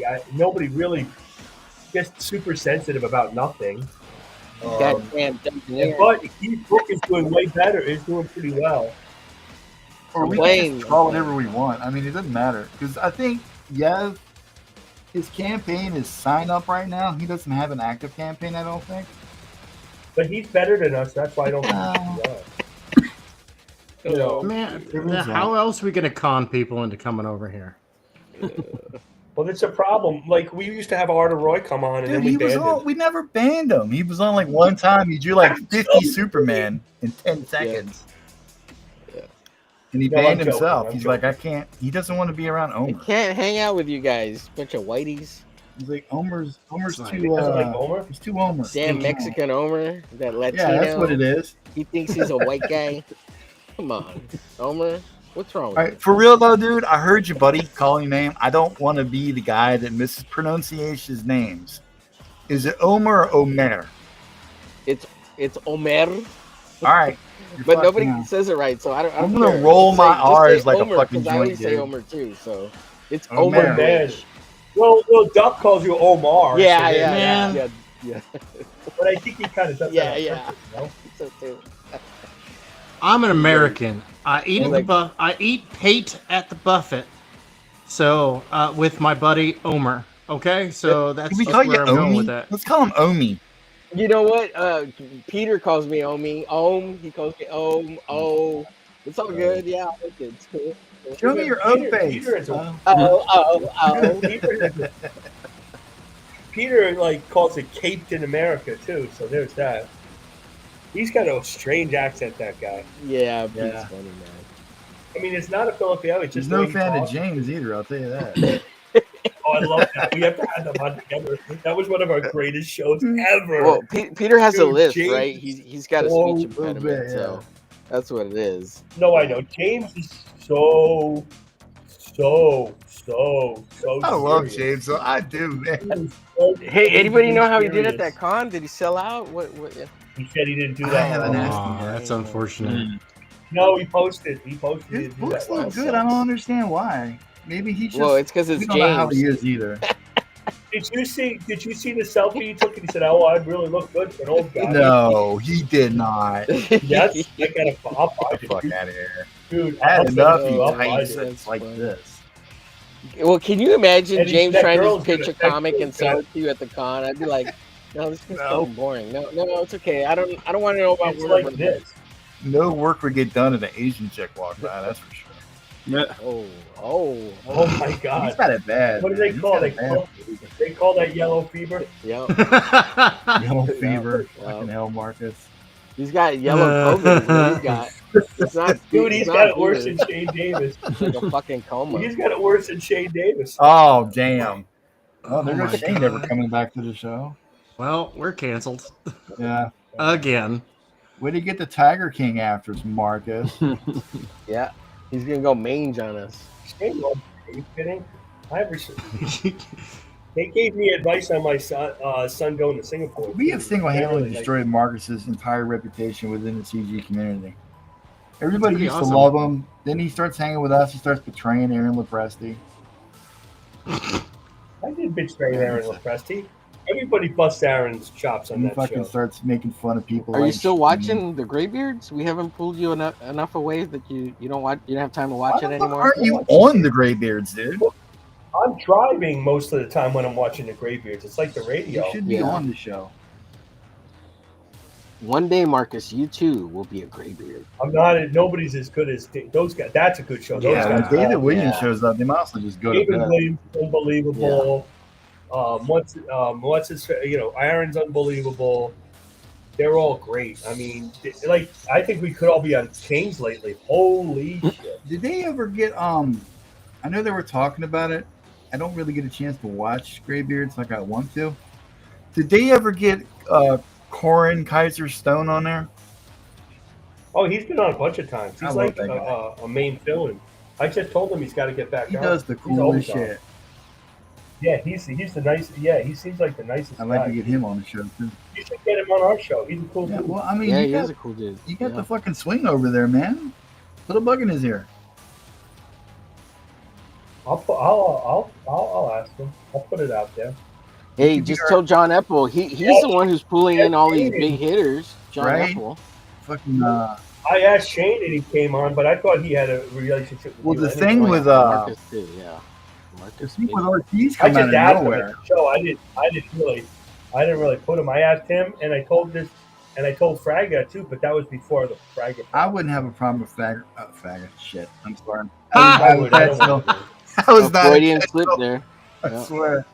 I don't know. I think that what like Andy closed out 30 days of his show and Ethan missed it again because he was having time with his family when Andrea asked him to just hang out, and then he went at like midnight, like 11 o'clock. He went gambling, but in the chat they were saying, did he stop going because he had Vaughn Coleman on? Like it was some sort of Oh, negative really? for Andy Vaughn on. What is our problem with Vaughn? I don't understand that. He's a Dungeoneer, and he Whatever. said all Is he sorts really a of bad fucking things. Dungeoneer though? Yeah, but he said all. But the problem is it's the DM thread. It isn't what it is.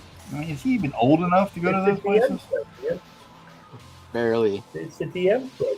Fucking It isn't Dungeoneer. like they all said crazy stuff. It isn't the whole Dungeoneer. There's nobody mad at them for going there. They were just making fun Yeah, of them. that's what I thought. It's they put up all the DMs, and they were surprised that all of a sudden all these guys were talking after being promoted by them. All Well, I talking can see crap. how that would piss you off. So it Like, became. can you a big imagine deal. if And then who is somebody know? that we have pushed? Rick Piper. Let's say Rick Piper turned against us. Start talking Or all this maybe, shit about like, the studio. Eric. Dude, I have an imagination, guy. but it's not that good. Yeah, you're right. That's a bad example. all those guys did that, and that's why they're the Dungeoneers, and they couldn't take being made fun of. What we say to each other on that show, a lot of these people would be like completely. Yeah, I butthurt know, by dude. it. That's why I've had to turn And some sometimes people we're down about butthurt by being it. on the show. Because I'm like, you could And not handle the sometimes shit that we we're do. Really? and sometimes Yeah. we're butthurt by it, then we get over it. It Well, happens. I'm not going to mention any names live on the Well, I air. could think of one, but yeah. Yeah, and they're like, no, man, I would love. No, you wouldn't. No, you wouldn't. Yeah. I think guarantee it involved you, dude. Cable, and Rob Liefeld's comments. Yeah. I mean, you joke about that. Oh, the Cable Rob Liefeld thing. That was serious. Yeah, I know. That was That's no why you can't See, handle I it. hang out enough to know that he really, really, really doesn't. And he says the same thing all the time. So it comes up a lot. Not because of us. It just comes up. Well, and here's my thing with the whole Tank is like this? Dungeoneer. It's like this, right? Can you type that out? Can you type that out? Type it out. You type that out. That was so the best. fucking funny, dude. But for real though, but when it comes to the whole the big split in CG between the quote unquote Dungeoneers and the other guys and all this other stuff, right? Yeah.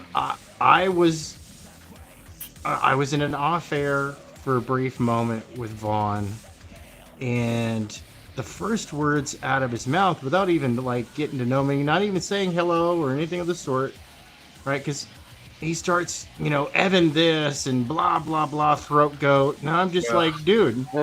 Yeah. I'm like, dude, I snapped. I snapped at him. I probably would. And said, I said, look, I don't like any of this talk. I don't like the Dungeoneers talk. I don't like the throat goat talk.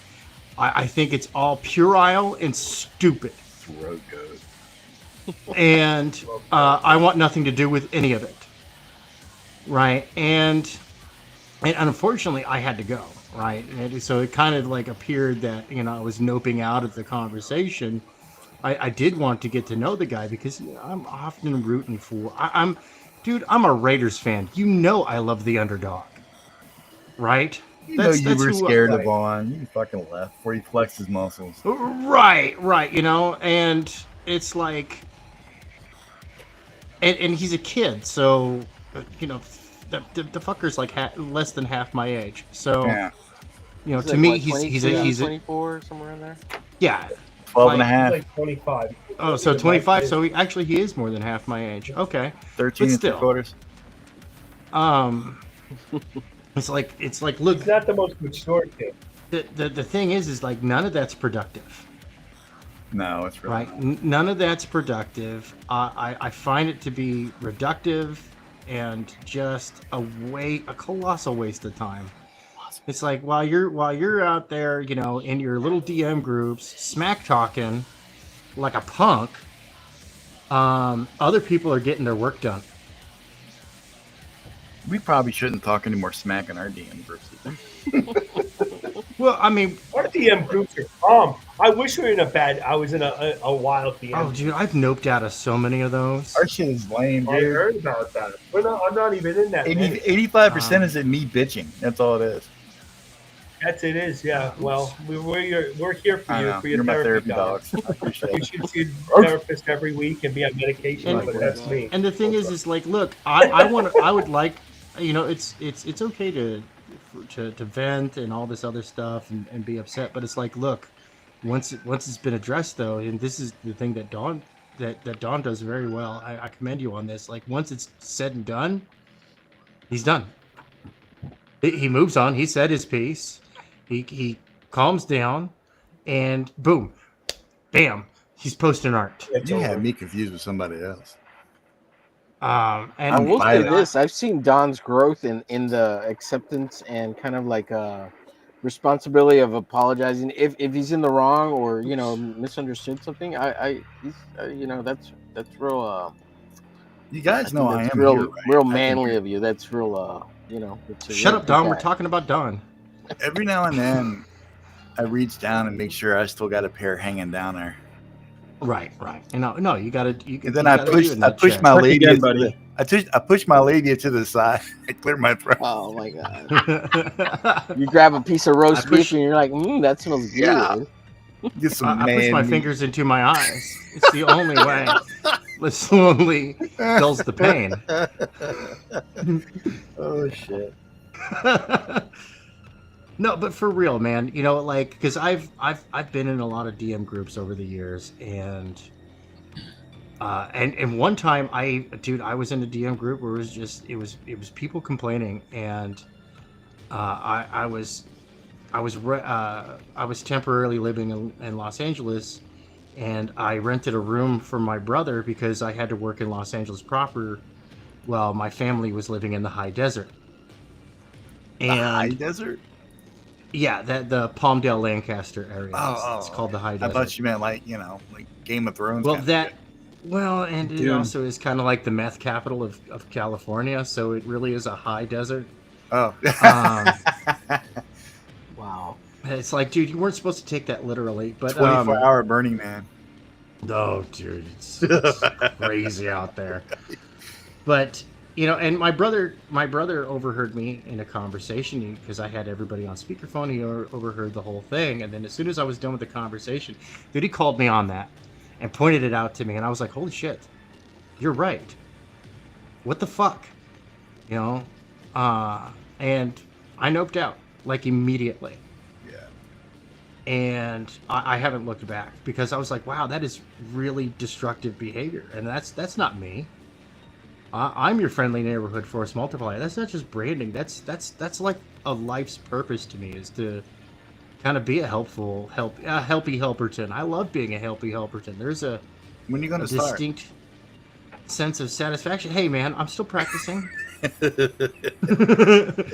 Nick, you're Canadian? What? That's what he's all about. Oh shit! Dude, you've been outed. Wow. You've been outed. Roy got that. Marcus, is that true? Tucci's done with the monster? With the Vaughn, yeah. He's not done. He doesn't know what to do with him. He does Vaughn confused. He tries to talk to him all the time, and he just doesn't listen.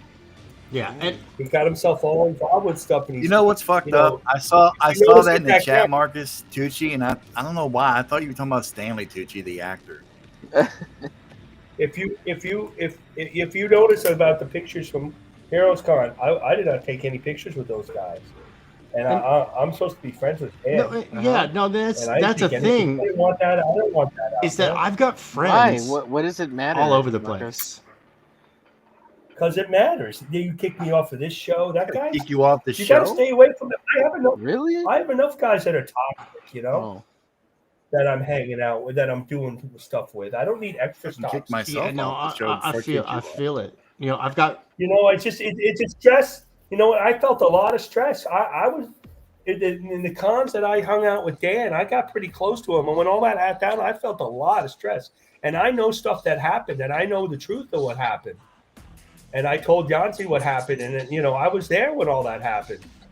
And then the lies that come down from it, and then nobody stops them. It's just unbelievable. Yeah, it can be fucking stupid. I mean, I was literally there, and I just don't talk about it much because, one, I can't type that well. Right. So I don't want to be back and forth on the phone like this. I can't do it. I don't want. You don't want to start all your texts with is like this. What?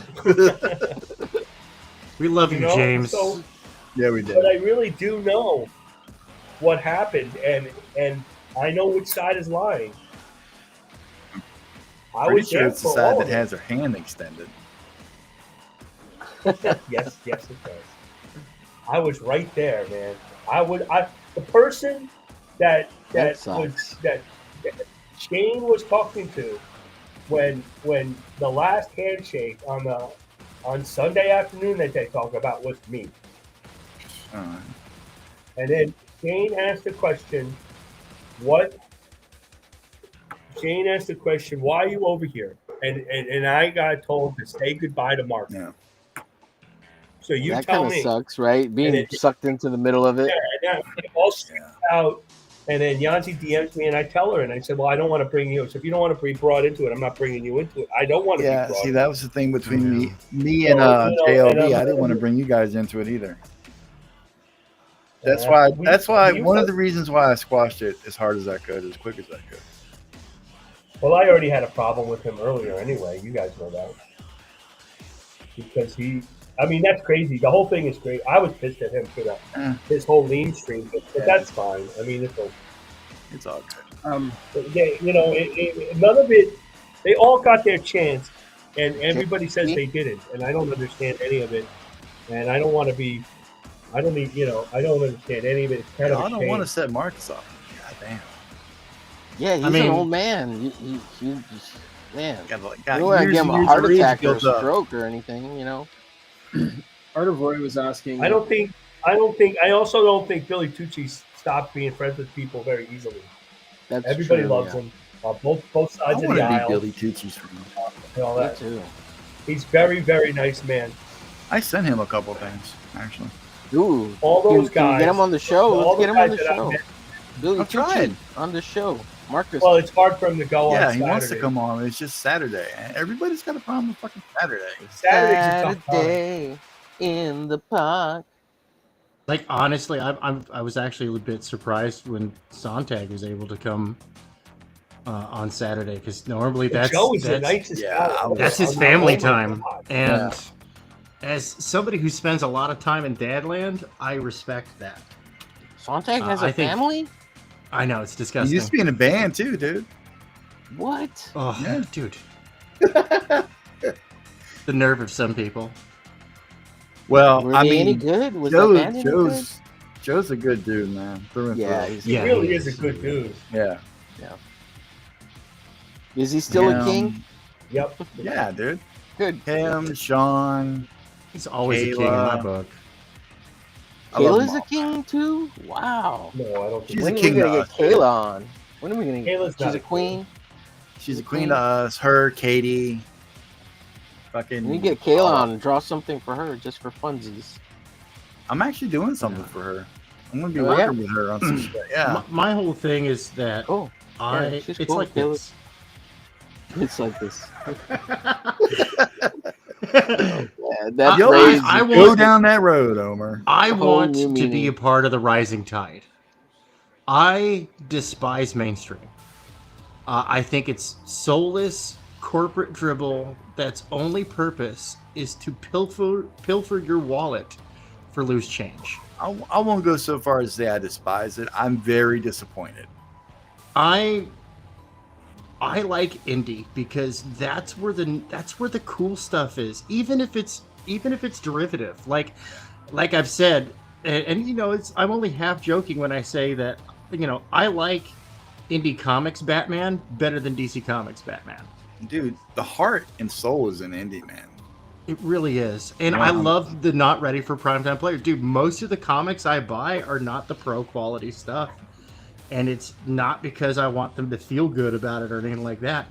It's because there's heart and storytelling there. And it's not ready for prime time a lot of times. But like, dude, like the passion is there. I'm like, man. And I look at it and I'm like, for the lack of an editor, there goes the next big thing, right? What? Oh shit. Ethan just posted something. Uh-oh. Well, it's 44 minutes ago, but I just seen it. That Green Lantern show. They're gonna have Atrocitus and the Black Hand. Oh hell yeah! And the guy that they're gonna do, Garrett Dillahunt, who's a hell of an actor. He's gonna be Black Hand in the fucking TV show. Dude, are they gonna do Blackest Night? Because that would fucking rock. That would. Yeah, that would. Not to mention, Ethan would get him and Shane both would get paid for that shit. Yeah. Mm-hmm.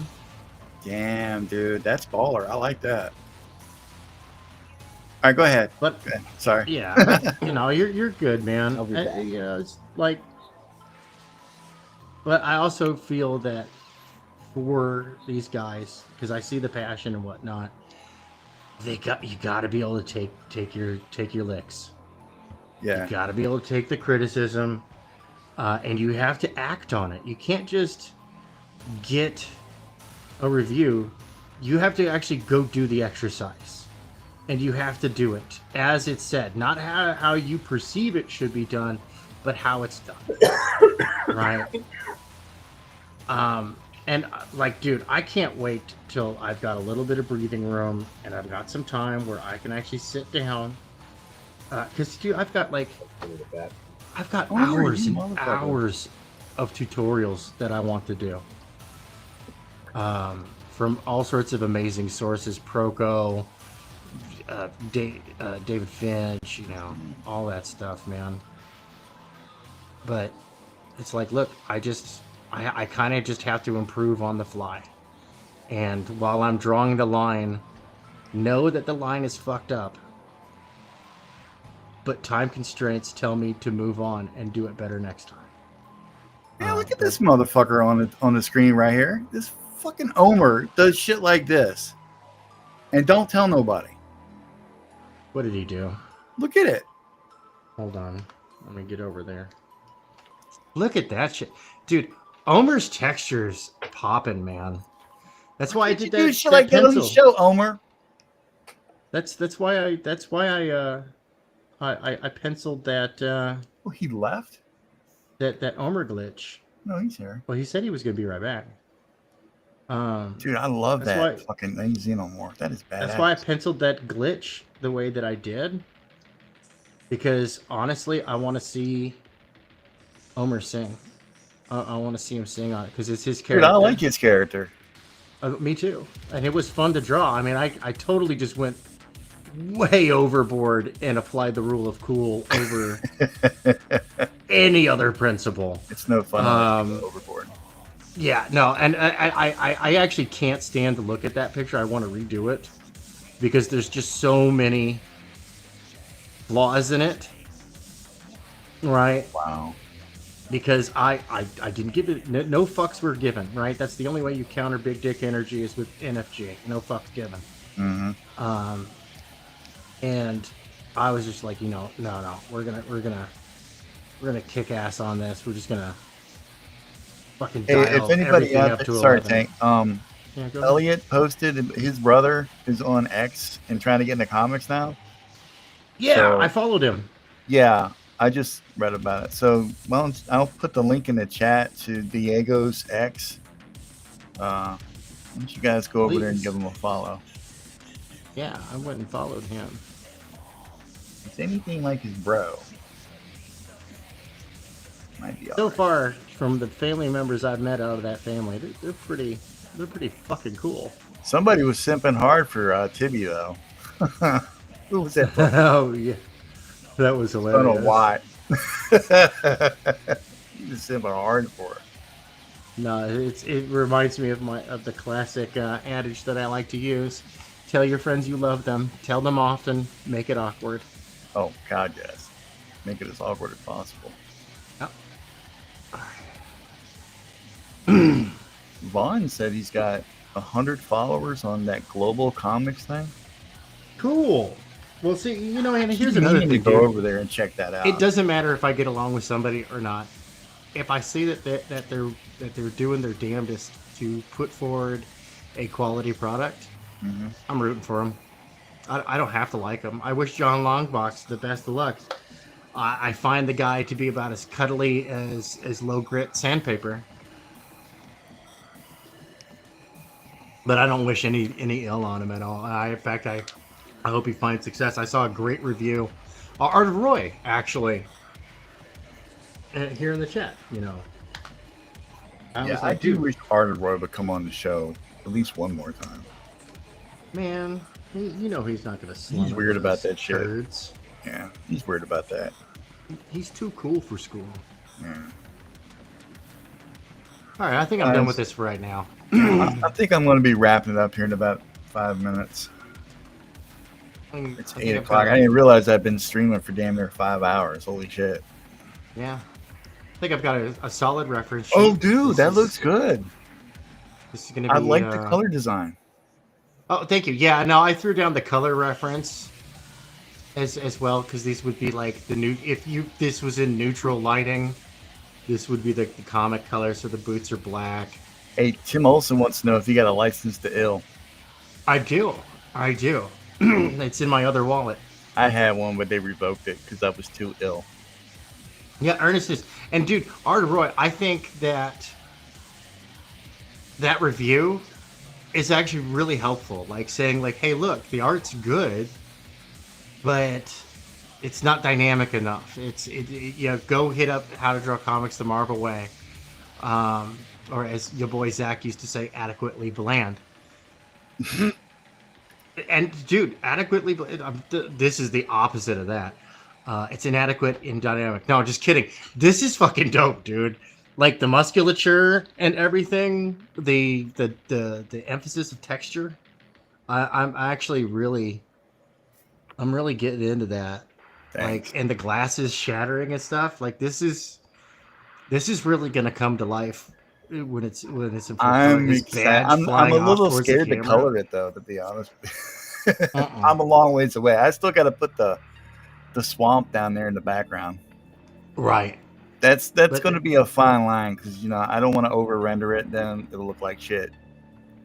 So I don't know. I definitely got to establish the scene though. See, old me would just be like, oh, okay, I'm done. I'm done. Fuck it. That's all I want to do. But I know that background's important. Tim Olson says Melvin number 0 was given a score of 6.8 out of 10 on a book review. What's Melvin 0? And Melvin's his book. Oh. Yeah. Well, I guess congratulations are in order. That's a D minus C plus, or sorry, that's a C minus D plus, which is technically a passing grade. I guess congratulations are in order. So that's actually not bad, dude. That's cool. And congratulations are back in order. Yeah. Mm-hmm. I congratulate. But well, I was gonna wait for I'm Homer to come back, but I got shit I got to do. So guys, I think I'm good on this. I'm gonna have to jet. All right. I appreciate you guys. I gotta go finish making dinner. Hanging out with me. Axe, thanks for popping in. Yeah, for sure. Thanks for having me, man. Yeah, it's a pleasure hanging out with you, dude. Anytime, man. Anytime. John, you lost a sub. Did I really? Yeah, you're down to 310 on my monitor. Oh well, it happens. That's hilarious. I don't care. Wait, did I unsub? Hold on. It was you, wasn't it, Mark? No, you're at 311. It's just that the YouTube phone app is stupid. Oh. Yeah, I see. I see the same thing on my phone. Yeah, it's all good. So hey, that means you got it during the show. Awesome. Awesome. All right, guys. Well, until I guess Saturday, I reckon. Well, no, I'm actually going to do another live stream. Not tonight, but maybe tomorrow, the day after, because I do want to test out that Ecamm. So that's going to be weird. Oh, I use Ecamm. Yeah, I'm doing a trial, but everyone tells me you got full access to everything on the trial, but I don't have the interview shit, and you need that for guests. They didn't even give you that. Oh, yeah, that's right. Okay. So it's like, fuck. I mean, I was talking to somebody on the Facebook group about it, and then they had like someone from Ecamm support contact me, like, contact us if you want to do this. You should have full access to it. If not, there's something wrong. And I'm like, yeah, something's wrong, bitch. It's all good. But I am getting it set. I do like the way it looks and feels and operates. So you're on a Mac? Yeah, must be. Yeah, it's really slick. I've set up some pretty sweet scenes, the layers and everything. I love it. I just haven't been streaming. I should really stream. You should, man. Yeah. And if anything else, you should stream with us. What? Yeah, come on over to the studio, man. Thanks for the invite, dude. Always. Appreciate that. All right, guys. I will see you guys later. Y'all have a good night. Marcus, all right, thanks good night. for popping in, brother. Night, everybody. Thanks. Okay, bye.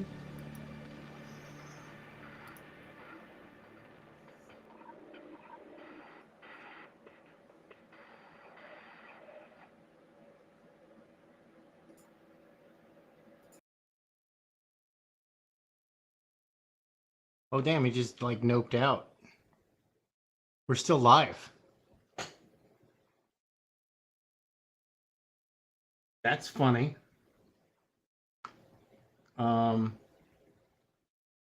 We are still live.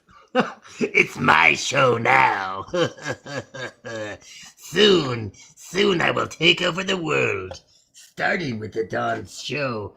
Hopefully he realizes I hope he realizes that he has made a terrible mistake.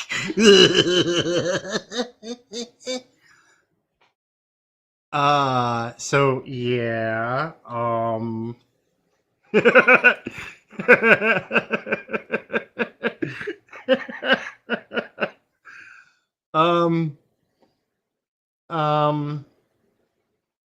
yeah, no, sir, I don't know, I cannot fix this.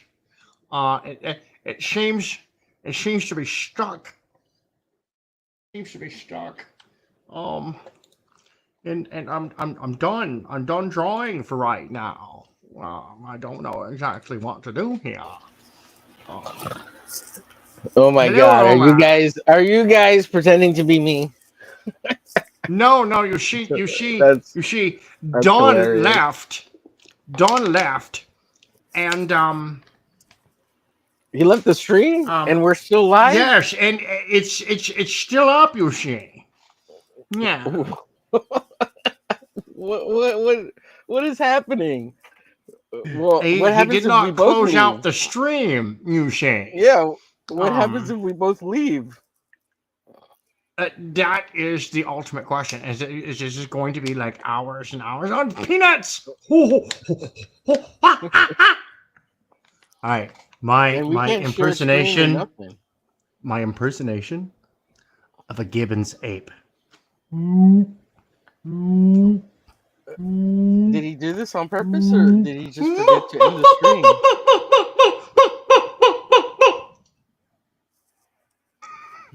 That is my impersonation of a Gibbons ape. Oh shoot. Dude, what is happening? You know, it was somewhere in between Art of Roy, between Cagney and Stewart. I couldn't pick a lane. We can't highlight the chat or nothing, huh? I know. There's no way this I gotta dude go really cook forgot. dinner, dude. Me too. I was Well, I was eating some sushi real quick, a couple pieces right now. That's And, so funny. Oh my gosh! I'm dude, going over. Let's leave. Let's leave. How did you forget? No. This is BS, right? He's messing with us. He's in the back watching us just like trip out, right? Watching his sub count in free fall. Oh man, we could totally nuke his channel. Let's show inappropriate things, talk about inappropriate things. We'll play some Beatles. Yeah, we'll play some System of a Down. Oh, dude. Oh, Don. Oh my goodness, dude. Oh, Don. The plans to take the channel. Oh, Dono. Oh, Dono. Random Drawstream. Don left the show. He took off somewhere. Haldir, oh look, thank you, Haldir. I'll put this up. Haldir, yep. Thanks, Haldir. That's right. You only have one sub. Goodness. What the hell? Play Metallica, yeah, right. Oh, We're gonna play all the copyright strike brands. Oh my goodness gracious. So, gosh, I can't even really. I mean, I can share screens, kind of. Oh, well, you have your virtual OBS, yeah. So you can. Yeah, kind of do I do. Yeah.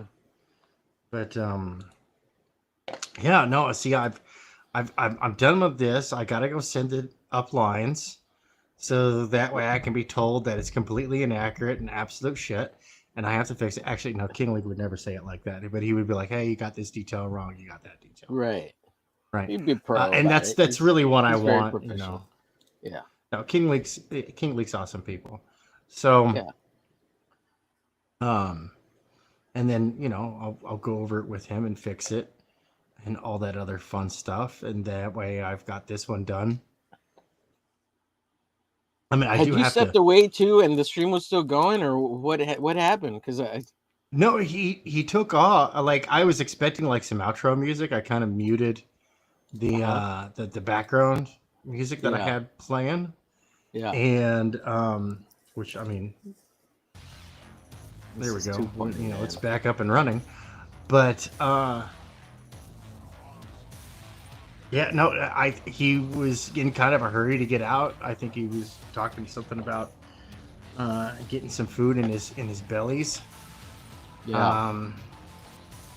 Let me go into the big wigs chat. You're gonna. I was about I'm to just- go over there and let him know, but yeah, you gonna do it. Stream is still up. ...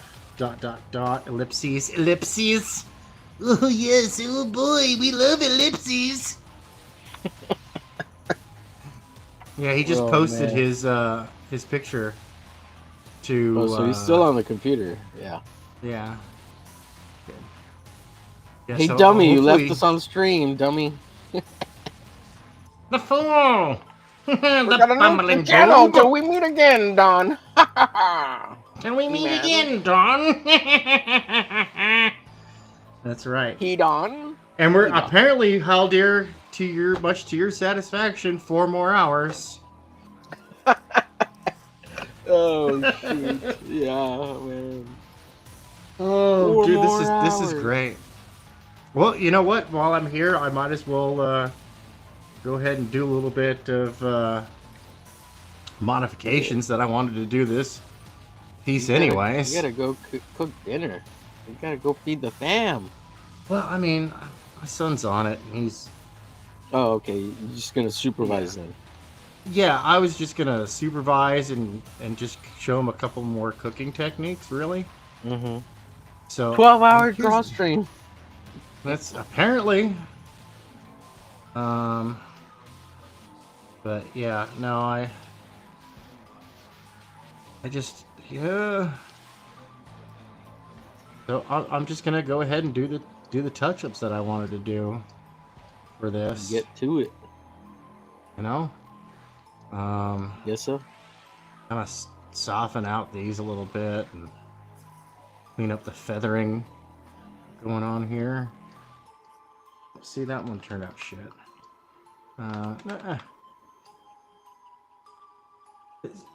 You know, there are some things I like about working digitally, but most things I don't like it. I like doing digital for the pencil because I don't tear up the paper. Yeah. For making yeah. like a It's bazillion my corrections. business. Because I'm so indecisive when it comes to artwork. I have no tattoos. That is the only reason why I have no tattoos. Is I can't make up my mind. Yeah. You know, and that's like brutally honest. Yeah. Although I am going to have my daughter whip up a tattoo for me, and I've got to do a tattoo design for my wife because my daughter, my middle daughter, grew up to be a tattoo artist, and I'm like, heck yeah, that's a stable income. That's what I said. You know, get a real job. Is she all tatted up? Your daughter? A little bit now because she used herself as a practice canvas, and She's gonna be she one of has those gone cool chicks that has an arm sleeve. She's gonna get one of those badass arm sleeves. Yeah, her thighs are all mostly sleeved up at this point. Oh really? Because she's wow. Yeah, because she's done cover-ups on her early work. Oh okay. To kind of fix her fuck-ups. Yeah. You know, because learning curve is a thing. Yeah. But that's pretty cool. She's really an artist. So did you influence that? Yeah, you know, and you know what? I'm gonna bring up a picture. I'm gonna load up a picture here real quick. She actually did the first Comicsgate crossover. She's actually a part of Comicsgate history. Really? Yeah, I'm gonna go grab that picture as quickly as I can. All right. I'll hold down Don Sport. Yeah. Well, I mean, yeah, I have it on my. Oh, on okay. my computer here somewhere. Yeah, I got you. I thought you had to physically go get something. I was like, oh. Yeah, I wish, man. No, she did it digitally on her tablet, which is. What do you want us to do live, Roy? I don't understand. We are live. What do you mean? What's going on?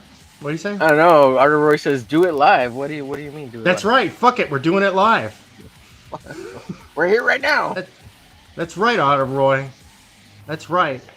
We bust out with that BDE, that big dick energy. with the backup power of no fucks given, cussing up a storm, shitting all over over Don's channel.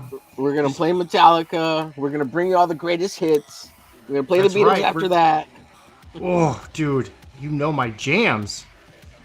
Yep. We're gonna put it all to softcore pornography. Softcore, man. Right. We don't half-ass nothing around here. Because here it is. All right, so this is the first Comicsgate crossover that was ever done. Yes, Nick. He forgot to shut the stream down, so me and Tech are stuck here. Oh well, I guess we could leave, but yeah, Nick.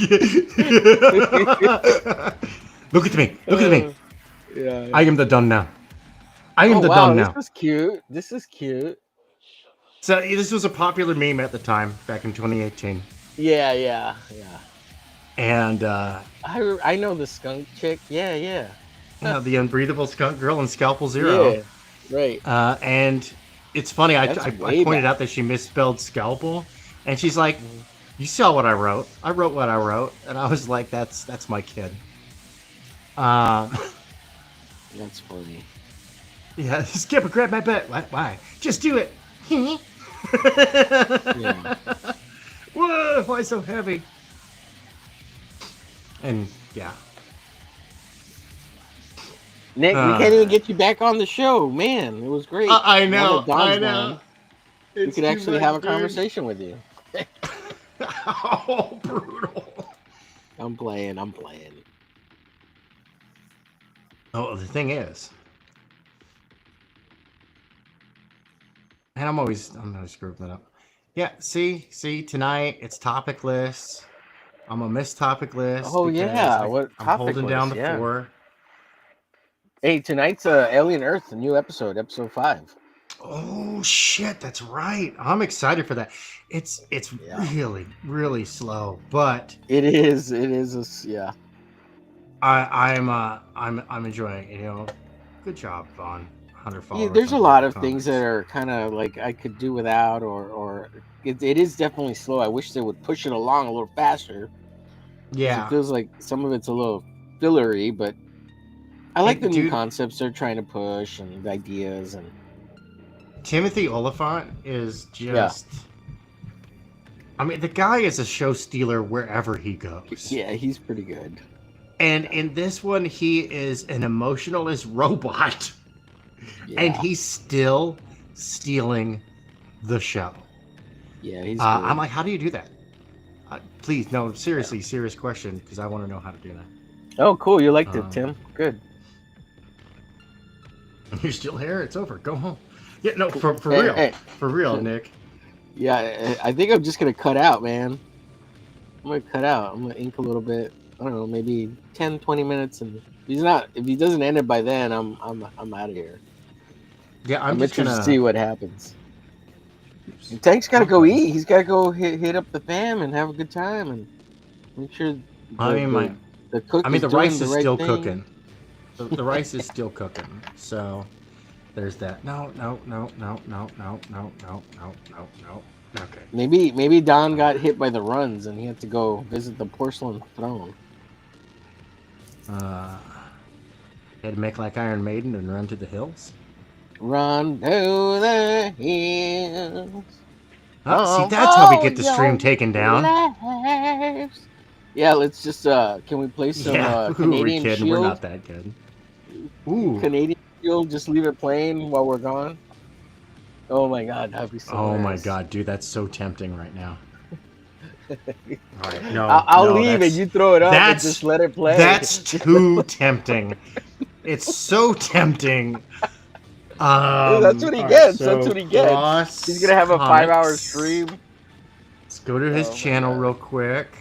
Runs on the hills. No. Says Tim. Oops, wrong. Okay, there we go.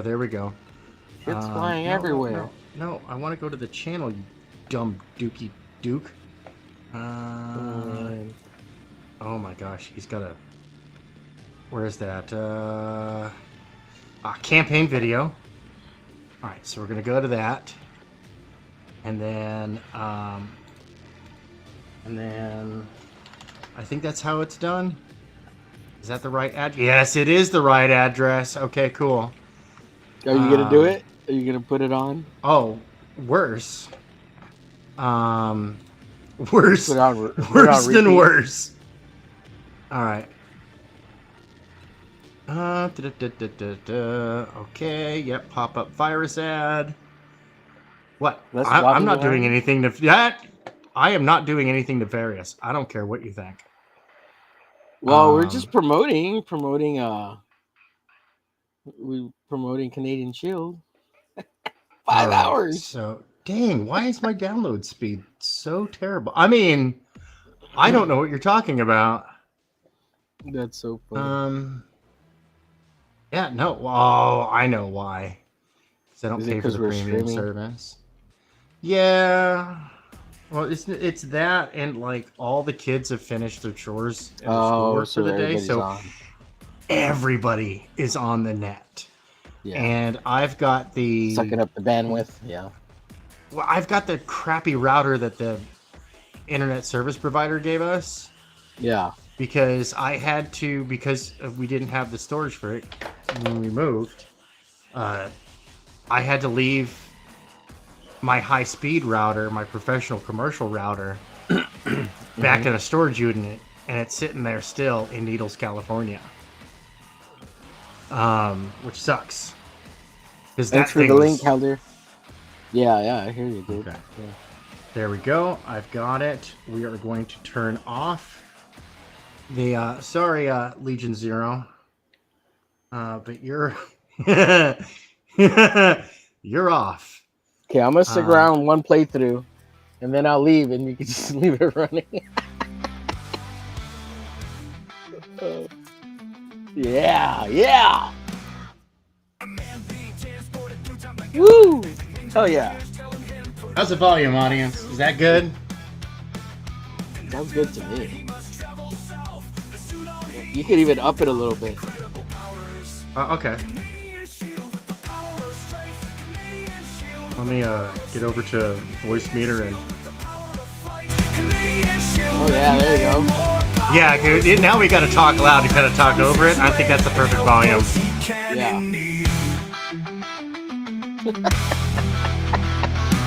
Hilarious. Another man wanting in his life. Canadian Shield saves him in the nick of time. Now he lets the man know reasons to live. With this, the man goes on to live many more days. Yeah, I don't know. Can you show it, Tate? I don't want to down. I don't want to rip the whole. But you know what? I should. All right, fine. You know, the fans have demanded it. I don't think Rick's gonna care. No, of course he won't. No, Rick's awesome, dude. Yeah.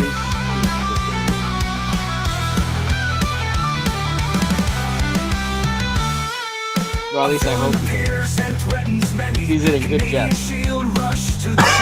A battle ensues and blows are traded. The Canadian Shield wins and many are saved. Canadian Shield with the power of strength. Canadian Shield with the power of speed. Canadian Shield with the power of flight. Canadian Shield with many more powers. With the evil that comes his way and help those he can in need. This is gonna drive Dawn insane. What's this 10 hours of Canadian Shield? Like, why's my channel still going? Why is there 24 hours of Canadian Shield playing on my channel? A man being transported through time by God. An angel appears telling him put on a nearby suit. And after that he must travel south. The suit on he is endowed with incredible powers. Canadian Shield with the power of strength. Canadian Shield with the power of speed. Canadian Shield with the power of flight. Canadian Shield with many more powers. Will fight the evil that comes his way and help those he can in need. Another man wanting in his life. Canadian Shield saves him in the nick of time. Now he lets the man know reasons to live. With this, the man goes on to live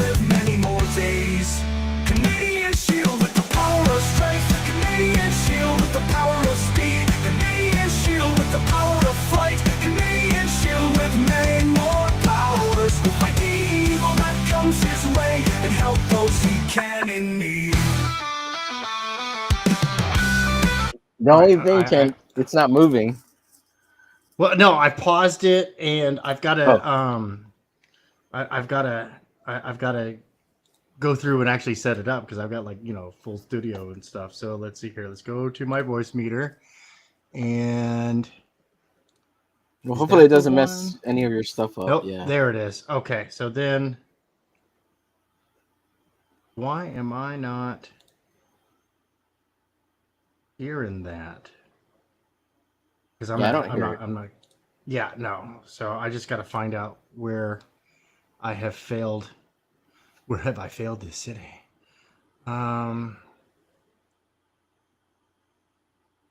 Okay, so I've got. Is that just like? Man, I did this before.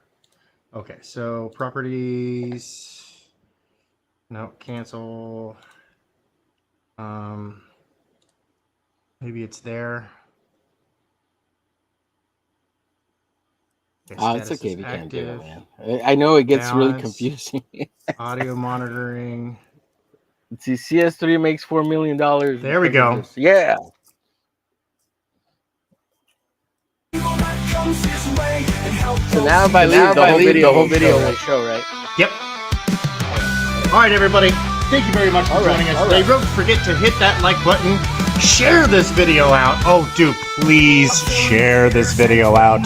And hit that bell to receive all notifications for everything Omega Commission and Canadian Shield. We good?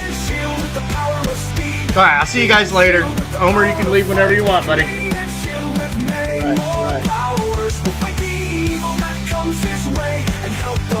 Can in me.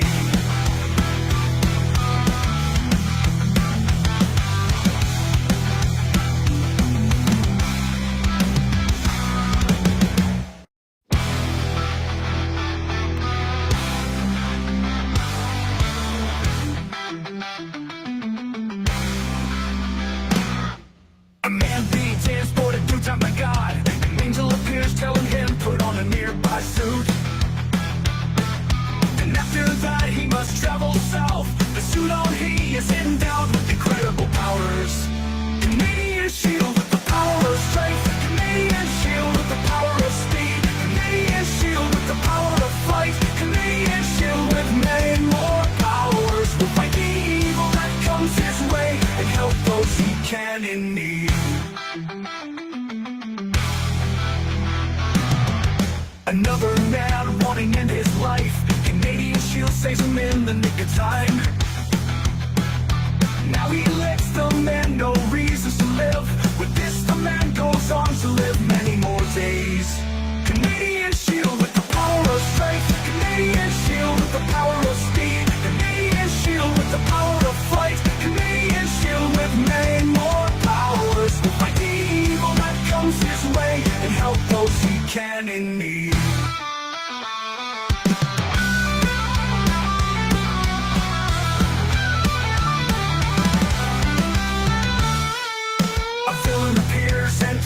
Many Canadian shield rush to the scene. A battle of twos and blows are traded. The Canadian shield wins and many are saved. Canadian shield with the power of strength. Canadian shield with the power of speed. Canadian shield with the power of flight. Canadian shield with many more powers. Will fight the evil that comes his way and help those he can in need.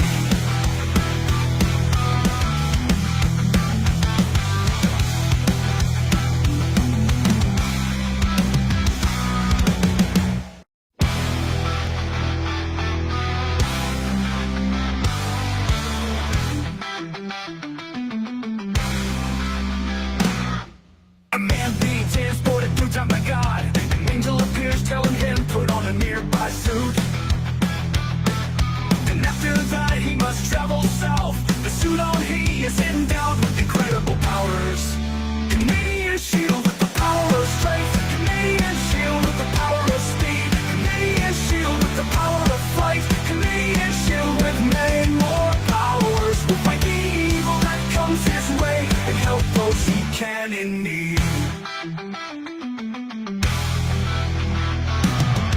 Another man wanting in his life. Canadian Shield saves him in the nick of time. Now he lets the man know reasons to live. With this, the man goes on to live many more days. Canadian Shield with the power of strength. Canadian Shield with the power of speed. Canadian Shield with the power of flight. Canadian Shield with many more powers. Will fight the evil that comes his way and help those he can in need.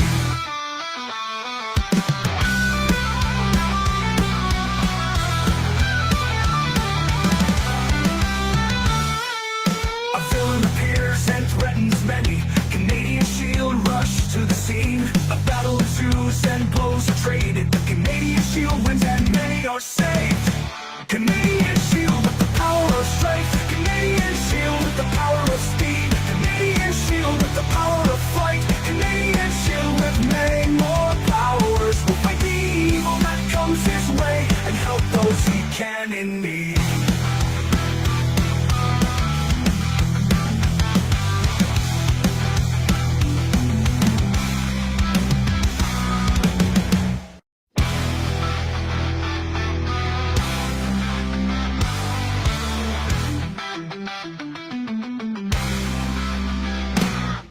A man being transported through time by God. An angel appears telling him put on a nearby suit. And after that he must travel south. The suit on he is endowed with incredible powers.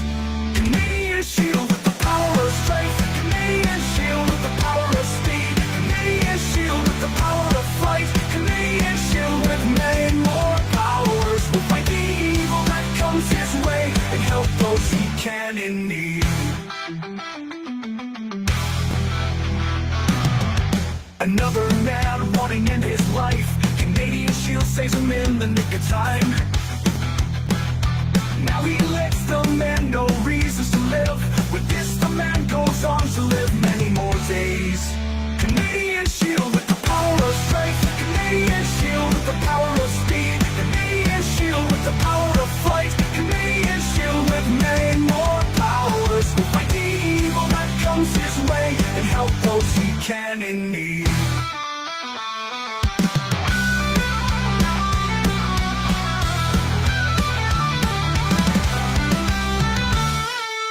A villain appears and threatens many. Canadian Shield rush to the scene. A battle ensues and blows are traded. The Canadian Shield wins and many are saved. Canadian Shield with the power of strength. Canadian Shield with the power of speed. Canadian Shield with the power of flight. Canadian Shield with many more powers. Will fight the evil that comes his way and help those he can in need.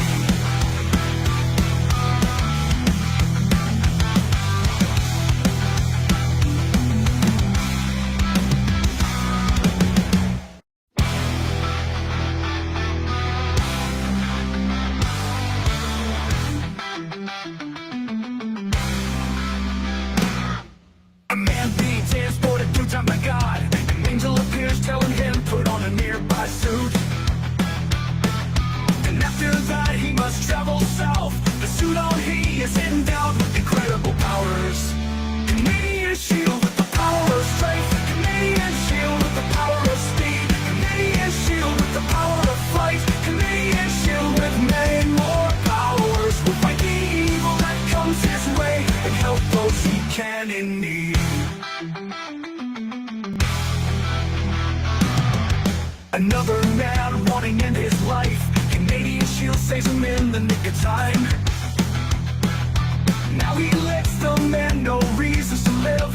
With this, the man goes on to live many more days. Canadian Shield with the power of strength. Canadian Shield with the power of speed. Canadian Shield with the power of flight. Canadian Shield with many more powers. Will fight the evil that comes his way and help those he can in need.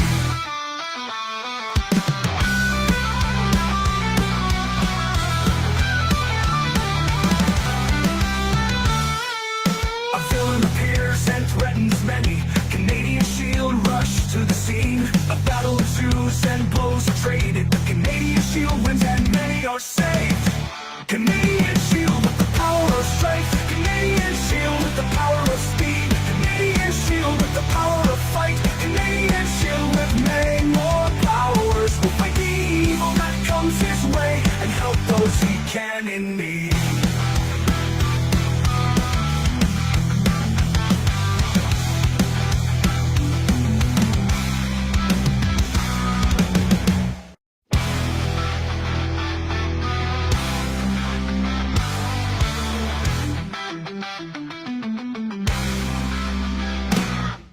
A man being transported through time by God. An angel appears telling him put on a nearby suit.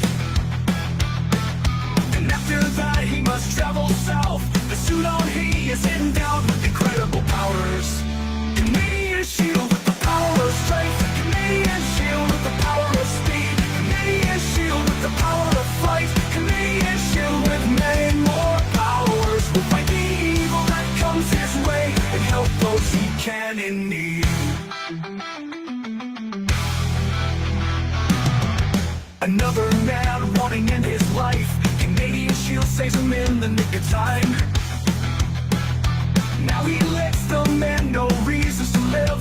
With this the man goes on to live many more days. Canadian shield with the power of strength. Canadian shield with the power of speed. Canadian shield with the power of fight. Canadian shield with many more powers. Will fight the evil that comes his way and help those he can in need.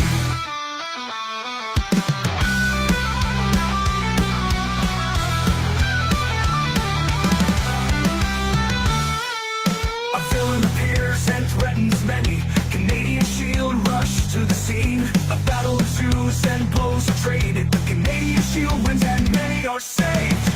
Canadian shield with the power of strength. Canadian shield with the power of speed. Canadian shield with the power of fight. Canadian shield with many more powers. Will fight the evil that comes his way and help those he can in need.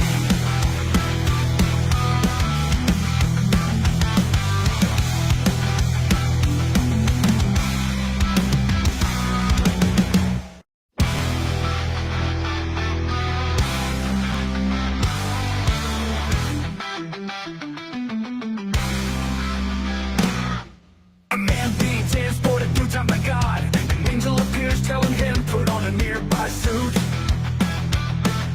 And after that he must travel south. The suit on he is endowed with incredible powers.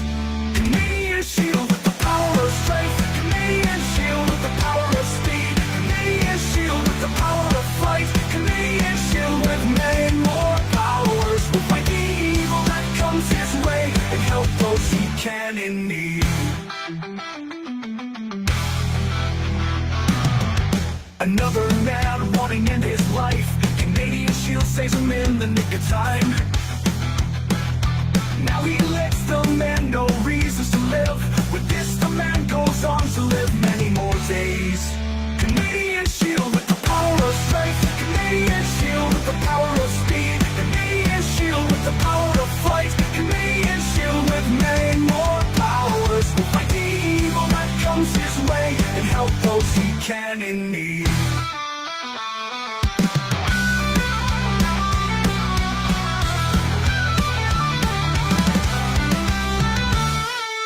A villain appears and threatens many. Canadian shield rush to the scene. A battle ensues and blows are traded. The Canadian shield wins and many are saved. Canadian shield with the power of strength. Canadian shield with the power of speed. Canadian shield with the power of fight. Canadian shield with many more powers. Will fight the evil that comes his way and help those he can in need.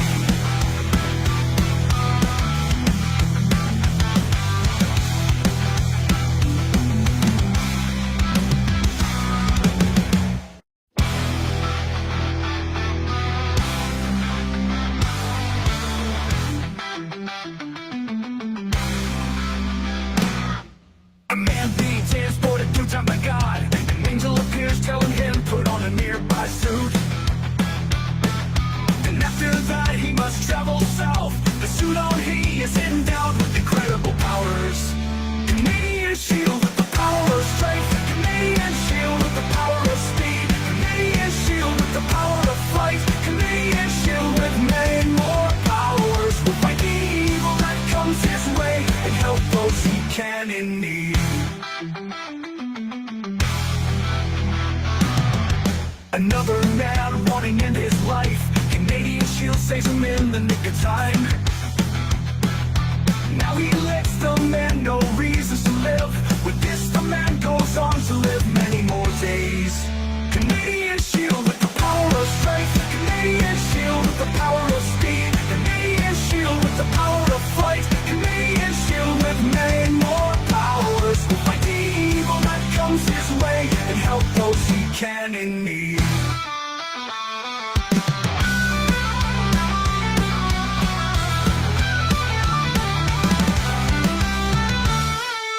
A villain appears and threatens many. Canadian Shield rush to the scene. A battle ensues and blows are traded. The Canadian Shield wins and many are saved.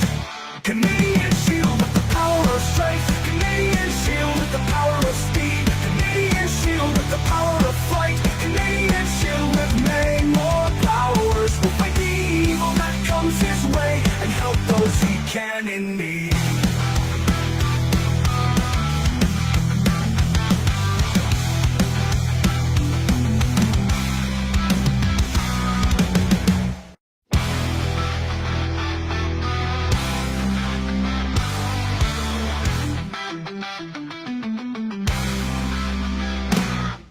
A man being transported through time by God. An angel appears telling him put on a nearby suit. And after that he must travel south. The suit on he is endowed with incredible powers. Canadian Shield with the power of strength. Canadian Shield with the power of speed. Canadian Shield with the power of flight. Canadian Shield with many more powers. Will fight the evil that comes his way and help those he can in need. Another man wanting to end his life. Canadian Shield saves him in the nick of time. Now he lets the man know reasons to live. With this, the man goes on to live many more days.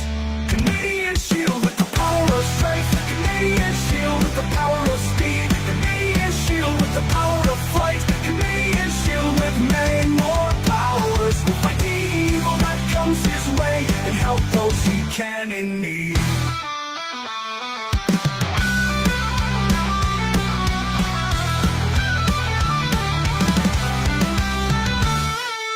A villain appears and threatens many.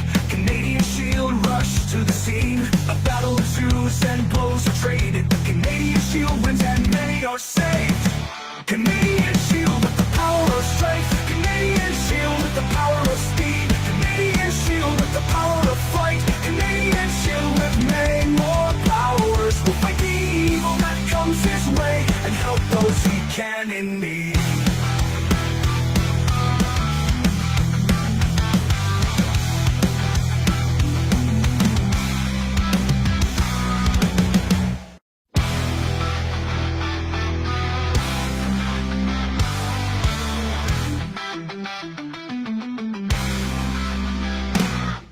A man being transported through time by God. An angel appears telling him put on a nearby suit.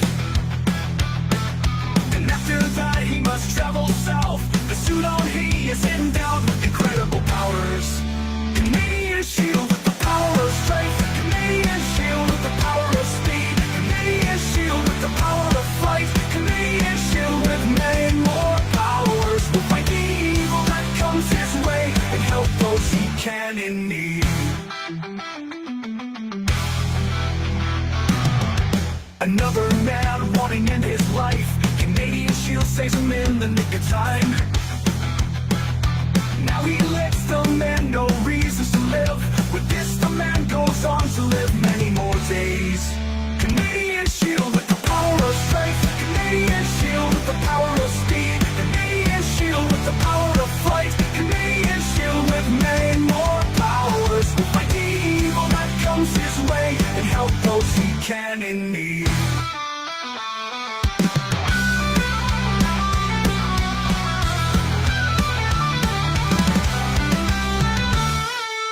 A villain appears and threatens many. Canadian Shield rush to the scene. A battle ensues and blows are traded. The Canadian are saved.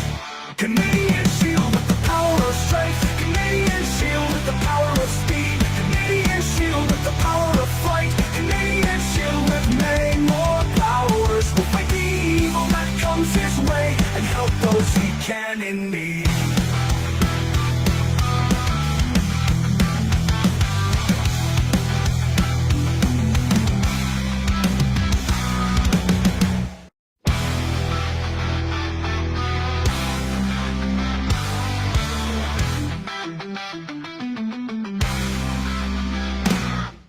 A man being transported through time by God. An angel appears telling him put on a nearby suit. And after that he must travel south. The suit on he is endowed with incredible powers. Canadian shield with the power of strength. Canadian shield with the power of speed. Canadian shield with the power of flight. Canadian shield with many more powers. Will fight the evil that comes his way and help those he can in need. Another man wanting to end his life. Canadian shield saves him in the nick of time. Now he lets the man know reasons to live. With this the man goes on to live many more days.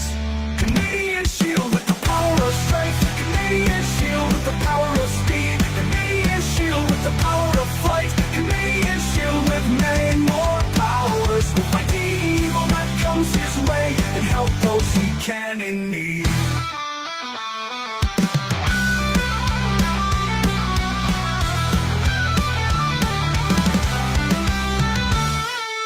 A villain appears and threatens many. Canadian shield rush to the scene. A battle ensues and blows are traded. The Canadian shield wins and many are saved.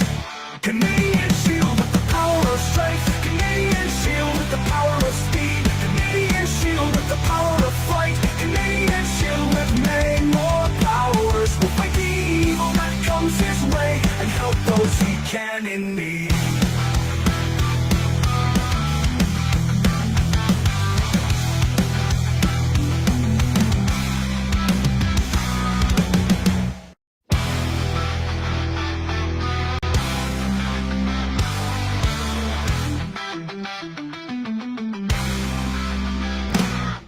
A man being transported through time by God. An angel appears telling him put on a nearby suit. And after that he must travel south. The suit on he is endowed with incredible powers. Canadian shield with the power of strength. Canadian shield with the power of speed. Canadian shield with the power of flight. Canadian shield with many more powers. Will fight the evil that comes his way and help those he can in need. Another man wanting to end his life. Canadian shield saves him in the nick of time. Now he lets the man know reasons to live. With this the man goes on to live many more days. Canadian shield with the power of strength. Canadian shield with the power of speed. Canadian shield with the power of flight. Canadian shield with many more powers. Will fight the evil that comes his way and help those he can in need.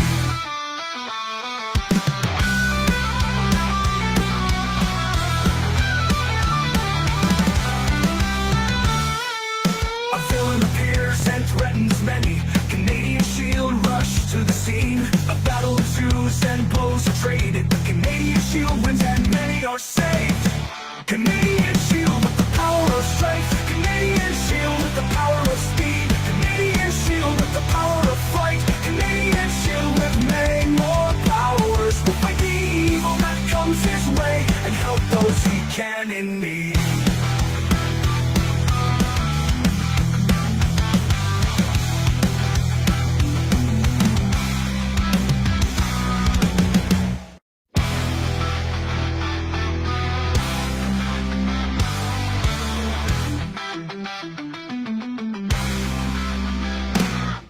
A man being transported through time by God. An angel appears telling him put on a nearby suit.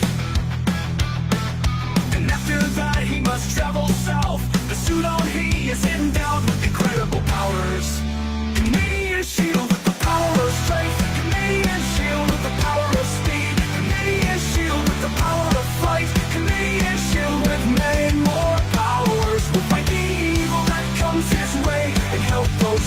can in need. Another man wanting to end his life. Canadian Shield saves him in the nick of time. Now he lets the man know reasons to live. With this, the man goes on to live many more days. Canadian Shield with the power of strength. Canadian Shield with the power of speed. Canadian Shield with the power of flight. Canadian Shield with many more powers. Will fight the evil that comes his way and help those he can in need.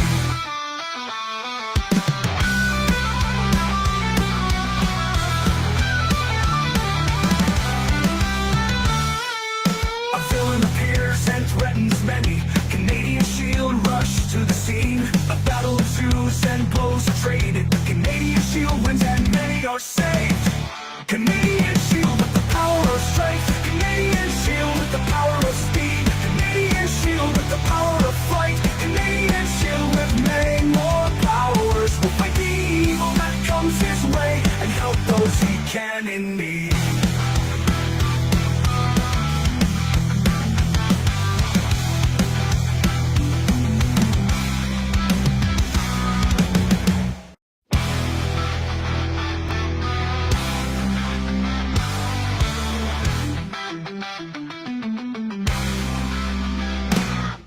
A man being transported through time by God. An angel appears telling him put on a nearby suit. And after that he must travel south. The suit on he is endowed with incredible powers.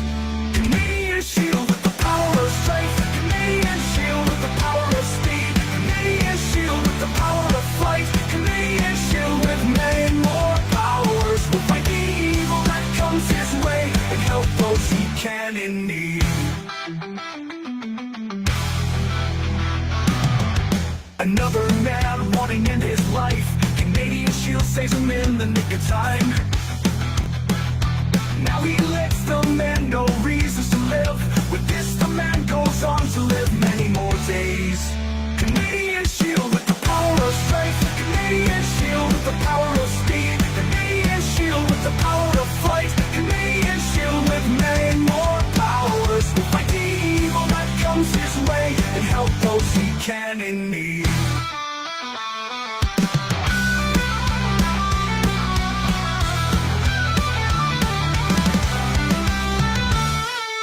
A villain appears and threatens many. Canadian Shield rush to the scene. A battle ensues and blows are traded. The Canadian Shield wins and many are saved.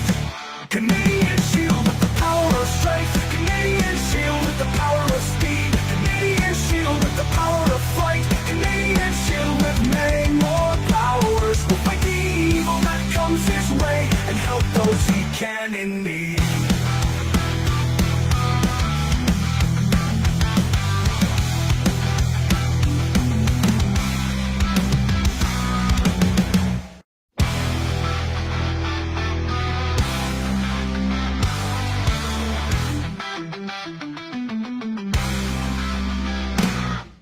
A man being transported through time by God. An angel appears telling him put on a nearby suit.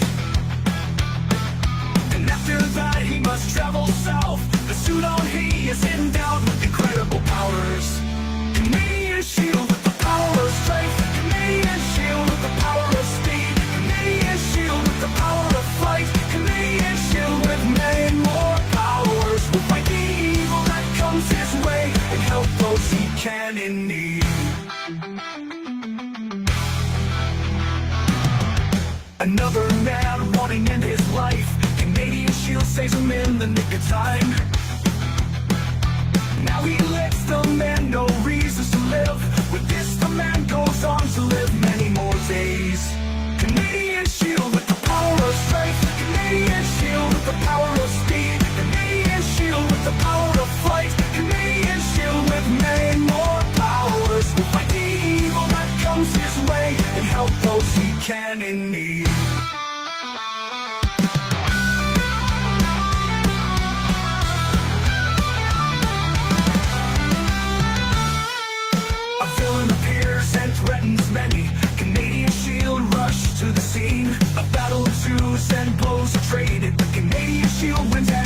are saved. Canadian shield with the power of strength. Canadian shield with the power of speed. Canadian shield with the power of flight. Canadian shield with many more powers. Will fight the evil that comes his way and help those he can in need.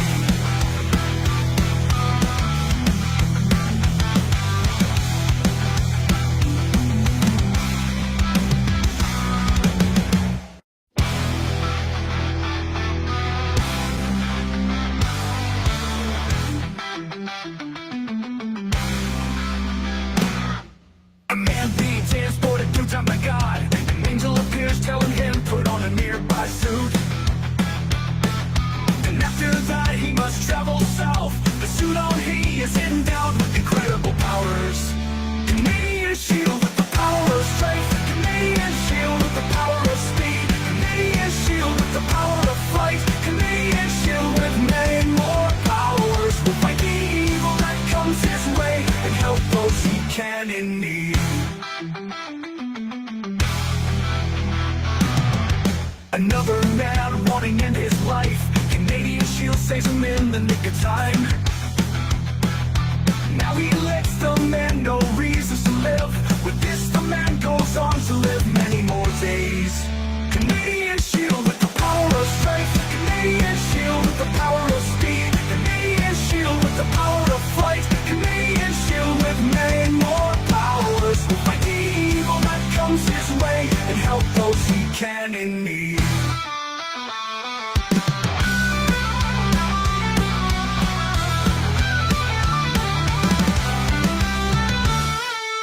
A villain appears and threatens many.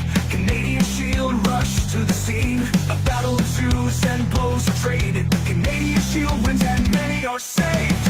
Canadian shield with the power of strength. Canadian shield with the power of speed. Canadian shield with the power of flight. Canadian shield with many more powers. Will fight the evil that comes his way and help those he can in need.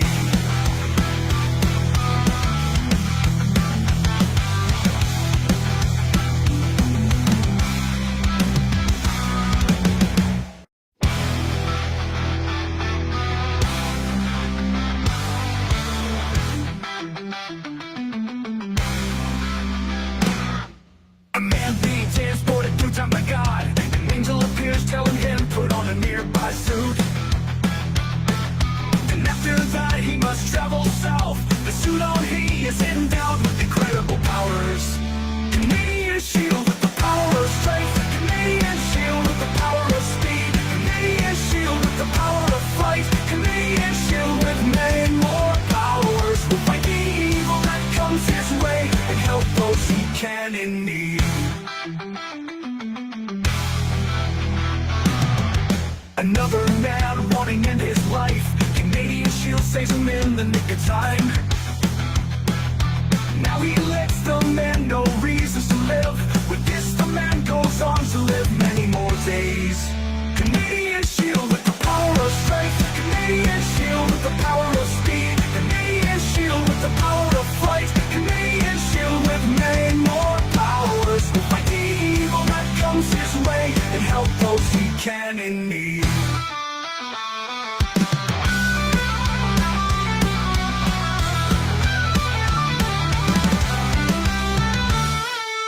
A villain appears and threatens many. Canadian shield rush to the scene. A battle ensues and blows are traded. The Canadian shield wins and many are saved. Canadian shield with the power of strength. Canadian shield with the power of speed. Canadian shield with the power of flight. Canadian shield with many more powers. Will fight the evil that comes his way and help those he can in need.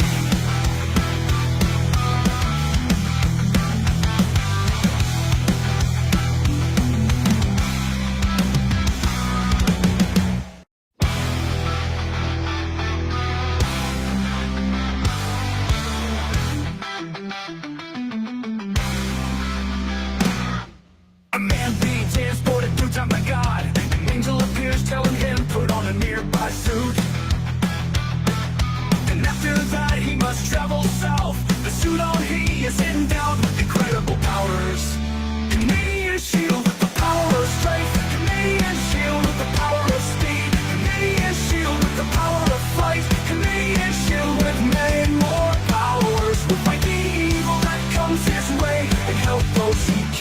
in need.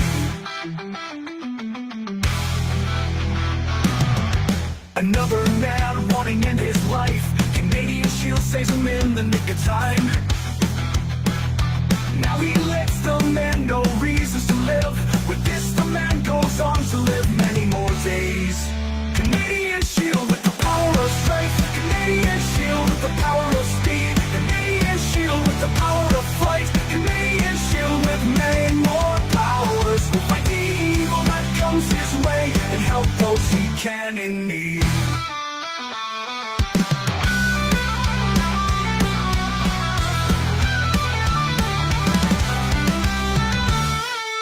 A villain appears and threatens many. Canadian Shield rush to the scene. A battle ensues and blows are traded. The Canadian Shield wins and many are saved.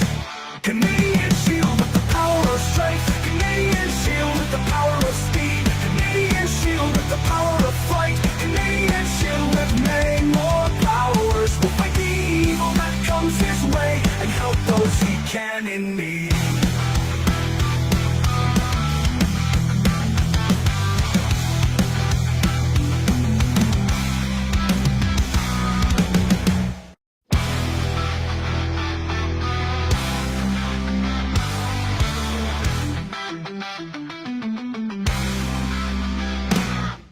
A man being transported through time by God. An angel appears telling him put on a nearby suit. And after that he must travel south. The suit on he is endowed with incredible powers. Canadian Shield with the power of strength. Canadian Shield with the power of speed. Canadian Shield with the power of flight. Canadian Shield with many more powers. Will fight the evil that comes his way and help those he can in need. Another man wanting to end his life. Canadian Shield saves him in the nick of time. Now he lets the man know reasons to live. With this, the man goes on to live many more days. Canadian Shield with the power of strength. Canadian Shield with the power of speed. Canadian Shield with the power of flight. Canadian Shield with many more powers. Will fight the evil that comes his way and help those he can in need.